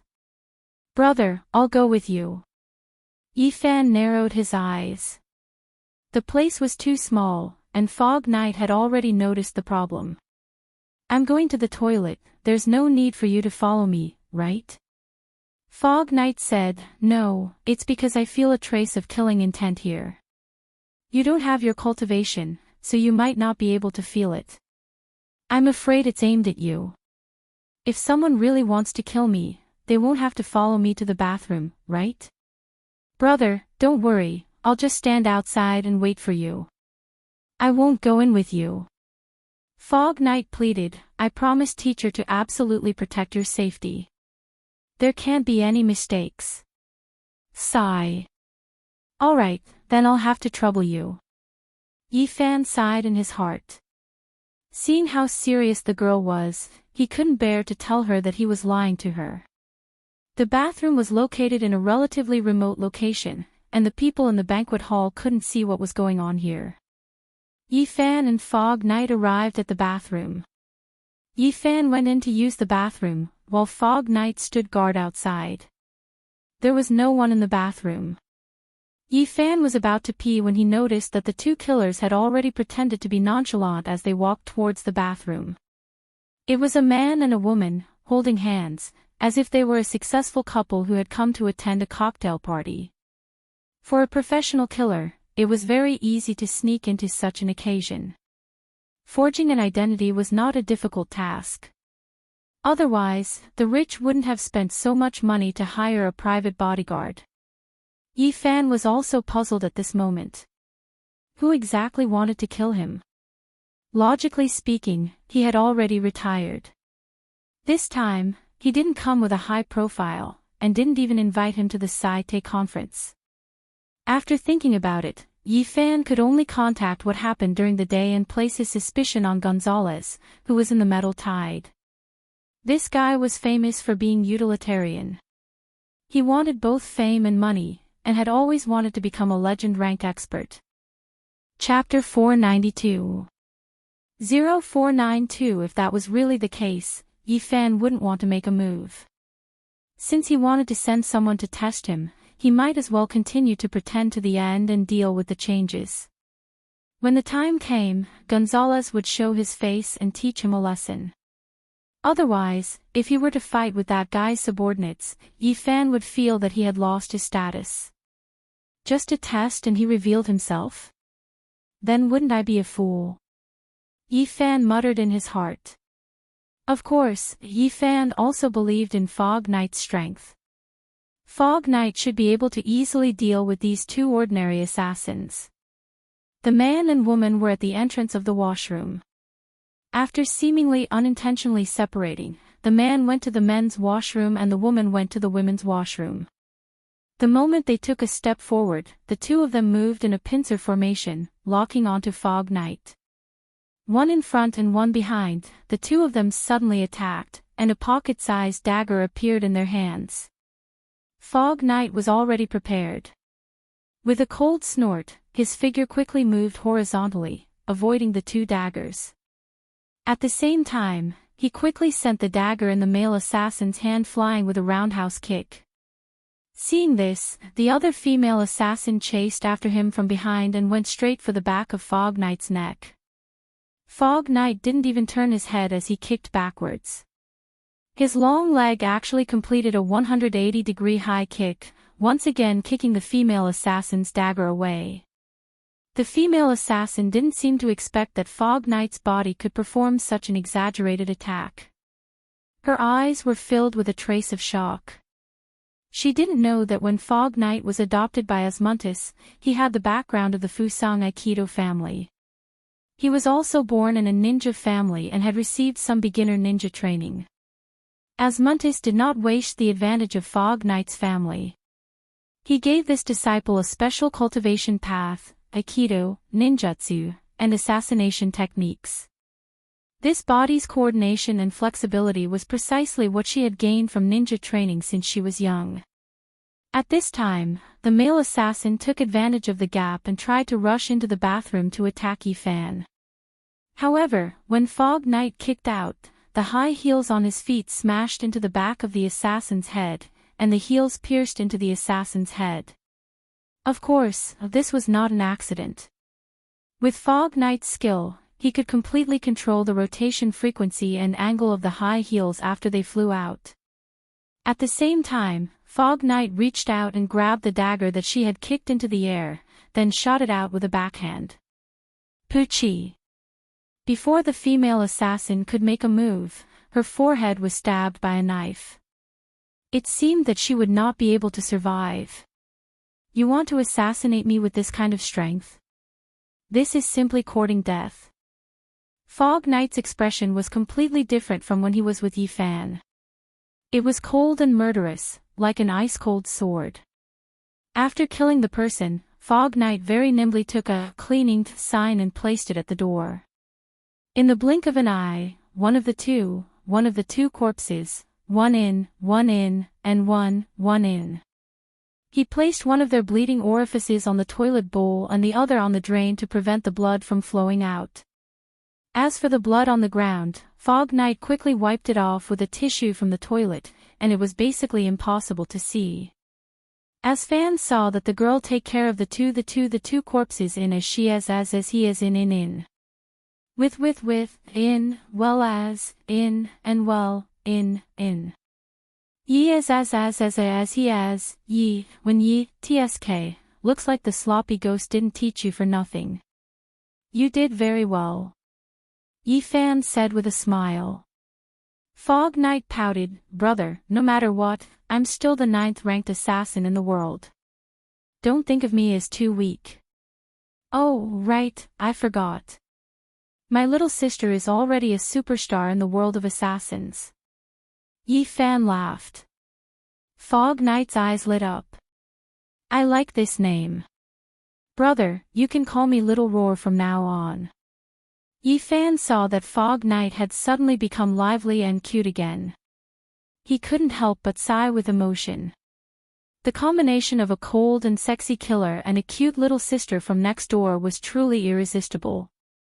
When Fan Xian saw Fog Knight suddenly become lively and cute again, he couldn't help but sigh with emotion. The combination of a cold and sexy killer and a cute little sister from next door, this little girl's charm was truly irresistible. Fog Knight smiled sweetly, her big eyes turning into crescent moons. The two of them walked out of the bathroom, took away the cleaning sign, and prepared to return to the banquet hall through the corridor. Fog Knight smiled sweetly, her big eyes turning into crescent moons. The two of them walked out of the bathroom, took away the cleaning sign, and prepared to return to the banquet hall through the corridor. However, Yi Fan noticed that the cleaner's cultivation was even stronger than Fog Knight's. This information was obtained from Yi Fan's experience and instinct. However, this time, because Fog Knight had just taken care of the two assassins, he thought that everything was fine and relaxed a little. In addition, his cultivation was a little weaker, so he didn't notice that the cleaner walking towards him was an expert. Fan Xian finally understood why the two assassins from before were so weak. They were simply cannon fodder, just to make Fog Knight relax its vigilance. The real assassin was this cleaner. This time, he was probably the only one who would make a move. Yi Fan muttered in his heart, but he wasn't in a hurry. He continued to chat and laugh with Fog Knight. He also wanted to see if Fog Knight would react. In any case, Yi Fan himself wouldn't feel any danger. Just as he passed by the cleaner, the man instantly released a burst of true spirit chi that could only be found in the body refinement stage. One of his left hands waved towards Yi Fan's waist, while the other took out a triage military knife from under a rag on the car.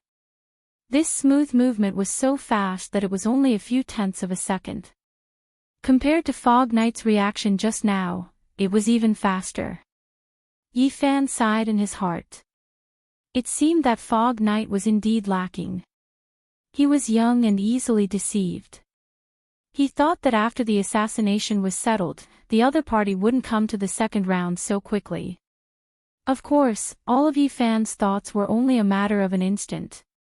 When Yi Fan was about to make his move, he suddenly felt a shadow flash past his eyes. Fog Knight. Yi Fan was shocked to see that the moment Fog Knight discovered that the cleaner was about to assassinate him, his body actually turned into a violent moving shadow, and from his right, he directly circled to Yi Fan's left. The girl's movement speed was so fast that Yi Fan couldn't even see it clearly. He could even vaguely see a white-gold electric current surging around her body. It was as if the girl had turned into a bolt of white lightning. Bam! Fog Knight punched the assassin in the chest. The man didn't even have time to react. He thought that he was going to succeed, but he didn't expect his chest to be struck by lightning. Chapter 493. 0493 Incheo. The man opened his mouth miserably and spat out a mouthful of blood in disbelief. You. What the hell are you? The man didn't understand how Fog Knight was able to move at such a high speed. From his reaction to his attack, it was already inhumanly fast. You. Yi Fan also didn't understand. Fog Knight's speed already made him feel a little pressured. Just now, Yi Fan only dared to say that he could barely receive that punch, but he might not be able to. Of course, with Fog Knight's power, it was still very difficult for it to cause much damage to someone at Yi Fan's level. However, the assassin who was knocked down suffered a huge loss. He didn't expect Fog Knight to be able to react. Fog Knight, on the other hand, didn't seem to be feeling well. The girl's face was a little pale as she took out a ninja dart hidden in her clothes. Taking advantage of the fact that the assassin was injured, she condensed a ball of true energy and shot the ninja dart into the assassin's throat. This assassin, whose cultivation was actually slightly higher than Fog Knight's, inexplicably died on the spot, unable to close his eyes in peace. Yi Fan noticed that something was wrong with Fog Knight's body. He supported the girl and said with a frown, "Shower, you, brother, I'm fine. I'll send this corpse to the storage room," Fog Knight said. Yi Fan checked Fog Knight's pulse, then touched the girl's arm muscles and said in a deep voice, "You're still saying you're fine. Did that move of yours put a lot of pressure on your body? Your physical fitness is simply unable to withstand that kind of high-speed movement. Fortunately, your meridians were not damaged, and only your muscles were damaged. However, this is already very dangerous." Fog Knight looked at Yi Fan in shock. "Brother. You found out?" Yi Fan sighed and said, "Even if I don't have any cultivation, my medical skills and understanding of cultivation are still there." "Oh." Fog Knight weakly lowered its head. "I was also in a hurry. There was no other way. If I didn't do this, I wouldn't have been able to stop his assassination in time." Of course, Yi Fan understood the girl's thoughts. He also didn't expect that Fog Knight would really have a way to stop her. However, he had also witnessed the miraculousness of this little sister of his. It seemed she still had a secret that no one knew. Put him in the storage room first, in case someone finds out later. As Yi Fan spoke, he dragged the assassin's corpse to a small room with miscellaneous items. After cleaning up the scene, Yi Fan pulled Fog Knight to a small balcony on the second floor.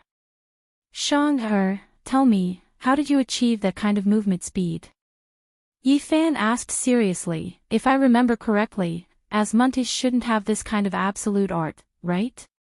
Fog Knight said uneasily, "Brother, don't tell teacher about what happened just now, okay?" "Why?" "Because teacher said that I am not allowed to use 100 shadows. If teacher finds out, he will definitely punish me to face the wall and think about it." Fog Knight said pitifully. 100 shadows. Yi Fan narrowed his eyes. "Is this the name of this movement method?" "Teacher gave it to me." "Actually, I don't know what it is either, Fog Knight." After a simple explanation, Yi Fan finally understood the whole story. It turned out that during Fog Knight's training with Asmontes, he had been constantly oppressed. His impatience and unwillingness had reached an extreme. She didn't know why, but Fog Knight felt a surge of electricity run through her body. Her speed suddenly increased to a level that even she found hard to believe. She injured Asmontes with a single palm strike. One had to know that at that time, Fog Knight was only 15 years old, and his cultivation hadn't reached the body refinement stage yet. Logically speaking, it was impossible for him to injure Asmontes, who was already one of the top assassins in the world at that time. However, after that attack, Fog Knight's body bled internally. It took him more than half a month to recover from his injuries. From then on, Asmontes strictly forbade Fog Knight from using this strange ability, because he felt that this ability might have a very bad effect on Fog Knight, and it also had a lot of side effects on the body. The key was that they had no way of knowing whether this ability was a superpower or some strange innate talent. To be on the safe side, not using 100 shadows was the most reasonable thing to do. Teacher also said that 100 shadows is too much of a burden on my body. My body can't take it at all. Unless I reach the great perfection of the body refinement stage, I can't take the risk. Fog Knight regretfully said, "It's a pity that I don't know how long it will take me to reach the great perfection. I feel that if one day I can use 100 shadows as I please, I should have a chance to surpass teacher." Yi Fan curled his lips. "It's not just surpassing the slovenly ghost, I might not even be able to take that punch just now." Ha! Fog Knight blinked its eyes strangely. "Brother, don't you have no cultivation? It's normal for you to not be able to catch it." Yi Fan smiled embarrassedly and said, "Anyway, it is indeed very powerful. Come on, you should rest well today. Your muscles are all strained. If you want to protect me, you should change it to someone else. Don't do it yourself." Although Fog Knight was very depressed, it knew that Yi Fan was speaking the truth, so it could only obediently nod its head. Then, "Brother, don't let my teacher know. Just say that I was injured in battle." Fog Knight was still a little afraid of his strict teacher. Yi Fan smiled and nodded, "Got it. Even if he dares to blame you, I will help you block it." Fog Knight smiled sweetly, "Yeah, I have my brother to protect me now." After saying that, Fog Knight suddenly hugged Yi Fan's neck and kissed him on the cheek. Yi Fan was stunned.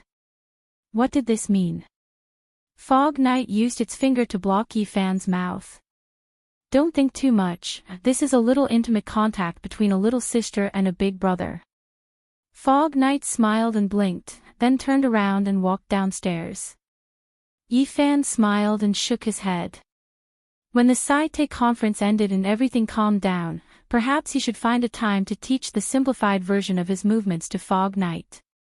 This way, Fog Knight might not need to be at the great perfection of body refinement to be able to use some of 100 Shadows' abilities. Come to think of it, Yi Fan was a little curious. What was the mystery behind Fog Knight's background? If this wasn't an ability, then it could only be talent. As for talent, it was often related to one's bloodline and bloodline. For example, the Phoenix girl, Xiao Axian her power came from the Phoenix bloodline. This kind of talent, others could only envy, it was simply impossible to imitate. Chapter 494 0494 He didn't expect that as soon as he went downstairs and entered the banquet hall, he would see Su Qingxue standing with a few well-dressed businessmen. At the same time, Oh Jiyun and Zhang Manting, the couple, were also together. The group of people seemed to have smiles on their faces, but if one listened carefully, they would be pushing each other with open spears and hidden arrows. A middle-aged white man with a curly beard said to Su Qingxue, "I'm sorry, Miss Su. We have already discussed cooperation with the OG group, and we are just short of signing the contract. The cooperation with the embroidery group can only depend on the opportunity in the future. Mr. Caird, you haven't even seen our embroidery group's plan with your own eyes, yet you rejected our sincerity. Isn't this too irresponsible for your company and your employees?"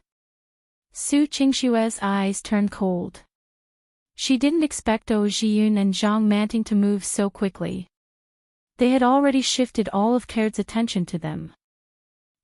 Miss Su, I've been doing commercial real estate, especially the development of theaters and cinemas. I've been doing it for more than 10 years. Including my father and grandfather, our family has been doing it for more than 60 years. We know very well how to operate, so in fact, most of the planning and publicity plans are pretty much the same. There's not much difference between looking at your plans and not looking at them. Caird had a complacent look on his face. Su Qingxue didn't think so. I think Mr. Caird, your words are very irresponsible. This means that you have already begun to walk the path of self-restraint. The reason why your cared company needs to cooperate with us, a new company that develops in China, is because you want to get rid of this stagnant water and reinvigorate the European market. If you choose OG just because of the intervention of the Phileas Group, I think this is no different from gambling. It's not an innovative and progressive approach at all. Oh Jiyun said coldly and arrogantly, I say. Su Qingxue, you're too arrogant. How do you know that our plan is definitely inferior to yours? Could it be that our company's talent team really can't compare to your embroidery group? Don't treat Mr. Caird as a layman who doesn't know anything. Mr. Caird knows a lot more than you do. He's just being humble and doesn't want to bother with you. That's right. Zhang Manting also laughed mockingly. From the looks of it, you can't afford to lose at all, so you're being unreasonable here. We're all people with status, is there any meaning in this?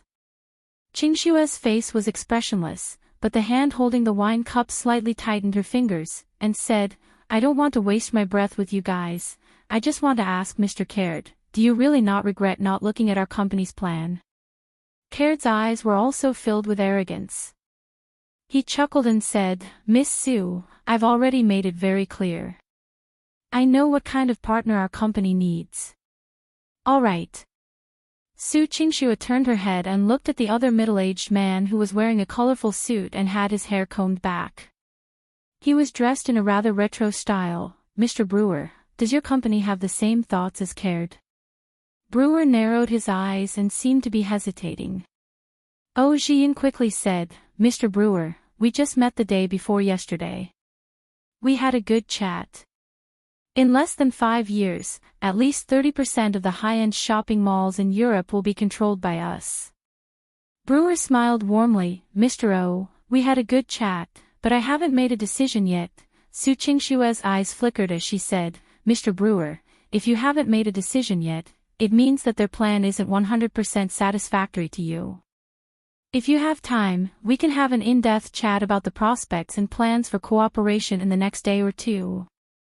When Brewer heard this, he hesitated for a moment and said, Miss Su, let's put it aside for now. I want to ask you a question.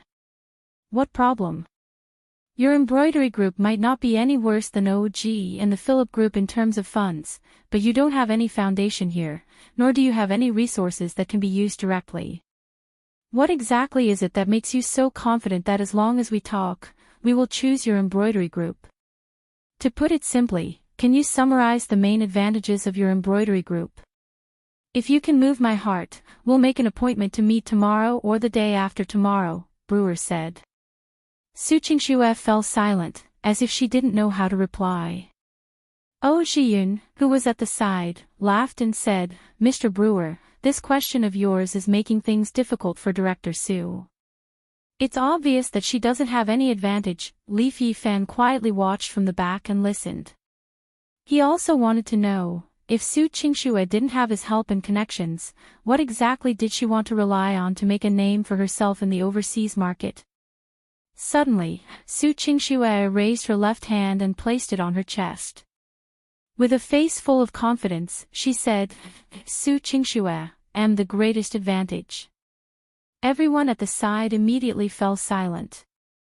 Oh Jiyun and Zhang Manting were sneering, while Caird was frowning. Brewer, on the other hand, had a face full of interest. Why? Brewer asked. Su Qingxue said with a calm expression, I believe that before we met, the two of you already know about the development of our embroidery group over the past few years. You must also understand that my identity here is different from theirs. Su Qingxue gestured to O Jiyun and said, Mr. O is just a loser. He fled to Europe and wanted to seek help, which means that he doesn't even have the courage to face me head-on. I, Su Qingxue, came here to be the victor of a siege. I don't need anyone's help, I'm just here to find someone to succeed with me. Perhaps no one will cooperate with me, and my success will slow down a little, but the result will still be the same. The leader of a great enterprise might not know how to sell products, how to overcome technical problems, or how to talk about business, but he should definitely understand how to become a winner. Not a loser who ran away in defeat. This earth is only so big, where can you escape to in the end? The only result is to be kicked out of this game. Oh Jian's face alternated between red and white when he heard this. Su Qingxue. Don't talk nonsense here. I didn't run at all. We, OG, are here to cooperate, and everything will happen naturally. But Su Qingxue ignored him and asked, Mr. Brewer, is this reason okay? Brewer laughed and stretched out his hand. Miss Su, your inner strength is far more attractive to me than your appearance. I will have my assistant contact your company for a specific time to discuss the details. The corner of Su Qingxue's mouth slightly moved as she shook hands with Brewer. Oh Jian was naturally so angry that he gritted his teeth, but since Brewer had said so, they couldn't forcefully stop him, lest they angered Brewer. Chapter 495. 0495-inch Mr. Leibson. Caird hurriedly stepped forward to greet him. I didn't expect you to come to this reception. This must be your beautiful daughter, Miss Barbara. The one who walked over was a middle-aged man in his 40s or 50s, wearing brown glasses and shiny hair. He was a tall and sturdy middle-aged man in a striped suit. The man's hand was covered with all kinds of large diamond and gem rings, and on his wrist were strings of beeswax, red sandalwood, and agarwood bracelets. Walking in the banquet hall, almost everyone who saw him would look at him with reverence. Many people wanted to approach him, but they were afraid and hesitant. Beside the man was a voluptuous woman with blonde hair and blue eyes. She looked to be in her 20s, but her facial features were quite sexy. She was wearing a yellow low-cut evening gown and a sparkling diamond necklace. Hearing Caird call them, Leibson didn't even look at him and simply replied with a Barbara, on the other hand, smiled and waved. Hello, you must be Caird, right? Although she was an elder, Barbara clearly didn't take this Caird seriously. However, Caird hurriedly smiled and said excitedly, yes, this humble one is Caird. It's an honor that Miss Barbara still knows me. Oh Jiyun, who was at the side, asked in a low voice, Darling, who are these Rebus and Barbara? Zhang Manting's face was rather nervous at this moment. She lowered her voice and said, You don't even know Mr. Leibson. Haven't you heard of Reggie Chemicals? What? Oh Jiyun was shocked. He's the war maniac, the thunder known as the Thunder Beast. Brewer narrowed his eyes. Hearing the conversation between the two people beside him, he smiled and said, That's right, he's the Thunder Beast, Mr. Leibson. On the surface, he's the boss of Reggie, one of the top 3 chemical companies in Europe. However, he was one of the top 3 arms dealers in the world. It was said that there was no arms that he couldn't get, and the quality of his arms was the best in the world. In front of his arms kingdom, Reggie Chemicals was just a small part of it. That Barbara is the apple of his eye, and also the only soft spot in Reba's heart, so no one dares to not give Barbara face. Oh Jiyun and Zhang Manting's faces were pale. To them, such a person was too high and out of reach. An arms dealer was a symbol of status and background. If you had no status or background, the world's major countries would not tolerate you buying and selling weapons everywhere. The military factories would not even bother with you.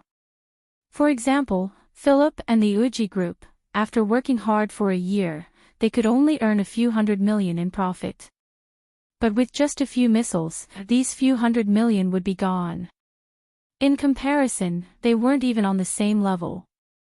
After discovering that Rebus had come, more and more rich people began to rush over and gather here. They all kept greeting Rebus and Barbara, flattering them with some nice words. Barbara was all smiles from ear to ear. She seemed to be very satisfied with this group of people's flattery. However, Rebus didn't pay much attention to them. He looked at them with disdain. This group of rich people with at least a few billion euros in wealth seemed to have no value in his eyes. Arms dealers, do they have any business dealings with them? Qingxue was very puzzled and asked Brewer, Mr. Brewer, why are they all trying to curry favor with Rebus? Brewer shrugged his shoulders and smiled. Miss Sue, you are still too inexperienced in this area. Arms dealers didn't just resell arms. They directly affected the economy of the world, because their arms were the key to starting a war. Without arms, there would be no war. Every merchant in the banquet hall had their businesses scattered all over the world. In any region, once there was a war, it would be a huge economic crisis, but it could also be a huge opportunity. An arms oligarch like Rebus could have a certain impact on the economies of all over the world by himself. Moreover, he had his own connections in the Congress of the United States and the parliaments of all the major European countries. The resources that a person like him has can no longer be measured by money. Qingxue suddenly understood, so that's how it is. Then Mr. Brewer, why don't you go up and greet Rebus? You can be considered one of the richest people here, right? Brewer smiled bitterly and said, I also want to greet Mr. Rebus, but look, can I squeeze in? And just now, when Caird went up to greet him, did you see Rebus respond? At our level, the gap between us and Rebus is still too great. Unless we can occupy more than 50% of the market in Europe, Rebus won't even look at us in the eye. But at this moment, Rebus, who was holding Barbara's arm, suddenly walked towards Brewer. Brewer suddenly felt a little nervous. His hand that was holding the champagne trembled as he hurriedly tidied up his collar. The dozens of pairs of eyes present were all paying attention to Rebus' movements.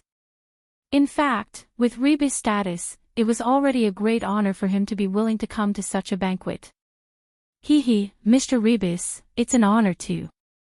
Brewer thought that Rebus had come to find him and reached out his hand to shake hands. However, Rebus directly passed by him and walked in front of Su Qingxue. Then, he lowered his head, and on his expressionless face, the corner of his mouth suddenly moved, and he grinned. This should be Miss Sue. It's my honor to meet you in Barley. I'm Rebus, and this is my daughter, Barbara. The scene suddenly quieted down. Other than the violin band's performance, there was no other sound. Caird and the other rich people thought that they had seen wrongly and kept blinking, their faces full of confusion and shock. Oh Jiyun and Zhang Manting's faces turned pale as they watched this scene in disbelief. Brewer didn't even have the time to care about his awkward situation. He was so shocked that his jaw almost dropped to the ground. The father and daughter, who disdained all the rich and famous people present, actually took the initiative to walk in front of this young businesswoman from the East and greeted her so politely. Not only did this group of people not understand, Su Qingxue was also confused. She only instinctively shook hands with Rebus and Barbara. Good fortunately, she had a strong mental fortitude and quickly calmed down. She said, Mr. Rebus, this seems to be the first time we've met. Do you know me? Rebus nodded, although this is the first time I've seen you, I've long heard of you. Miss Sue, can I have the honor of inviting you and your male companion to the balcony for a chat? As Rebus spoke, he looked meaningfully at Yi Fan, who was behind Su Qingxue. Chapter 496. 0496 Yi Fan, who was behind her, was the person that Libsun truly wanted to greet. However, it was impossible for a person like Libsun to expose his intentions too easily. If he were to directly find Yi Fan, it would definitely cause a huge commotion. Because no one was interested in Yi Fan in this venue, if they were to suddenly find him, it would cause a lot of people to pay attention to Yi Fan. By looking for Su Qingxue to get close to Yi Fan, Libsun wouldn't let Yi Fan get into trouble. Everything would be much more natural. She was getting more and more curious. What kind of person was her husband? Why would even the top 3 military oligarchs in the world come to pay a visit? However, Su Qingxue's mental fortitude was very good. She calmly nodded, of course.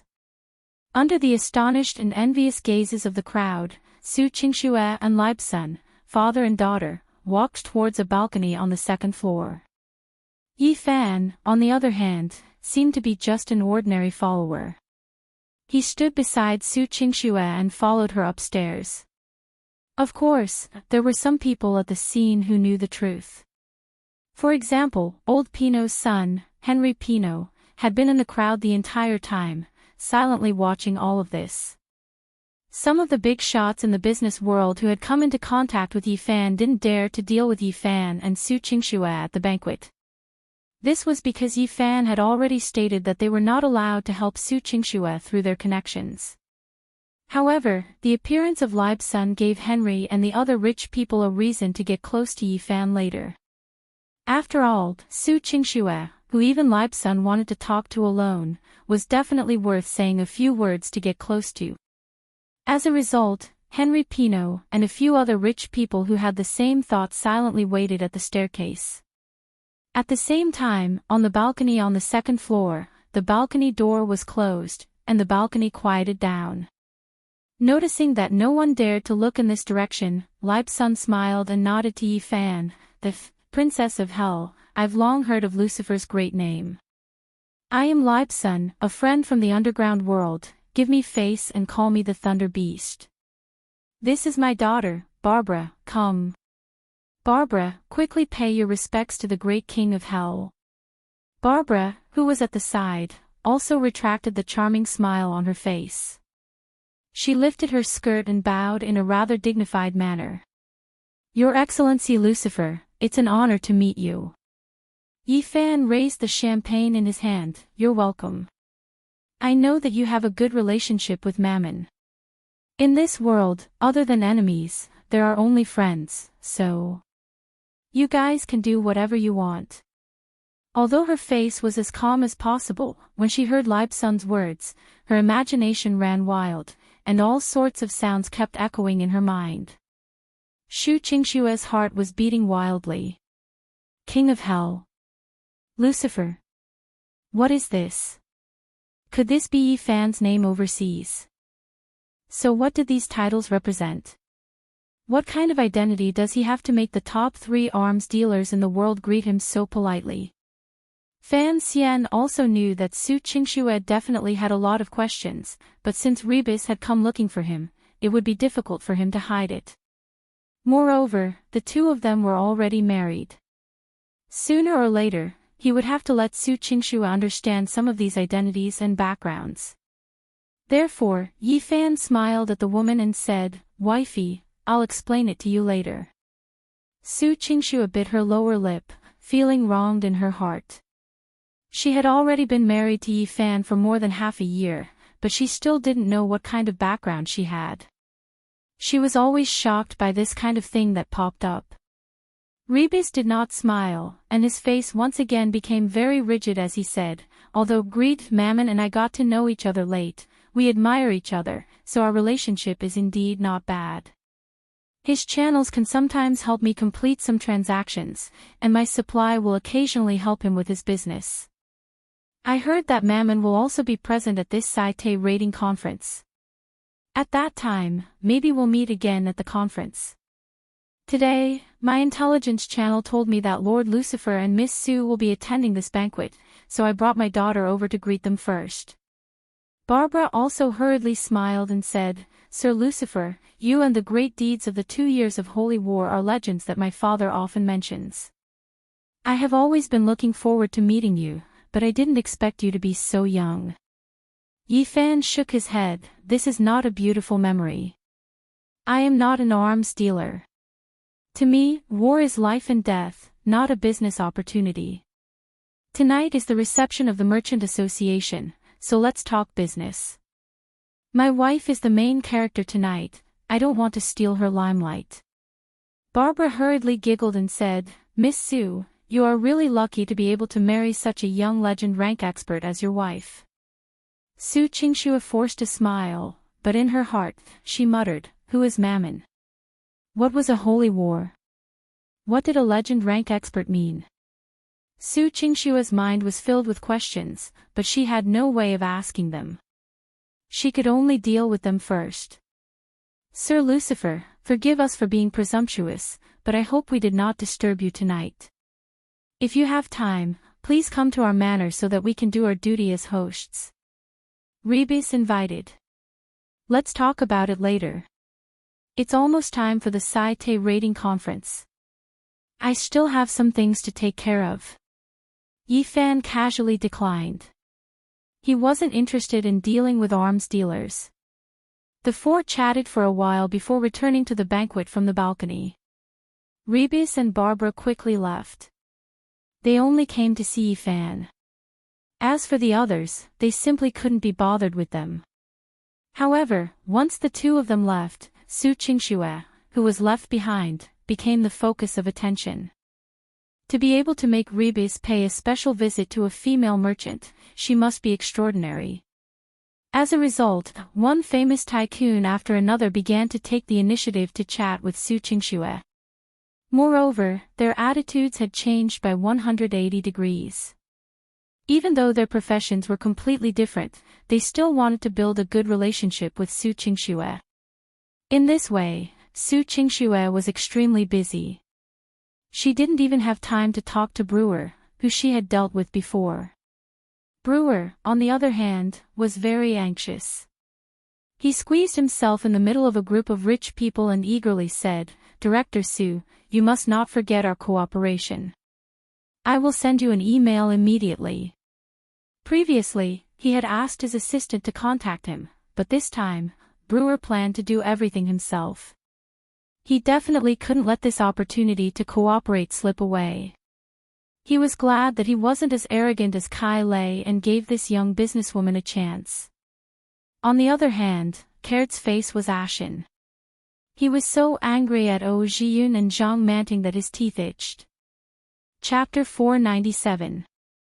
0497-inch Mr. Caird, you don't have to worry. Even if Su Qingxue has a certain background, we can still cooperate. Oh Jiyun wanted to appease Caird's emotions, but Caird directly interrupted him. No need. Mr. O. We do not intend to cooperate with your company. The contract we agreed on before is cancelled. Caird gritted his teeth and said.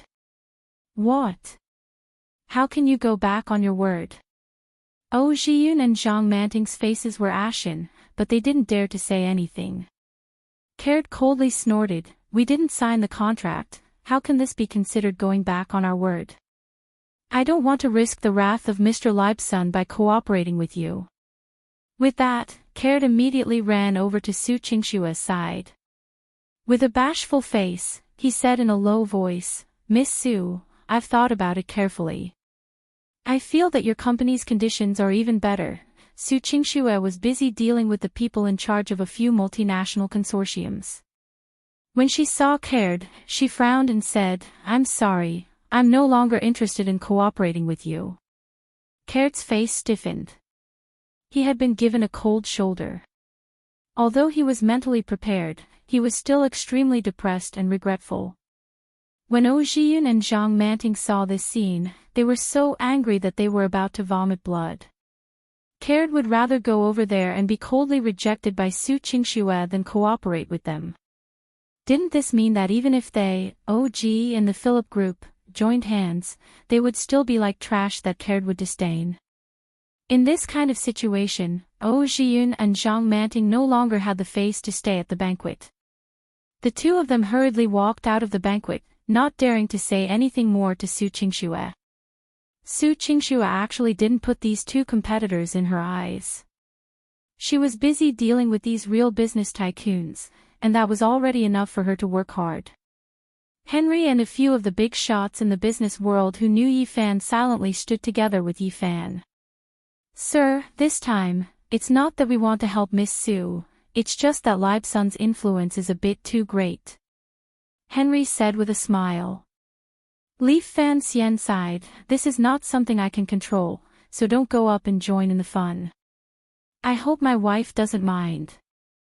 After the cocktail party, Su Qingxue was invited by more than 20 multinational corporations and consortiums, all of whom had the intention to cooperate with her.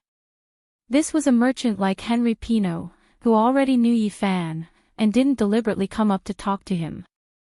Otherwise, Su Qingxue might have received more than 10 invitations. Originally, Su Qingxue had only tried to contact a company that was interested in this wine party, but in the end, the embroidery group had become the hottest partner. In the car returning to the Four Seasons Hotel, Su Qingxue closed her eyes to rest and didn't say anything. When she returned to the hotel room, Su Qingxue felt as if she had collapsed. She sat on the bed and gasped for breath for a while. There were even some fine beads of sweat on her forehead. When Fan Xian saw the woman like this, he finally came to his senses. Although the woman seemed to be able to deal with it easily, she still felt a lot of pressure when she saw so many big shots in the business world that could only be seen in financial magazines. Fan Xian couldn't help but smile as he sat by the bed. He reached out his hand to pat the woman's shoulder, but Su Qingxue immediately sat away. "Wife. What are you doing? Are you really angry with me?" Yi Fan said in distress, "I really didn't let Rebus come. I don't know him. This is the first time I've seen him today. Look at Henry and the others. Those who know me don't even dare to come over and strike up a conversation with us. I respect your choice." Su Qingxue turned her head to look at him and faintly said, "Who said I was angry?" "Then you, who the hell are you?" Su Qingxue asked. Yi Fan was stunned. He could see a trace of unfamiliarity and hesitation in the woman's eyes. "Who is Mammon? What is a holy war? Why do they call you Lucifer? The king of hell?" Su Qingxue asked a few questions in a row. "It's already this late, are you still trying to hide everything from me?" Yi Fan let out a long sigh. After a moment of silence, he said, "Mammon is a good brother of mine. He is one of the 3 biggest arms dealers in the world. Mammon's arms channel was the strongest in the world, and Rebus had the best arms. Therefore, the two of them had a certain degree of cooperation. As for me, I used to establish an organization called Inferno, which is also known as Hell. They praised me and called me the King of Hell, and Lucifer just so happened to be the leader of the 7 kings of Hell, so they called me that. Holy War. That's a long story, and it involves a lot of problems. Wife, when I have time, I'll get someone to get you a copy of the information. I won't talk about it tonight, okay?" Hearing this, Su Qingxue's heart was thumping. She swallowed her saliva and asked, "Then? Legend rank expert, is that what they call you?" Yi Fan nodded with a bitter smile. "That's right, it's just that outsiders are praising me. I actually don't care about these false reputations at all. Otherwise, I wouldn't have run back to China and be my part-time worker, right?" Su Qingxue looked at the man's silly expression. Yi Fan was still the Yi Fan. Although there were so many strange backgrounds, this person was at least real. Thinking of this, Su Qingxue's gaze softened and she couldn't help but pout. "I agreed to work hard for the opportunity to cooperate with you, but now you've ruined it again." "Wife. How could I have known that Rebus would come over?" Yi Fan innocently spread out his hands. "I don't care. In any case, it's all because of you. In their eyes, I'm sure that I've become the kind of woman who relies on your relationship to succeed. You are too annoying. In the future, I can't let you attend this kind of party with me. I'm the one who pays you, but others think you're helping me." Su Qingxue angrily stood up and walked to the table beside her.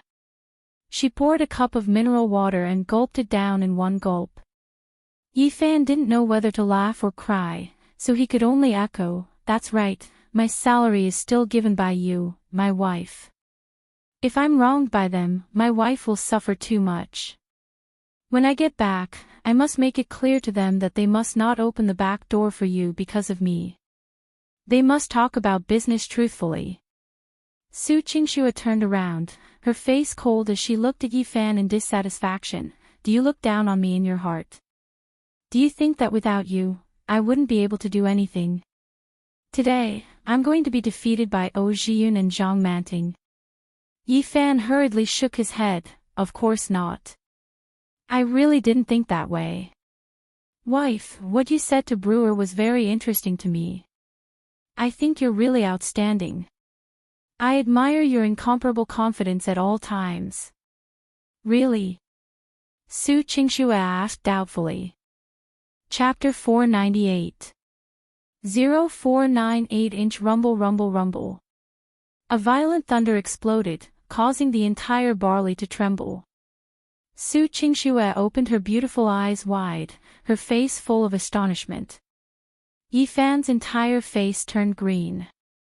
He suddenly ran to the window and pulled open the curtains. He discovered that dark clouds had already gathered outside, and a thunderstorm was about to fall in the middle of the night. What the F***ck? Yi Fan wanted to cry, but no tears came out. Although the rainy season in the Kingdom of Enamel was usually in winter, it shouldn't be raining right now. The key was that you were going to rain. Why did you have to strike thunder? When Yi Fan turned around, he discovered that Su Qingxue was actually covering her red lips with one hand. She was laughing so hard that her shoulders were shaking, and her pair of beautiful eyes were looking at him mischievously. This was the first time he had seen Su Qingxue laugh so happily. The woman seemed to enjoy seeing him embarrassed. Wife, this has nothing to do with my oath. I'm talking about lightning striking me, not thunder from the sky. What I said just now was true. Yi Fan quickly explained. Su Qingxue stopped smiling, but her face was still rosy. She nodded and said, "You don't need to explain. I already know anyway, and the heavens have already told me the answer. You can look down on me, but I'm relying on you anyway. Things have already turned out like this, and I can't change it." After saying that, Su Qingxue laid on the bed and gave herself a pillow. She said, "I want to rest for a while. I'm too tired today, so you can go and play by yourself." With a bitter face, Yi Fan threw himself onto the bed and said to the woman, "Wife, don't be like this. I really don't think you're relying on me. Don't be angry at me." "I'm not angry." Su Qingxue closed her eyes and said indifferently. "I don't believe it. You must be feeling uncomfortable. I didn't expect that Libe's son would come over tonight." Yi Fan said in distress. "I already said, I'm not angry, and I don't have the qualifications to be angry with you. You're so amazing, you're a legend, and you're also a king. What am I? I'm just a small merchant. I've already benefited a lot from you, and I still dislike this and that.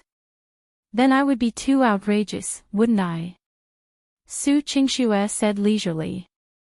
The more Fan Xian listened, the more he felt his scalp go numb. "Wife, please don't say that. The more I listen, the more flustered I get. Just open your eyes and look at me. You can definitely feel how sincere my eyes are." Su Qingxue sighed, turned her head to look at the man, and opened her beautiful eyes. Their eyes met, and Su Qingxue suddenly extended her hand and placed it on Yi Fan's face.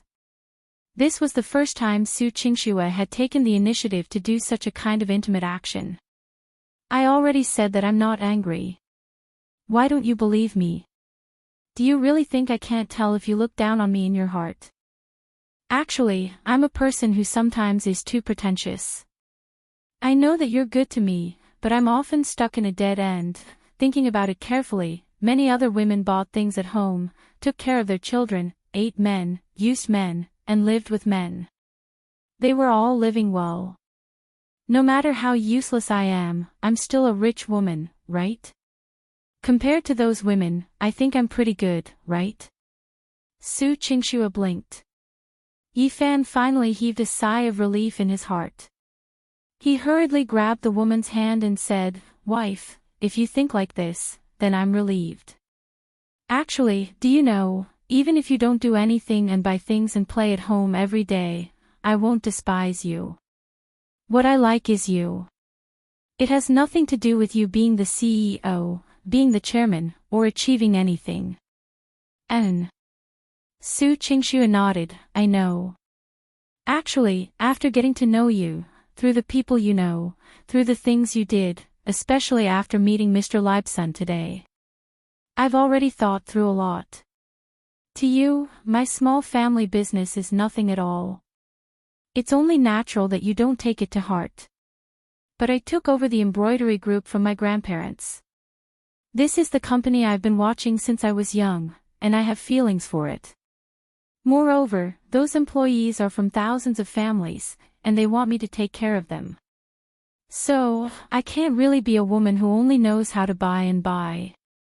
Don't despise my little job, okay? Ha ha. Yifan looked at the sheep-like woman and was overjoyed in his heart. Su Qingshua's white and tender face was a little like a white bun. Her slightly pouting appearance was extremely alluring. The iceberg beauty was not rare. What was rare was that when the iceberg melted, it revealed a touch of warmth. At this moment, looking at his wife and listening to her sweet voice, he felt that she was the cutest woman in the world. Yifan liked her very much. Wife, can you call me hubby? I've been calling you my wife for so long, I really want to hear you call me hubby. Yifan wanted to strike while the iron was hot. When Su Qingxue heard this, she pursed her lips and said, "Not yet, you haven't proposed to me yet, ah." Yifan rubbed the back of his head in disappointment. "That's right, then I'll think of a proposal for you." Su Qingxue pouted and said, "Yifan, do you really want to officially marry me? Don't you think I'm pretentious and hard to deal with? I really don't have a good temper." "Wife, why are you still asking such a question at a time like this?" Yifan didn't know whether to laugh or cry. "Haven't we been together for more than half a year? Do you think I despise you? Then what do you like about me? Aren't there a lot of beautiful women around you? Even if I'm a little prettier than them now, I'm old, so wouldn't I not be as good-looking as a young girl?" Su Qingxue asked curiously. Yifan sighed and hugged the woman's head, letting her stick to his chest. Su Qingxue leaned on Yifan's chest, her delicate body suddenly froze, and nervously asked in a low voice, "You? What are you doing?" "Shh, listen quietly," Yifan said seriously. Su Qingxue blinked her eyes and listened quietly. "Did you hear the sound of my heartbeat?" Yifan asked. Su Qingxue nodded. "What's wrong?" Yifan said, "Before I met you, I had never held a woman before. My heart would beat faster, and when I kissed a woman, my heart would beat uncontrollably. I don't care if you're pretentious, if you have a bad temper, or if you're unreasonable. I only know that you're the first woman who can truly move my heart. Do you understand?" Su Qingxue's eyes were blurred as she stuck to Yifan's chest. Listening to the strong and powerful heartbeat inside, she seemed to be infatuated. Rumble. Another thunderclap rang out, and it began to rain cats and dogs outside. Chapter 499. 0499. The rain washed through the streets and alleys of Barley. Under the dark night sky, the lights and the water scattered about. This fashionable and romantic city seemed to have become a strange and bizarre magical world. In front of a shop that specialized in selling drinks on the side of a street, a figure wearing a black trench coat, a large hood, and a black umbrella stopped in his tracks. The man in black opened a black leather bag that he carried with him and threw an oiled envelope into a trash can at the side. After throwing it away, the man in black quickly left and quickly disappeared into the night. After about a minute, a curly-haired young man wearing an apron walked out of the wine shop. He casually walked to the trash can, opened it, took out the oiled paper bag, and walked back into the shop. All of this happened in a very short period of time. Under the night sky, it seemed that no one would notice all of this. However, a pair of eyes at the top of the opposite building silently watched. Half an hour later, in a business suite of the hotel where the Dragon Soul was staying, the chief of the Dragon Soul Foreign Affairs Bureau, Ho Lei, sat in front of the computer, smoking a cigarette as he looked at the computer screen, deep in thought. Ho Lei was addicted to smoking, so he specially chose this kind of room where he could smoke, and it was also convenient for him to live alone. Ding dong.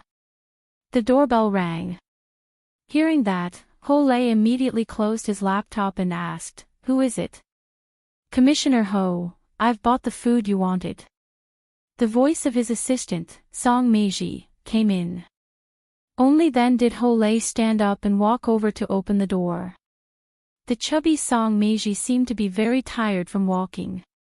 She was panting and holding a bag of food and rice from a Chinese restaurant in her hand. "Little Song, it's been hard on you." Ho Lei took the food and said with a smile. Song Meiji wiped the sweat and rainwater off her face and hurriedly shook her head. "It's not hard at all. Chief Ho can't get used to eating these foreigners' food, and I can't get used to it either." Ho Lei smiled and said, "All right, there's nothing else for today.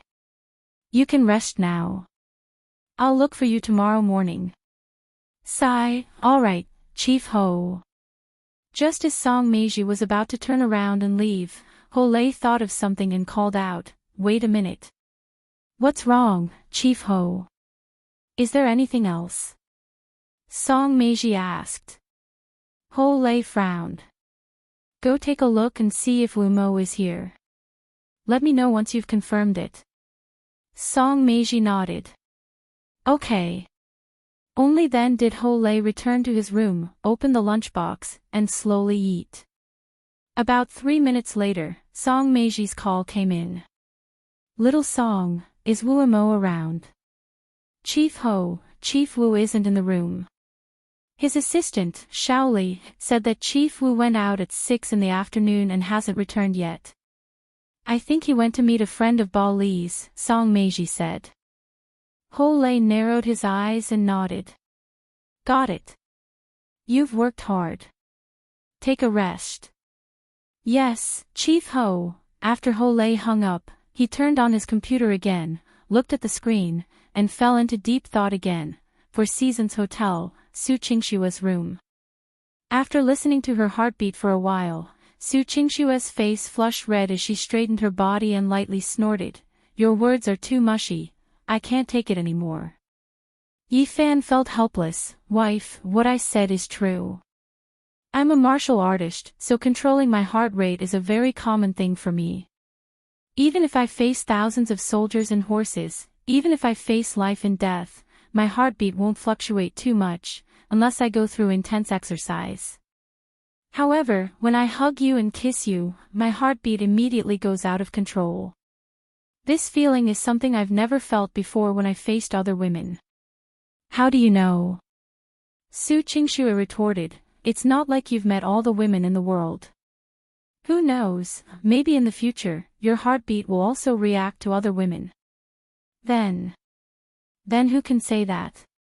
Fan Xian gloomily said, "If you have to say it like that, then all the men and women in the world don't need to get married. Who can say that they won't be able to meet someone they love more in the future? Just wait." Su Qingxue lowered her head, her 2 hands kneading the pure white blanket. "But I've never fallen in love with someone. I don't even know what love is like. How do I know if you truly love me?" Li Fan Xian lowered his head and took a whiff of the jasmine fragrance emitted by the woman's hair. "I don't know either. There's no such thing as a strict standard for emotions. Even 1 + 1 = 2, scientists can't say the absolute principle, let alone love. I only know that when I'm with you, even if you scold me and lose your temper, I won't hate you. I like you no matter how I look at you, and it's very easy and happy to be with you. It's not easy to find someone who can be with you and won't despise you. Why are you thinking so much?" Su Qingxue raised her head and looked at the man. Yi Fan's eyes were very clear and pure. "So narcissistic, you can't dislike me, you're the one who doesn't have the qualifications. You have to know that I really despise you. You have so many women outside, and you still shamelessly say that you want to marry me. I think you are treating me like a fool. You married me because you saw that I was stupid and easy to bully. If other women married you, they wouldn't tolerate you." Su Qingxue mumbled. Yi Fan smiled awkwardly. "Wife, you're not stupid. You're a fool with great wisdom. Your IQ is so high, how could you be stupid? Save it.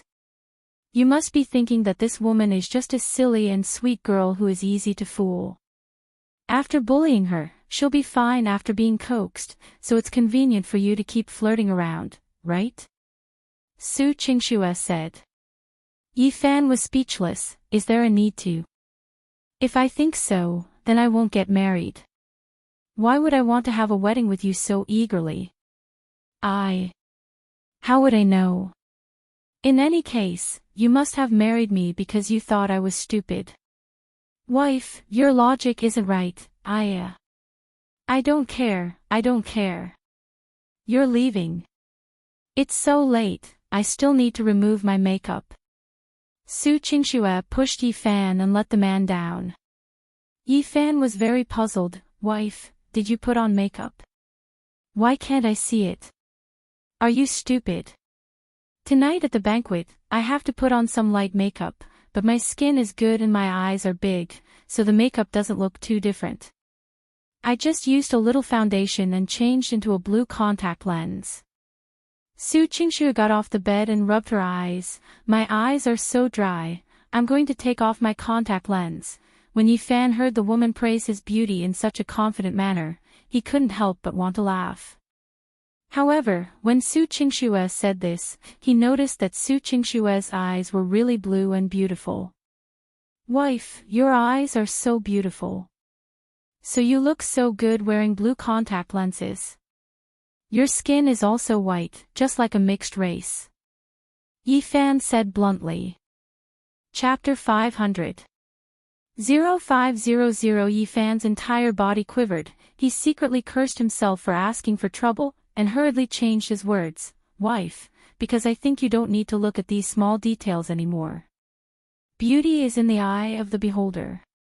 In my eyes, you have already subconsciously made me feel that you are the most beautiful woman in the world. Of course, I ignored these details.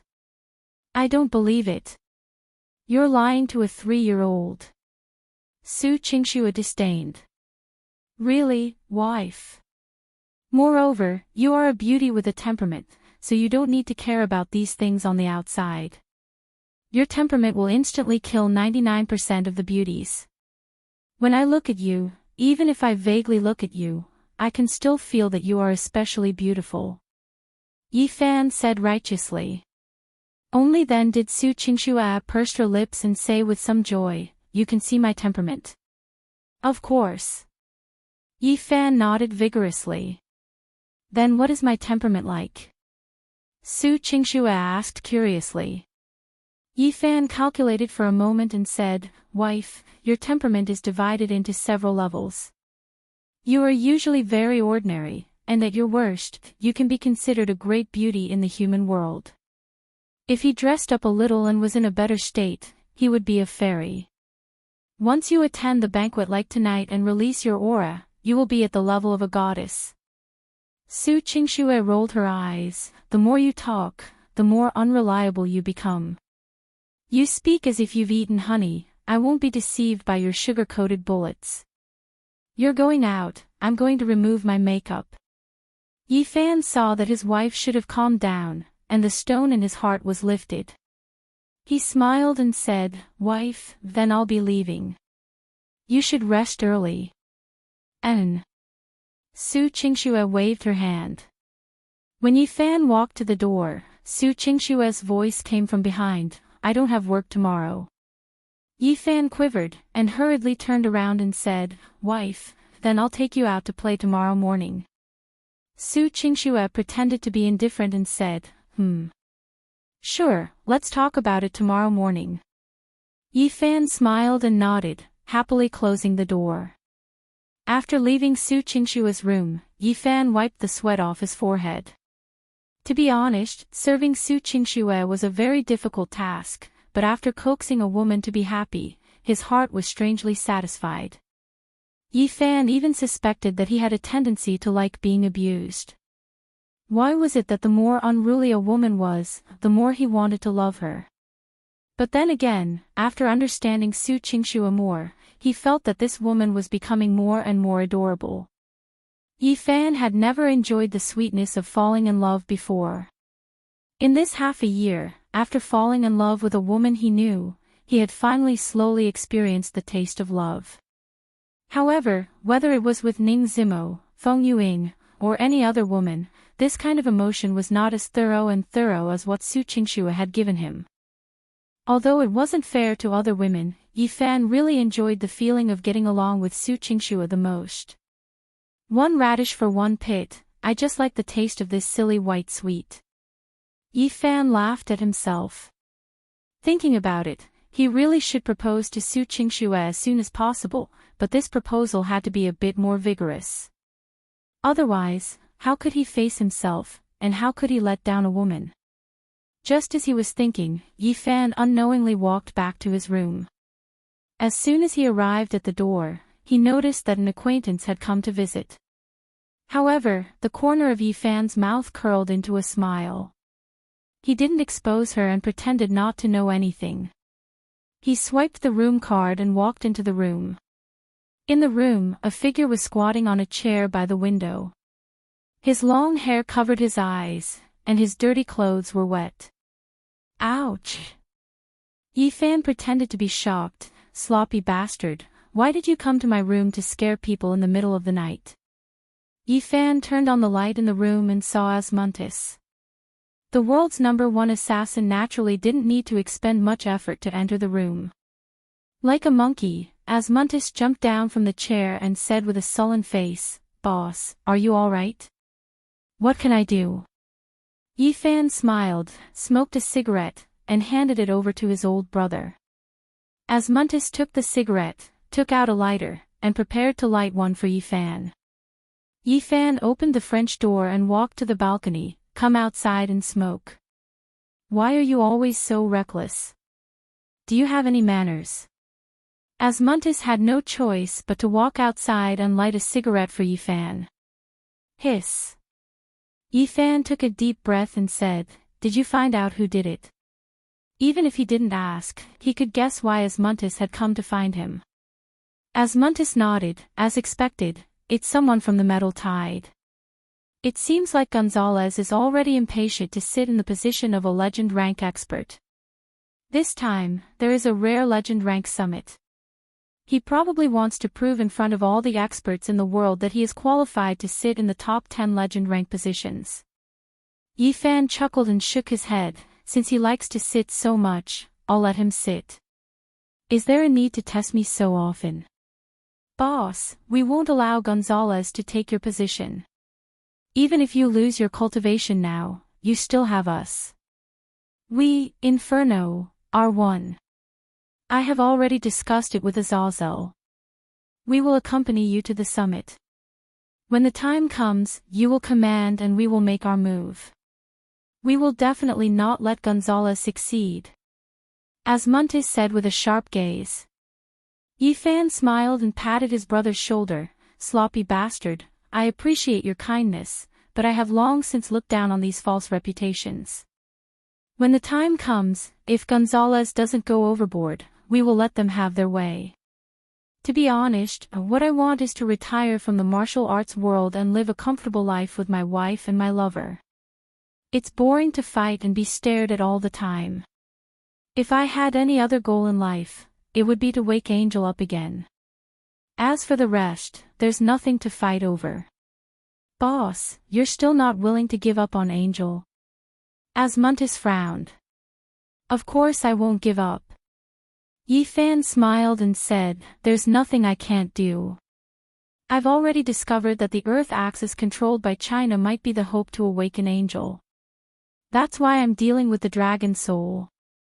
Asmontis suddenly understood and nodded. "Boss, regardless of whether Angel can wake up or not, she will definitely protect you," Li Fan Xian happily said. "You sloppy bastard, you finally said something nice." "Oh right, this girl. What exactly happened to her 100 shadows?" Asmontis' eyes flashed. "She used 100 shadows. Don't get excited, she's afraid that you'll find out about this, but you and I are brothers, so I'll tell you directly." Chapter 501. 0501 Asmontis sighed. boss, to be honest, I'm not sure how this girl obtained such an ability. It looks like it's a talent she was born with. Bullshit, do you think I don't know how much you're worth? It's fine if you teach her assassination and concealment, but this kind of abnormal speed movement method is definitely not something you can teach. Just tell me, how much do you know about her background and background? She refused to say it herself, so I want to hear it from you. Yifan planned to ponder over Fog Knight's background. Asmuntis took 2 puffs of his cigarette and frowned. When I adopted her, she didn't know anything and didn't know what had happened. A few years ago, when she was almost done with her studies, I let her go free and let her find her roots. In the end, she found the Aiki Dao that she cultivated, which originated from a school called Misty Shadow. And the family that this school belonged to, the Fog Knight family, was strangely annihilated the year she was adopted by me. Exterminated. Yifan was stunned. You mean they were all killed? Yes, and the murderer is a mystery. No one knows who killed their entire family in one night. Her mother was a female ninja. She might have abandoned Bai, and so that Bai then could escape death. Yifan finally understood why Fog Knight was unwilling to mention her background. For anyone, this was a cruel reality that was difficult to accept. No wonder this girl's cultivation is so extraordinary at such a young age. The flames of revenge in her heart will definitely be able to support her to cultivate harder than anyone else. Yifan sighed. As Muntis said, I feel that if she finds her enemy, it might not be a good thing. I have a premonition that the person who killed everyone in the Fog Knight family is not someone that easy to deal with. At most, as his master, you can help your disciple out when the time comes. Yifan patted his old brother's shoulder. Asmuntis was silent for a moment, then said, she won't accept it. I know my disciple. Yifan's smile froze, and he could only sigh silently. All right, let's stop talking about Little Ro. What's the feedback from those who were sent to monitor the dragon soul? When Asmuntis heard this, the corner of his mouth twitched slightly. As you expected, the guy you suspected does indeed have a problem, but there's more than one person with a problem in the dragon soul. Yifan smiled and said, is that so? What other unexpected gains do you have? I want to listen carefully. Under the same night sky, there was a building belonging to the Enamel Country's military. A huge metal badge was embedded in the top of the building. The emblem looked like a pentagonal shield with a storm pattern on it. This was the headquarters of the Enamel Country's foreign mercenary corps, the Metal Tide. In the command room of the commander of Metal Tide, a burly man more than 2 meters tall was standing in front of the floor-to-ceiling window, wearing a leather windbreaker. The man's body was covered with bulging muscles. Even through his leather clothes, one could still feel the immense power hidden within. This person was the creator of the Metal Tide, and was also one of the experts considered to be closest to legend rank. He was known as the Steel Giant, Gonzalez. In other words, from beginning to end, it was Fog Knight who blocked the assassination for Lucifer. The man asked in a low voice. Outside the desk at the back stood a man and a woman. They were the backbone of the Metal Tide, Helena and Gray, whom Yifan had met before. Yes, guild leader, I think this is definitely unusual, because according to my observations, Lucifer did not react at all. Gray said. Furthermore, we also discovered that Asmuntis of Baphomet had sent a few assassins to secretly wander around Lucifer. I think it might also be for the sake of protection. Helena said. Gonzalez turned around.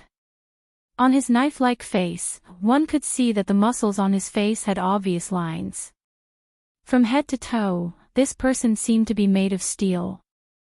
When Lucifer suddenly retreated, I felt that things were not simple. Logically speaking, he should be in the limelight after defeating his master, the Black Emperor. At that time, I was still confused. Could it be that in this world, there was really someone who could see through all the fame, all the benefits, and be an ordinary person? Now it seems that Lucifer was also forced to do so. Even if the Black Emperor died, it would still cause irreparable damage to him.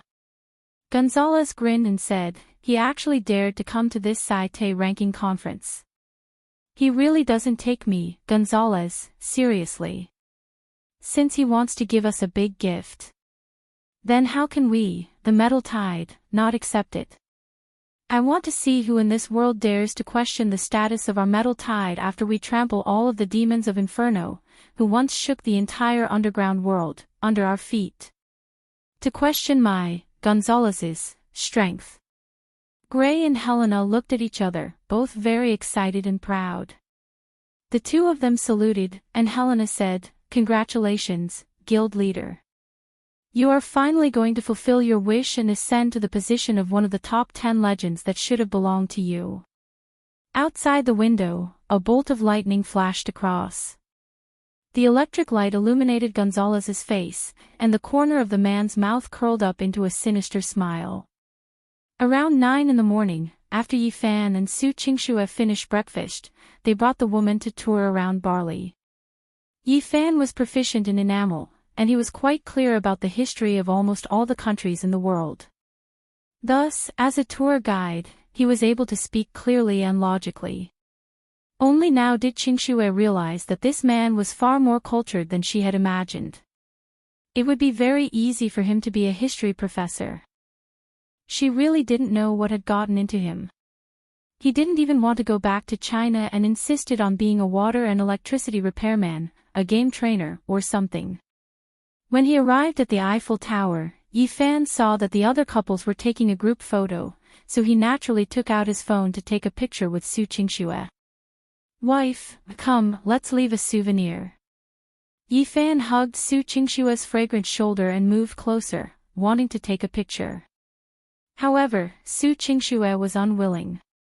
She twisted and said, "What are you taking pictures for? Your photography skills are so bad. At least use a beauty camera. My hair is all messed up, it's so ugly." Yi Fan was depressed. "Wife, you're so beautiful, yet you still don't take a picture. Then how do you make the other women who are taking pictures here feel?" Yi Fan didn't care if the woman was willing or not. He shamelessly pulled the woman and took a picture with her. At this moment, an Asian man who was holding a camera and dressed like a photographer walked up to the two of them with a smile. Chapter 502. 0502. Yi Fan was puzzled. "What's wrong? Is something the matter?" "It's like this, I'm a photographer for Barley's fashion magazine. Our magazine is doing a special report on the most beautiful Barley impression. I saw this beautiful lady at the foot of the Eiffel Tower like a goddess descending to the mortal world, so I wanted to invite this beauty to take a few simple photos. Of course, we will not use the photos for commercial promotion. Please rest assured, we will not interfere with your privacy," the photographer said with a smile. When Su Qingxue heard this, she couldn't help but reveal a trace of shyness in her eyes. Although she had been told that she was beautiful since she was young, she still felt that it was too exaggerated to be praised as a goddess descending to the mortal world by a foreigner. Yi Fan, however, put his arm around Su Qingxue's shoulder and said, "Where will your magazine use the photos?" The photographer said, "It's in magazines and websites, and there will be some exhibitions. Then if my wife's photo is taken, it will definitely attract a lot of traffic." "Isn't that traffic money? Why do you call it not doing business?" Yi Fan asked unhappily. The photographer was a little helpless. "Sir, if you insist on saying that, we can't refute it. But we are only doing this out of the pursuit of beauty, not to use this young lady." Yi Fan turned his head and asked Su Qingxue, "Wife, do you want to take a picture?" Su Qingxue was naturally shy. At most, she would only take an interview photo in a financial magazine. How could she take a photo in a fashion magazine? However, Su Qingxue also felt that if she took a picture of this scene, it might really be very beautiful and unforgettable. I don't care." Su Qingxue thought for a moment, but still hesitated. Yi Fan nodded and asked the photographer, "Will you give my wife money?" "The money for the right to the portrait?" The photographer spread out his hands. "Sir, we are interviewing and photographing on the streets. It's impossible for us to take out a sum of money. If this young lady is unwilling, then we can only give up." When Yi Fan heard this, he immediately said, "You guys don't even give me a single cent, and you want me to share my wife for others to see? Do you think I'm an idiot? Why should I share my wife for no reason?" Su Qingxue was drunk from hearing this. What exactly was this guy saying?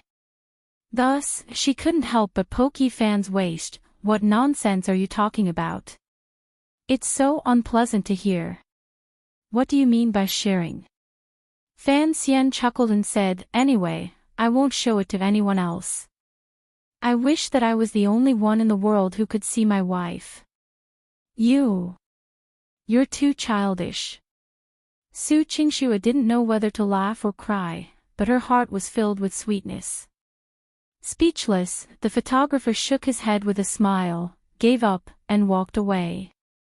Fan Xian felt that there was absolutely no problem with his choice, and said, "That's right, you're mine. I'll share you with other men, unless I have something wrong with my head. He's in the arts, why are you thinking so much? Sometimes I think you're really childish, your thoughts are so childish." Su Qingxue shook her head and pretended to be regretful. "I still want him to take a few beautiful pictures, you gave me too ugly." Hearing that, Yi Fan hurriedly said, "Then I'll go find you the best photographer in the world. But you can only keep your photos at home. Don't show them to me, or I'll be jealous." Su Qingxue couldn't help but laugh and speechlessly said, "You're just a child, I'm just teasing you. I don't want to take pictures." Hee, wife, haven't you heard of this saying? When a man loves you, he's like a child, but when a man doesn't love you, he can be even more mature than your father. So wife, you have to believe that I really love you in my heart." Yi Fan blinked. Su Qingxue pouted, "I'm not going to talk to you anymore. Not a single serious word. I'm going to eat. Hurry up and take me to eat something delicious." "All right. Wife, I'll take you to eat snails." "No. So disgusting." Time always flew by when they were having fun. Yi Fan brought the woman around, bought some gadgets, and sat on the Ferris wheel. Although they didn't do anything too intimate, the two of them were getting along more and more like an ordinary couple. After playing for a day, Yi Fan also told Su Qingxue that he had some things to take care of. For at least the next 3 days, he wouldn't be able to move around with Su Qingxue. Su Qingxue already knew that Yi Fan's background was a little special. Although she still didn't know much about the underground world, she was clear that the place Yi Fan was going to wasn't a place she could casually go to. Therefore, Su Qingxue only cared about doing her own work and didn't want to ask too much. She only agreed to return to China on time. Yi Fan, on the other hand, considered that he didn't have time to buy any gifts in the next few days, so he went online to choose some things and asked old Pino to prepare some gifts for Feng Yuing, Ning Zimo, Chu Yunyao, and Du Yuner. The first 3 women were his beauties, and Du Yuner was his little sister. As for Mu Mu Mu, she was still a university student, so Yi Fan felt that it wasn't appropriate to give her luxury goods. At this time, Yi Fan couldn't help but think of Su Lingshan, who had disappeared without a trace. If Su Lingshan was still here, he would definitely prepare another gift.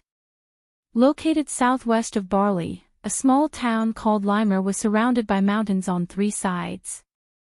It was not easy to be disturbed by the outside world, and it was very easy to seal off some information. Therefore, this year's Saite conference was held here. An indoor football field in Limer had been transformed into a huge venue for the Saite conference. These days, people from the underground world who had rushed over from all over the world had already filled up the hotels in the small town of Limer. The government of Enamel had sent a large number of troops to guard every corner of the small town in order to prevent any disturbances. Yi Fan, along with Asmuntus and Fog Knight, sat in an extended Hummer and arrived at Limer Town. Normally, people from the underground world would stay in hotels, but Yi Fan was different. Naturally, his old friends wouldn't let him stay in a hotel. Instead, they directly booked a small farm in town. In fact, when a legendary figure appeared in front of the ordinary people of the underground world, it was enough to cause a sensation and cause all sorts of disturbances. Therefore, the Sai-Te Association wouldn't want people of this level to stay in hotels. Arriving at the farm, as soon as he got off the car, he could see large tracts of crops and a few windmills on the emerald green lawn. Although most of the equipment on the farm had been replaced by modern technology, the buildings that remained still gave people a strong sense of nature. A few luxury cars that looked out of place on the farm were parked outside the farm, indicating that there were already some extraordinary people inside. "Boss, I heard the sound of iron striking," Asmuntis said with a smile as soon as he got off the car. Chapter 503. 0503. He walked to a tool room in the farm. There was a man inside, hammering a horseshoe. The man's upper body was bare, revealing his bronze skin and strong muscles. Every muscle was like a rock. From the side, he had a head of short, curly black hair, a sharp and angular face, and a string of golden earrings on his ears. Clang! Clang! Clang!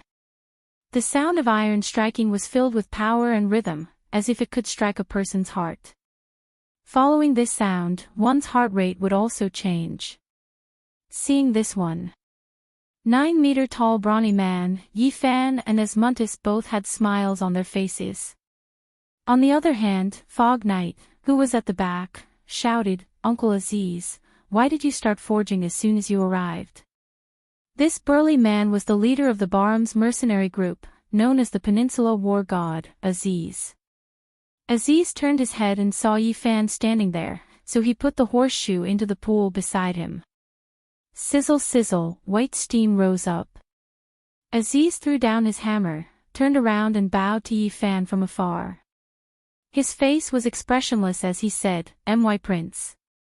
Then he nodded to Asmuntis and Fog Knight, "Sloppy bastard, why are you so late when you brought the boss over?" "What does it have to do with me?" "It's the boss who wants to play with sister-in-law for a day," Asmuntis said. "Oh right, boss, why didn't you bring sister-in-law along?" Aziz asked. Yi Fan walked over and patted Aziz's shoulder. "All right, you paralyzed face, you call me as if I'm about to die. Bring my wife here, do you want to scare her? It's been so long since we've seen each other, can't you just smile?" Aziz grinned and smiled. "Boss, actually, I wanted to go to Barley to look for you guys yesterday, but after thinking about it, I decided to come here first to see how they were doing. This farm was reserved by that guy Beryl. You know how unreliable that guy is. And I know you like riding horses, so I'm going to make a horseshoe. There's a horse on this farm that's not bad." Yi Fan smiled and said, "Do you still remember that I like riding horses? That was 5 or 6 years ago. At that time, I was riding in the pampas because I needed to chase people. I really didn't want to waste energy running by myself. I didn't say that was my interest. But boss, you don't lack money, so nothing you give me has much value. You're also married, so you can't give me any beauties. I don't know what to do to make you feel better, so I can only make a pair of horseshoes." Aziz said regretfully. Seeing such a tough guy say such heartwarming words, Yi Fan was still very touched. He had been with them for so many years and had gone through thick and thin with them. Each of them felt as if they owed him and were always thinking of ways to repay him. But in reality, everyone needed to rely on others in order to survive in the underground world, open up a new sky, and achieve one's career. From the start, Fan Xian didn't feel that his achievements were all due to himself. Instead, he relied on many friends and luck, so when he chose to retire 3 years ago, he didn't feel too reluctant. "Blacksmith, I appreciate your kindness, but it doesn't matter if I ride this horse or not. I just want to have a few good drinks with you guys. Yifan grinned and said, did you bring any good wine? You've already become the imperial advisor, so the royal family should have given you some good wine. Aziz frowned and said, boss, I really don't have that. Beryl, that guy, must be stingy again. I don't see any wine here either. Wait, I'll call them right now and have them send some over. Just as he finished speaking, he heard a slightly shrill voice coming from an underground location. Damn blacksmith. You're speaking ill of me behind my back again. I, Beryl, am loyal to the boss, the sun and moon can testify. How could I not offer the boss good wine?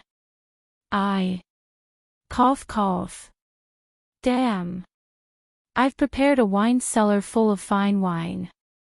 Everyone looked to the side and saw that there was actually an entrance to the underground wine cellar. The wooden door opened and a figure walked up from below. Perhaps it was because of the dust in the wine cellar, but he was still choking and coughing. This was a handsome, fair-skinned, blonde boy with freckles on his face. He wore a flowery shirt, a very fashionable necklace and ring. Boss, you're here. I, Beryl, have missed you so much. Beryl was holding a large oak barrel in his hand. He looked quite thin, but his strength was not small.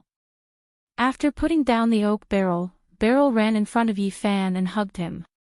Whoa! Boss, where have you been for the past 3 years? I've been dreaming of you every day. You finally let me see you again. Yifan pushed this guy away and scolded him with a smile, don't disgust me. What are you crying for? Amongst the brothers, Beryl was definitely a living treasure. This guy didn't seem like someone who mingled in the underground world at all. Instead, he was like a playboy who mingled in the entertainment industry. Wine tasting, food tasting, music, love with women, as long as it was related to playing, he was good at it. The key was that this guy relied on his ability to interact with all sorts of people. He knew people in the entertainment industry, the film industry, and even the political circles of some countries. He was lazy all day, mingling in all sorts of parties and banquets. He was too lazy to even train, so although he was the same age as Leviathan, his strength was much weaker. However, even though Beryl didn't seem to be the same kind of person as the big guy, no one would really despise him. This was because in a battle back then, Beryl had once blocked a blade for Yifan and almost died. Yifan and the other brothers could naturally see that although this guy seemed to be useless, deep down, he was actually very loyal and not any worse than the others. Hee, boss, you can't blame me. You've been gone for more than 3 years, I really miss you too much. I have your photos at home, and every day I wake up, I look at you. Sometimes, I even cry. Beryl said, wiping his eyes. Come on, what home do you have? Haven't you always been home to the 4 seas? Besides, how could I have any photos to put with you? Your mouth, it's been more than 3 years, but it still hasn't changed at all. Yifan didn't know whether to laugh or cry. Boss, when he rented this farm, he even asked me to borrow 2 million euros. He's really stingy, Azazel said in disdain. Beryl hurriedly explained, smelly blacksmith, why are you framing me? When I rented this farm, I bought the wine from his farm. The wine in this cellar is good wine from Lafayette's manor. Drink as much as you want. Is 2 million too much? Chapter 504 0504 Blacksmith, why don't you talk about brotherhood at all? Boss said it well. Love and loyalty are worth 1,000 gold. Is it interesting for you to haggle over such a small amount of money? Beryl said loudly. Yifan raised his hand, Beryl, you reminded me. You still owe me over 100 million. Even if it's a round number, it's not too much for you to return me 100 million, right? Beryl's face immediately collapsed as he cried out in grievance, Boss. I am your most loyal fan. Why did you stab me at this time? Aw. I'm so sad. I don't want to live anymore. You guys are all ganging up to bully me. I've worked so hard to find a good place to wait for you guys to gather, but you don't even have a good word to say. I don't have the abilities of my brothers. I don't know how to fight, I don't know how to sell firearms, and I don't know how to kill people and run away. I'm just a piece of trash. I only know how to borrow money from you, but I don't know how to earn money. Woo-woo. As Beryl spoke, he actually fell to the ground, crying and rolling on the ground. He didn't care about his face at all. Looking at Beryl's shameless appearance, Yifan, Azazel, and Ismuntus were all speechless, but they couldn't help but want to laugh. Fog Knight had long since been unable to hold back his laughter. Uncle Beryl, your rolling and begging for mercy technique hasn't regressed at all. Beryl raised his head and said pitifully, now that even niece Wee looks down on me, what's the point of me living? It seems that I don't have the face to see my boss and brothers again. At this moment, a voice shouted from outside, Boss.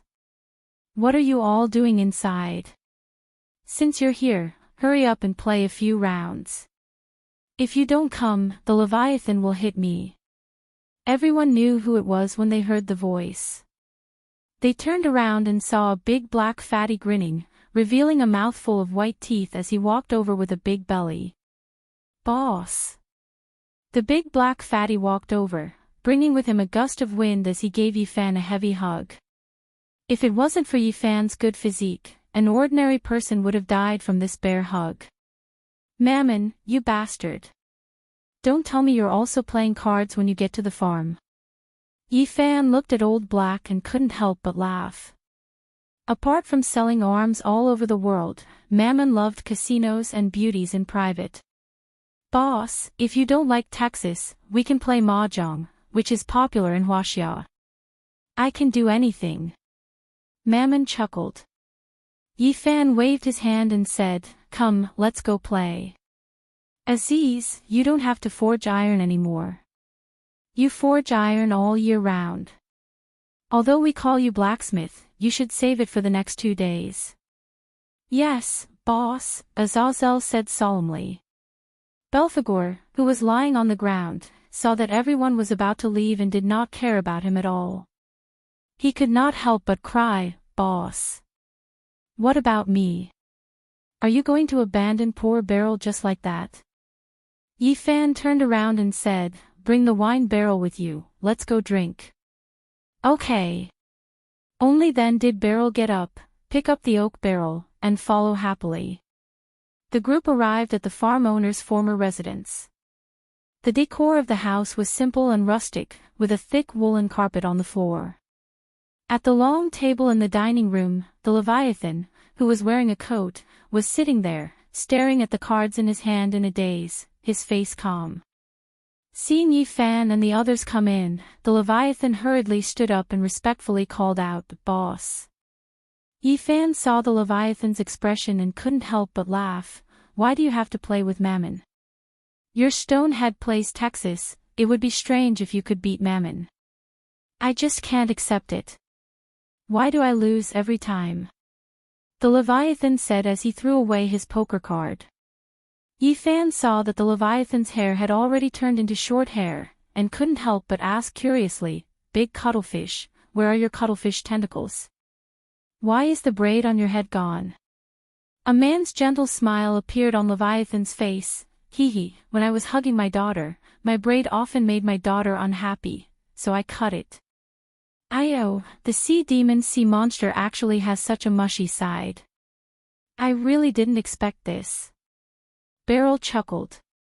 The Leviathan suddenly rushed forward and grabbed Beryl's collar.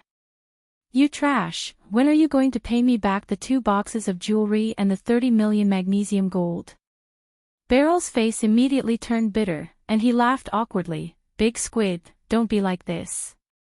We are of the same age after all, and I'm still a few months older than you. Give me some face, I owe a lot of debt, I'll pay it back later. The few people beside Yifan immediately burst into laughter, while the Leviathan was at a loss, not knowing what they were laughing at. After chatting for a while, everyone finally took their seats.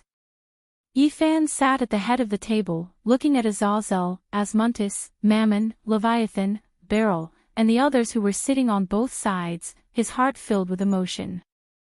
At this time, Fog Knight didn't dare to sit down. After pouring wine for everyone at the table, she obediently stood behind Asmuntus. Yifan didn't say anything, and no one said anything. Everyone looked at each other. At this moment, no one had a joking expression on their faces. Even a guy like Beryl had a heavy expression on his face.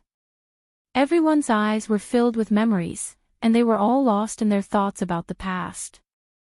After a full 10 minutes of silence, Yifan opened his mouth and said, "I remember that in the past, this table. It can be filled." There were a total of 12 seats at the long table. This was the number of members when Inferno was first established.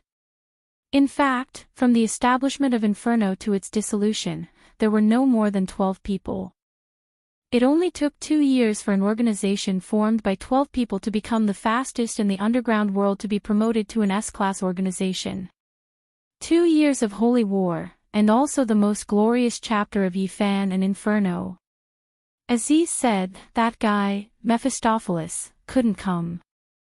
Sally has to stay on Purgatory Island, so she can't come either," said Asmuntus. Yifan picked up his wine cup and said, "The first cup of wine is to the 4 brothers who have already left, Beelzebub, Abaddon, Samuel, and Luofuku. Although they are no longer here, we will always keep their seats." Everyone at the table raised their glasses and drank a full cup of wine. After drinking this cup of wine, the serious atmosphere faded away. Yifan wanted to drink with these old brothers until tomorrow, and then drink to his heart's content before going to the Saite rating conference. However, he didn't expect that a call would come to Azazel. "What is it?" Azazel picked up the phone and frowned. "Don't you know who I'm with today?" Chapter 505. 0505-inch metal tide. Aziz's eyes flashed as he raised his head to look at Asmuntus. Asmuntus' expression also changed. After realizing something, he looked at Yifan worriedly. "Did I hear wrongly?" Mammon shouted at the top of his voice, "The metal tide even dares to attack Bahamut. Don't they know that the one standing behind Bahamut is the boss?" "Humph, boss, looks like you haven't come out for a few years, and these guys have already started to raise their tails to the sky." The Leviathan laughed sinisterly. "How about we, Inferno, regroup? Now that we have a strong army, if we combine my sea demon, the blacksmith's Bahamut, and the sloppy ghost's Baphomet, it will only be a matter of the blink of an eye for us to crush a metal tide." Yifan was a little speechless. He waved his hand and said, "Don't harm me anymore. I finally got rid of you troublemakers with great difficulty, and you still want to tire me to death."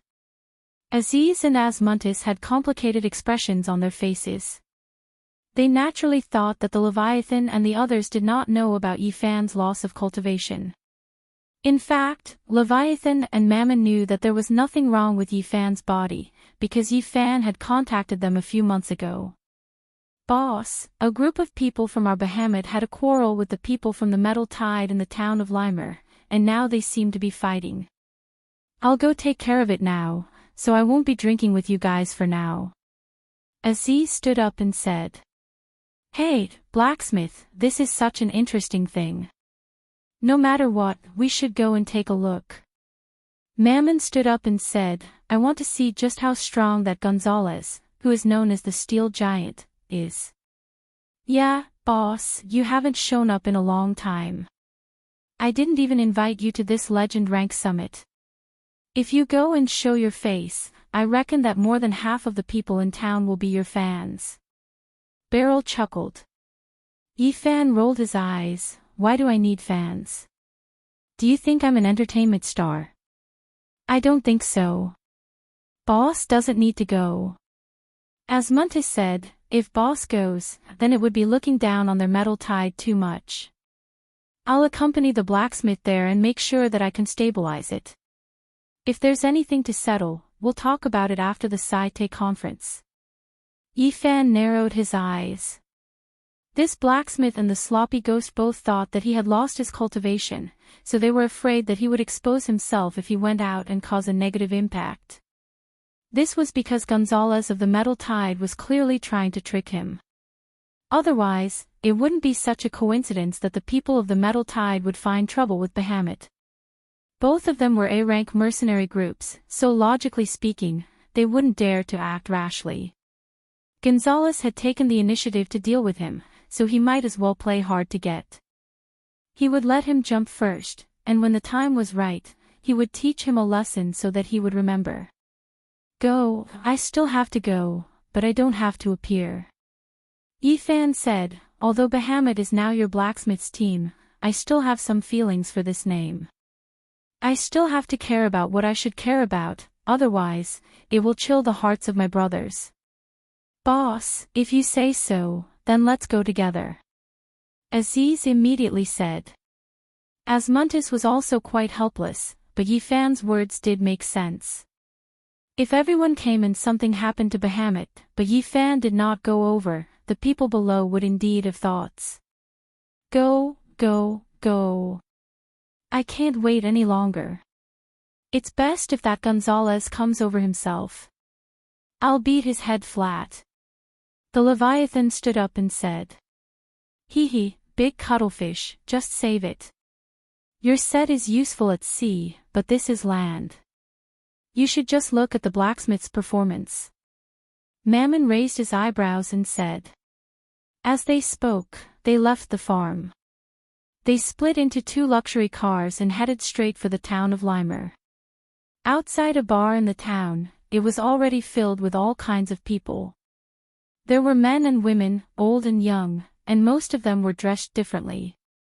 They were the various organizations and idle people who had come from all over the world to participate in the Saite raiding conference. In the bar, because of the altercation between the 2 A-rank mercenary groups, the Metal Tide and Bahamut, the scene was in chaos. To be able to see the 2 mercenary groups fighting, it naturally attracted a lot of attention. At this moment, the chaotic battle was nearing its end. The bar was in a mess, and the tables and chairs were all scattered on the ground. There were many pools of blood on the ground, mixed with alcohol, and all kinds of broken glass were stained with blood. 2 groups of people, one dressed in gray military uniforms, with the metal storm emblem on their chests and shoulders. On the other side, there was a mercenary group dressed in desert camouflage uniforms with star-shaped insignias on their chests and sleeves. The mercenaries on both sides were covered in blood, and their clothes and pants were covered in blood. They stood on both sides, panting, and no one dared to act rashly. What the hell is going on? At this moment, a man and a woman, leading a group of mercenaries from the Metal Tide, squeezed through the crowd and entered the bar. When the man asked, the mercenaries on the Metal Tide side immediately stood up straight. Reporting to Sir Grey, it was this group of people from Bahamut who deliberately caused trouble for us. For the sake of the mercenary group's dignity, we fought with them. The people who came were Grey and Helena. With a sneer on his face, Grey looked at the 7 or 8 mercenaries of Bahamut and said, Every one of Bahamut, you are the leader in the Arabian Peninsula, but this is the kingdom of Enamel. Don't you think you don't give our Metal Tide any face? If it wasn't for your people gossiping and speaking ill of our Lord Lucifer, we wouldn't have bothered to have anything to do with you. One of the leading Bahamut members snorted. Oh. Did you speak ill of His Excellency Lucifer? Grey looked at his men. Sir, we were just talking about why Lucifer disappeared for so long after the battle with the Black Emperor. Is that wrong? Bullshit. You were clearly saying that Lord Lucifer didn't dare to show his face because he didn't have his cultivation. You even said that he killed his own master and was heartless and unjust. The whole world knows that my king killed the Black Emperor for freedom. To get rid of the shackles of darkness. In order to free those who lived in the shadows of Old-Ones and the sacred royal court, he fought a holy war. He was righteous. Furthermore, he voluntarily disbanded Inferno. He did not covet fame and fortune and chose to retire. He did not lose his strength at all. A few members of Bahamut were filled with righteous indignation as they said with their eyes wide open. Chapter 506 0506 Among the mercenaries of Bahamut, a warrior with a star on his shoulder and curly chestnut-colored hair was the captain of this team. Hearing Helena's ridicule, he stood up, wiped the blood from the corner of his mouth, and said, "You must be Gray and Helena from the Metal Tide. I've heard of your names, but I didn't expect the so-called experts to be so disgusting. Although I, Kent, am only a small captain in Bahamut and am not worth mentioning, I still know what basic respect is for a legend rank expert. Lord Lucifer is not someone that you mercenaries can casually slander. Even if he temporarily leaves us, he is still our god, the only faith of our Bahamut. If you have the guts, then declare war on us, Bahamut, in an open and above-board manner. There are 12 of you here, fighting against 7 of us, and I don't see any advantage for you. With your little bit of strength, we, the lowest level of warriors, can handle it. We, Bahamut, do not even put the strength of your Metal Tide in our eyes." What arrogant words. If we didn't deliberately go easy on you, do you think you would still be standing? The people from the Metal Tide scolded. Kent sneered, "Did you guys go easy? If you go easy on me, all of you will still have bruises on your faces. You. That's because you cheated. We are bare-handed, but you are holding weapons." Kent pointed at the broken glass on the ground. "There are wine bottles everywhere. You guys are slow to react, and you blame us for being faster than you. No wonder your Metal Tide is barely an A-class organization after so many years. You're really overrated. Our guild leader said that only by admitting your own shortcomings and failures can you achieve higher achievements. You guys can't afford to lose after being beaten up. Damn it. Officer Gray, Officer Helena. They are still humiliating us." Gray frowned and said, "Your name is Kent, right? What you said just now offended all of our brothers in the Metal Tide. You must kneel down and apologize to us, otherwise. Don't blame us for not giving Captain Aziz face. Kneel." Kent led a group of team members and said with their heads held high, "Even Captain Aziz can't make us kneel. We, Bahamut, are only loyal to the great king of hell." With that, Kent led the members of Bahamut and strode out of the bar, preparing to leave. Gray immediately stood in front of Kent and said with a sullen face, "If you don't kneel and apologize, don't even think about leaving. Out of the way." Kent was furious. He gathered his innate chi and threw a punch at Gray's heart. Bahamut's battle techniques were all focused on killing on the battlefield, so they were all simple and crude. Although they lacked variation, in a real chaotic battle, variation was not very useful. It was all about life and death. If there was an opportunity, they would attack, and if it was not possible, they would retreat. Gray snorted coldly. He also clenched his fist and punched towards Kent's fist. Bang! Gray was a body refinement martial artist and could barely be considered a great expert.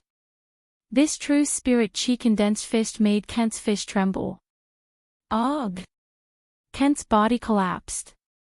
The bones in his right hand had been injured, and he could no longer clench his fist. The crowd outside the tavern sighed. They all felt that Kent had overestimated himself. They were indeed not on the same level. Gray said disdainfully, "Do you really think that there is no one in our Metal Tide? If you don't apologize to our Metal Tide, don't even think about leaving." Kent was helped up by 2 of his team members. He coldly snorted and said, "A great expert of the body refinement stage, beating up a small captain like me can be considered as having thick skin. But even if we, Bahamut, die, we will not apologize to you despicable and dirty fellows." As soon as he finished speaking, a thunderous cheer came from outside. "Well said." After this loud roar, the crowd was pushed aside. A few strong warriors of Bahamut opened the way. Azul, who was wearing a military jacket, and Asmontis, who was wearing an old dark green jacket, walked in from outside. When the crowd saw the two of them appear, they felt a powerful pressure covering everyone. No one dared to speak loudly. They were almost all communicating with each other in a low voice. "Look, that's the Peninsula War God, the leader of Bahamut, Azul. This aura is really amazing. It makes people nervous just looking at it." As expected of one of the 12 great demons of Inferno who survived the Holy War. Hey. Look at the person beside him. Could that person be the world's #1 assassin, Asmontis? The president of Baphomet? It's too rare to see him. He's here too. Oh my God, is Inferno going to reorganize? Are they going to participate separately this time, or are they going to participate in the Sci-Te conference together? It shouldn't be. Lucifer is still missing, and it's only natural that Bahamut and Baphomet are here to participate. The crowd was abuzz with discussion, but Azul and Asmontis did not pay any attention to this. Azul walked in front of Gray and Helena, looked at Kent and the others, and asked, "How are your injuries?" When Kent and the rest of the team saw that the guild leader had arrived, their hearts calmed down. They all nodded and said, reporting to the guild leader, "It's just a small injury." Azul nodded and said to Gray, "You injured my man. Which hand did you use? Break it yourself." When these words were spoken, it was as if Gray had already been sentenced to death, and he could no longer resist. Gray narrowed his eyes and grinned. "Guild leader Azul, I respect you. You are a famous expert from the Old-One's era, but you do not have the qualifications to order me to do anything. Our Metal Tide is an A-rank organization just like your Bahamut. Shouldn't you first figure out what the cause of this matter is?" "No need." Azul said, "Our brothers of Bahamut never do anything wrong, because they know very well what the consequences of doing something wrong and discrediting Bahamut are." Helena sneered, "This is not the Arapo Peninsula. You, the Peninsula War God, cannot cover the sky with one hand. Gray, let's go. The guild leader is still waiting for us." Gray nodded and said to the members of the Metal Tide, "Let's go." With a single order, the people of the Metal Tide planned to retreat. However, Azul's hill-like body was already in front of Gray and Helena. "Break your hand, or die here, choose one." Azul's eyes seemed to burn with the flames of hell, and his killing intent had already filled the entire bar. After exchanging glances with Helena, Gray subconsciously took 2 steps back. Chapter 507. 0507. Obviously, they both knew that it was a pipe dream for one person to deal with an expert of Azazel's level, so the two of them chose to attack at the same time. No one would laugh at them for doing so. After all, their opponent was the Peninsula War God. In the Holy War, he was the right-hand man of the Sovereign King of Hell. Azazel's face was expressionless. When Gray and Helena's fists and kicks reached his neck and waist, Azazel's 2 arms quickly blocked. Bang bang. Aziz's arm easily blocked the attacks of the two of them. At the same time, he stretched out his hands to grab the two of them. However, Gray and Helena also missed their first attack. They immediately retreated and launched another attack. The two of them quickly shuttled back and forth, punching and kicking Aziz from all directions. The sound of true energy explosions rang out incessantly. Aziz stood on the spot and didn't move much.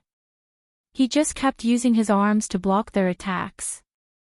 His arms were much longer than ordinary people's, and his muscles were as hard as a boulder. It was as if he was wearing a metal armor. The lethality of Gray's Shin-Chi against him was very limited.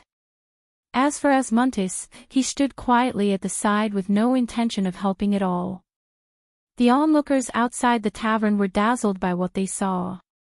After all, most of them only had the strength of the acquired realm or innate realm. It was still a bit difficult for them to watch a battle between two great masters of the body-refining realm.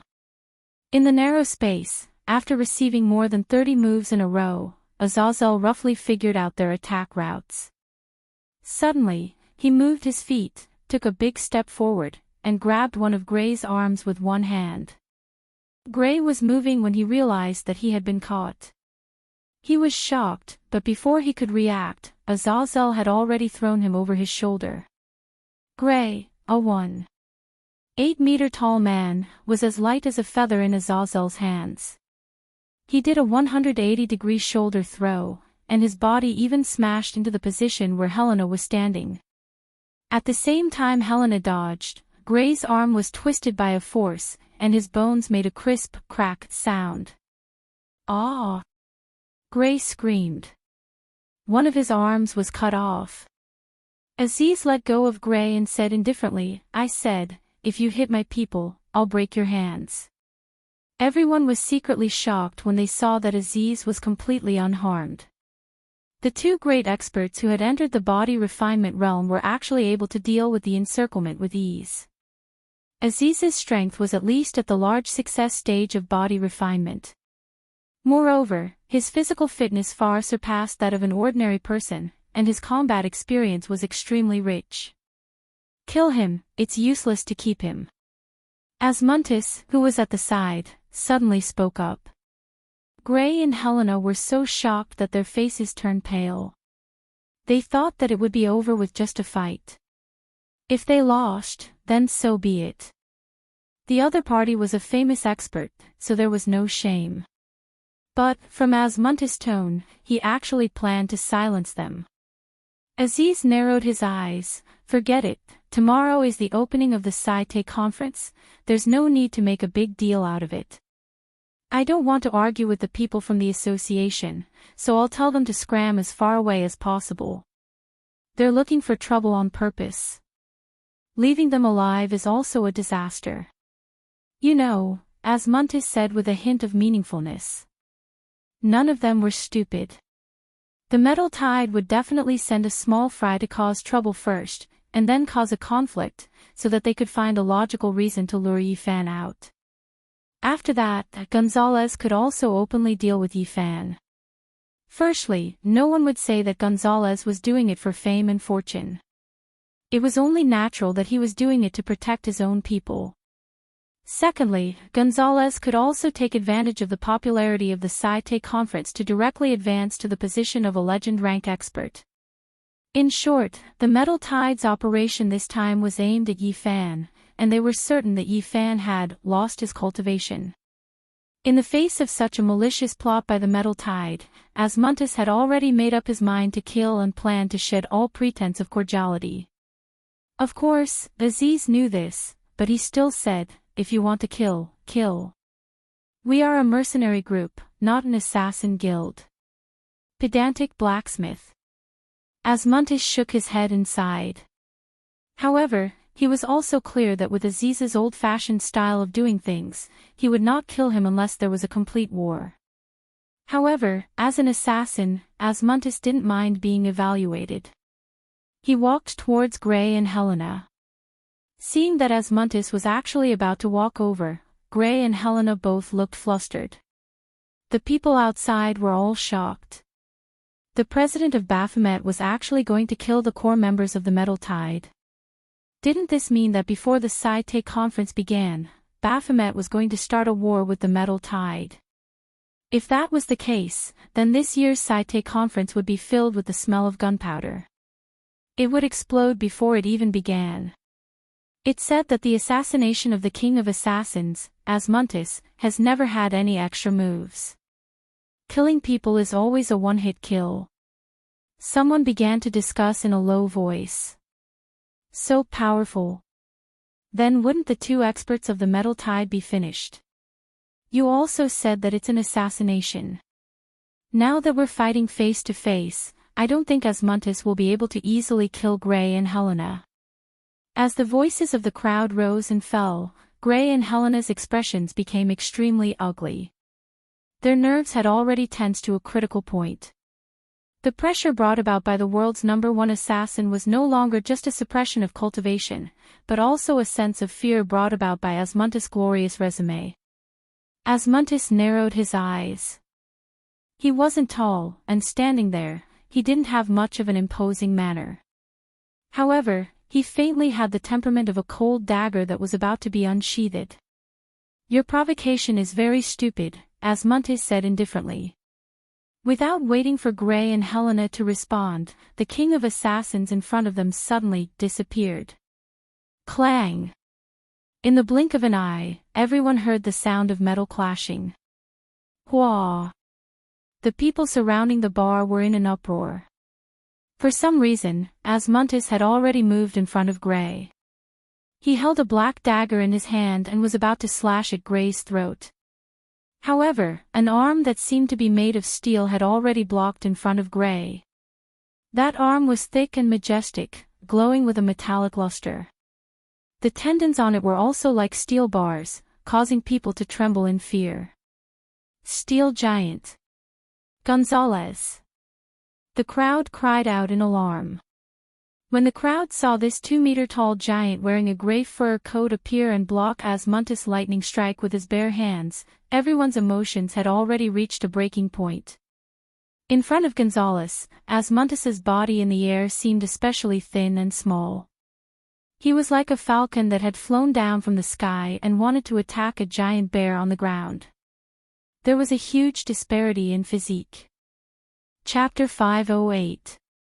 0508 Asmontes' attack failed, and his body quickly borrowed the recoil from the dagger to somersault backwards and land on the ground.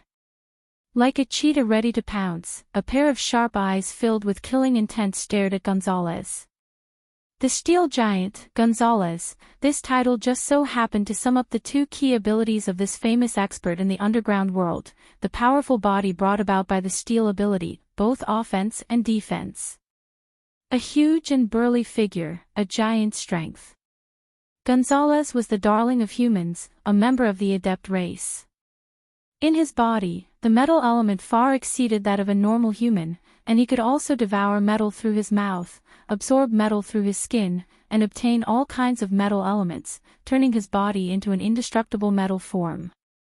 Long before the establishment of the Metal Storm, Gonzalez was already an important figure in the Adept Association. After that, the government of Enamel spent a large sum of money to hire him, and only then did the Metal Storm appear. Asmontes, if you were assassinating me, I might still be a little afraid of you. But if you want to kill my people in broad daylight, aren't you looking down on me too much? Gonzalez said with a mocking smile. Captain. Just now, Azazel even injured Gray. Helena said.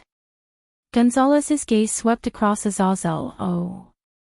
It seems like today, Bahamut and Baffled are going to join hands to fight against our metal tide. Azazel stepped forward and said, We, Bahamut, never make things difficult for anyone. In our world, besides friends, there are also enemies. If you insist on thinking that we are enemies, then I don't care. Gonzalez moved the joints on his fingers and muttered to himself, there has always been a rumor in the underground world that Bahamut is the strongest mercenary group. I have always had some doubts about this. Since things have developed to this point today, I can't let my capable general just suffer a loss like this. Captain Azazel, I'll give you a chance. You can come with your old friend Asmontes. If you can win against me, then let's forget about today's matter. If you lose, don't even think about leaving casually. We, the Metal Tide, have never suffered a loss. You still have to kneel down and apologize. Ridiculous. Do you think you can make our captain and Lord Asmontes kneel? The mercenaries of Bahamut shouted angrily. Helena retorted, You should feel honored. What kind of status does our guild leader have? Let your king of hell Lucifer come over and spar with our guild leader. Our guild leader has already given you enough face by lowering himself to take action. Otherwise, do you think that our leader would put you in his eyes? Sigh. Helena, you can't say that. Gonzalez waved his hand and said, Azazel and Asmontes are both fierce generals of the 12 great demons of Inferno. They are Lucifer's right-hand men. It's not considered lowering my status for me to exchange blows with them. Hearing this, the onlookers outside were about to explode. No one had expected that such an explosive incident would occur as the opening of the Sci-Te conference approached. Bahamut and Baphomet, the leaders of the two super mercenaries and assassin organizations that were born after the disintegration of Inferno, were actually going to fight against the leader of the Metal Tide, Gonzalez, a Esper who was second only to the legend rank. Such a scene was, of course, rare to see. Even at the Sci-Te ranking conference, there might not be anything more exciting than this. As a result, the number of onlookers grew more and more. It was as if half of the town had come, and there was even a faint tendency to squeeze into the bar. Seeing the commotion, Azazel and Asmuntus looked at each other and felt that something was wrong. If they did not fight Gonzalez head-on, it would be equivalent to retreating and losing all face. However, they really did not have the confidence to fight Gonzalez. Gonzalez, on the other hand, had a relaxed expression on his face. It seems that there are quite a few people who want to see us spar. This place is too narrow. Why don't we go to the square outside and exchange a few blows? In that case, I alone will be enough, Azazel said in a deep voice. Asmuntus narrowed his eyes, but didn't say a word. In fact, it was very easy to understand, because once the two of them joined hands, it would be equivalent to telling everyone that Bahamut and the Metal Tide were not on the same level. Therefore, for the honor of Bahamut, for the sake of Yifan's face, Azazel also needed to stand up. A cold light flashed in Gonzalez's eyes as he grinned and said, "Interesting. Today, I will see what kind of ability Azazel, who is known as the #1 commander under the king, has." After saying that, Gonzalez took the lead and walked out.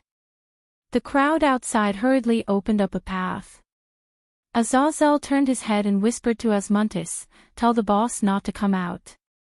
Even if I lose today, I can't let the boss take the risk." "Understood." Asmuntus nodded, a trace of worry in his eyes. After a simple conversation, the two of them led Bahamut's group to the square outside. At the same time, in a simple 3-story building at the back of the square, through a window, Yifan, Mammon, Leviathan, Beryl, and the others were drinking beer, silently watching everything that was happening below. "Boss, this is interesting. Gonzalez is courting death." Mammon chuckled. Yifan held a cup of beer in his hand and said thoughtfully, "Oh. How are you courting death? Do you still need to ask? With you here, boss, if he dares to hurt Azazel, won't you cut him into 8 pieces?" Mammon raised his eyebrows. Leviathan nodded, "That's right, boss. Should we go down and cheer for Azazel? Maybe if you go, Gonzalez will run away in fright." Yifan shook his head, "No need, let's take a look first. As long as there's no great danger, it's normal to win or lose in an ordinary spar. Besides, I've already retired. If there's no big problem, I won't show up." "That's true, boss. What kind of status do you have? There's no need to bother with a Gonzalez. If you want to fight, then fight at the Sci-Te conference. Let the whole world see Gonzalez's ugly state, hee. Beryl hurriedly flattered. Yifan was actually too lazy to pretend anymore. If Azazel was in any danger, he felt that he could just make a move. Of course, if it wasn't very serious and Gonzalez stopped, then there was no need for him to reveal his strength so early. After all, the opponent he truly needed to pay attention to was not someone of Gonzalez's level. One had to know that if there really was a legend rank summit this time, there would be more than one troublesome person who would cause trouble for him. Revealing his current strength prematurely would only bring him some unfavorable effects.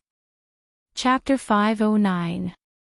0509. Although Aziz's body looked very burly and strong, in front of Gonzalez, he still looked a little short. A gust of wind blew past, and the two overcoats fluttered slightly. As the rhythm of their breathing changed, the hundreds of onlookers also tensed up. Gonzalez had a relaxed smile on his face, while Aziz was expressionless. It was unknown whether he was nervous or relaxed. The two of them faced each other for a long time. Neither of them was in a hurry to make a move. It was obvious that they were observing each other. It seemed that because there were too many onlookers, this place was very conspicuous. A group of people from China also came to this area. What are you looking at? Get out of the way. Get out of the way. I want to go in.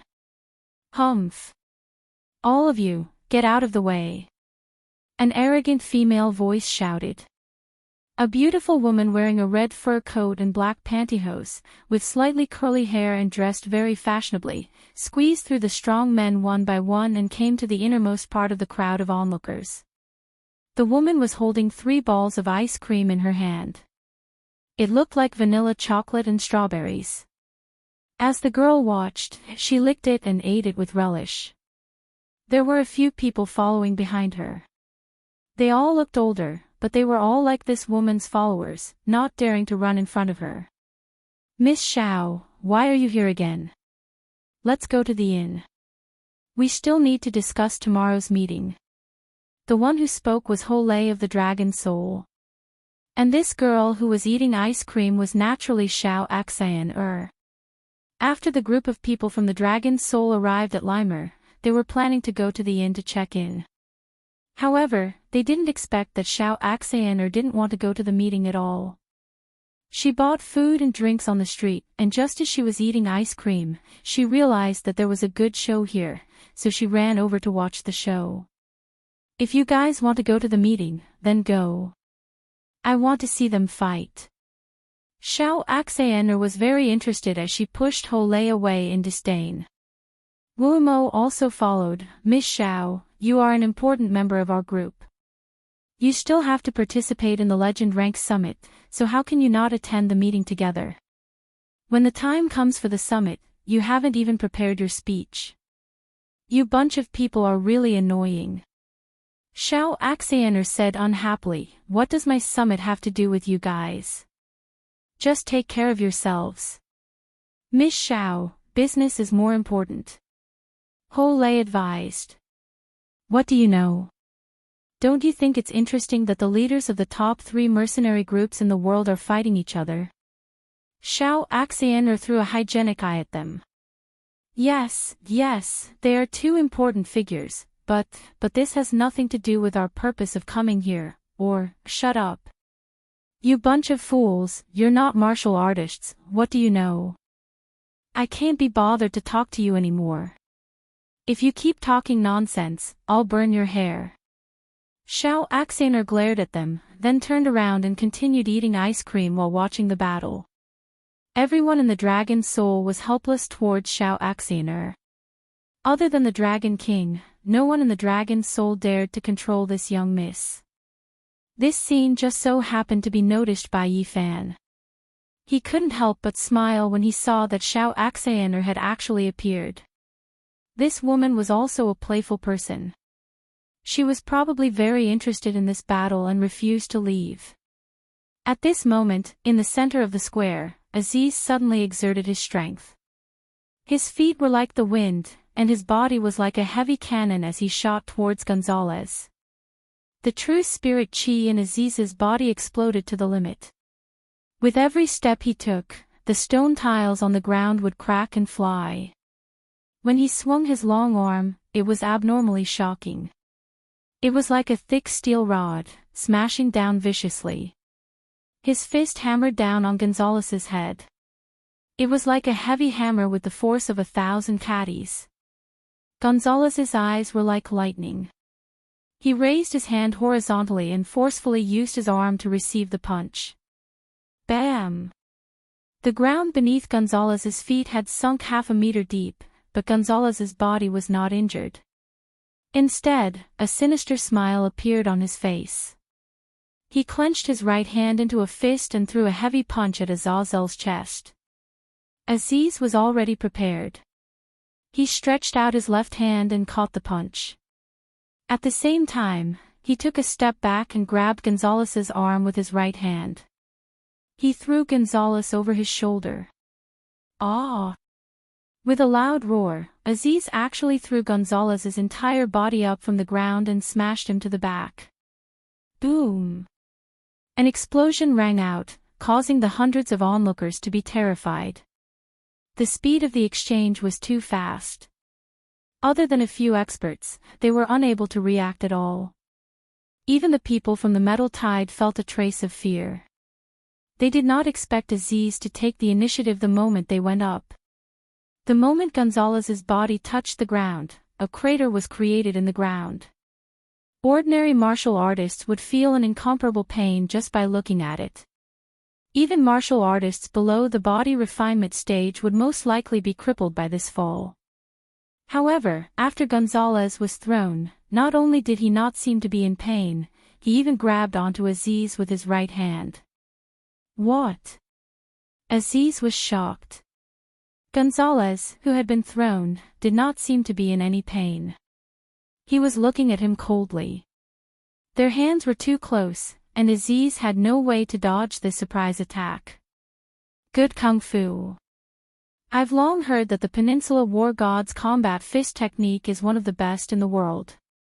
This time, it's my turn to throw you. Gonzalez laughed loudly. He also lifted Aziz's body into the air and smashed it into the ground. Boom! Gravel flew again, and a pit was smashed into the ground. The onlookers did not dare to watch because this battle was too fierce and cruel. It was simply not human. Instead, it was two steel mecha clashing savagely. When one of Aziz's legs forcefully landed, he stepped on the ground and barely managed to reduce some of the force. However, it was still uncomfortable. One of his legs was a little numb from the fall. He reacted quickly and used a grappling hand to attack Gonzalez's wrist. He was able to break free of Gonzalez's control in an instant. Then he turned around and punched Gonzalez's head. Bam! Gonzalez's reaction speed was not as fast as Aziz's, and this punch hit him again. However, Gonzalez's head was like a lump of iron, emitting a metallic sound. There was no pain at all. On the other hand, Gonzalez laughed sinisterly and kicked out, sending Azazel flying backwards. Aziz supported himself with one hand on the ground and rolled before he stabilized himself. He touched his painful abdomen, and his gaze was especially serious.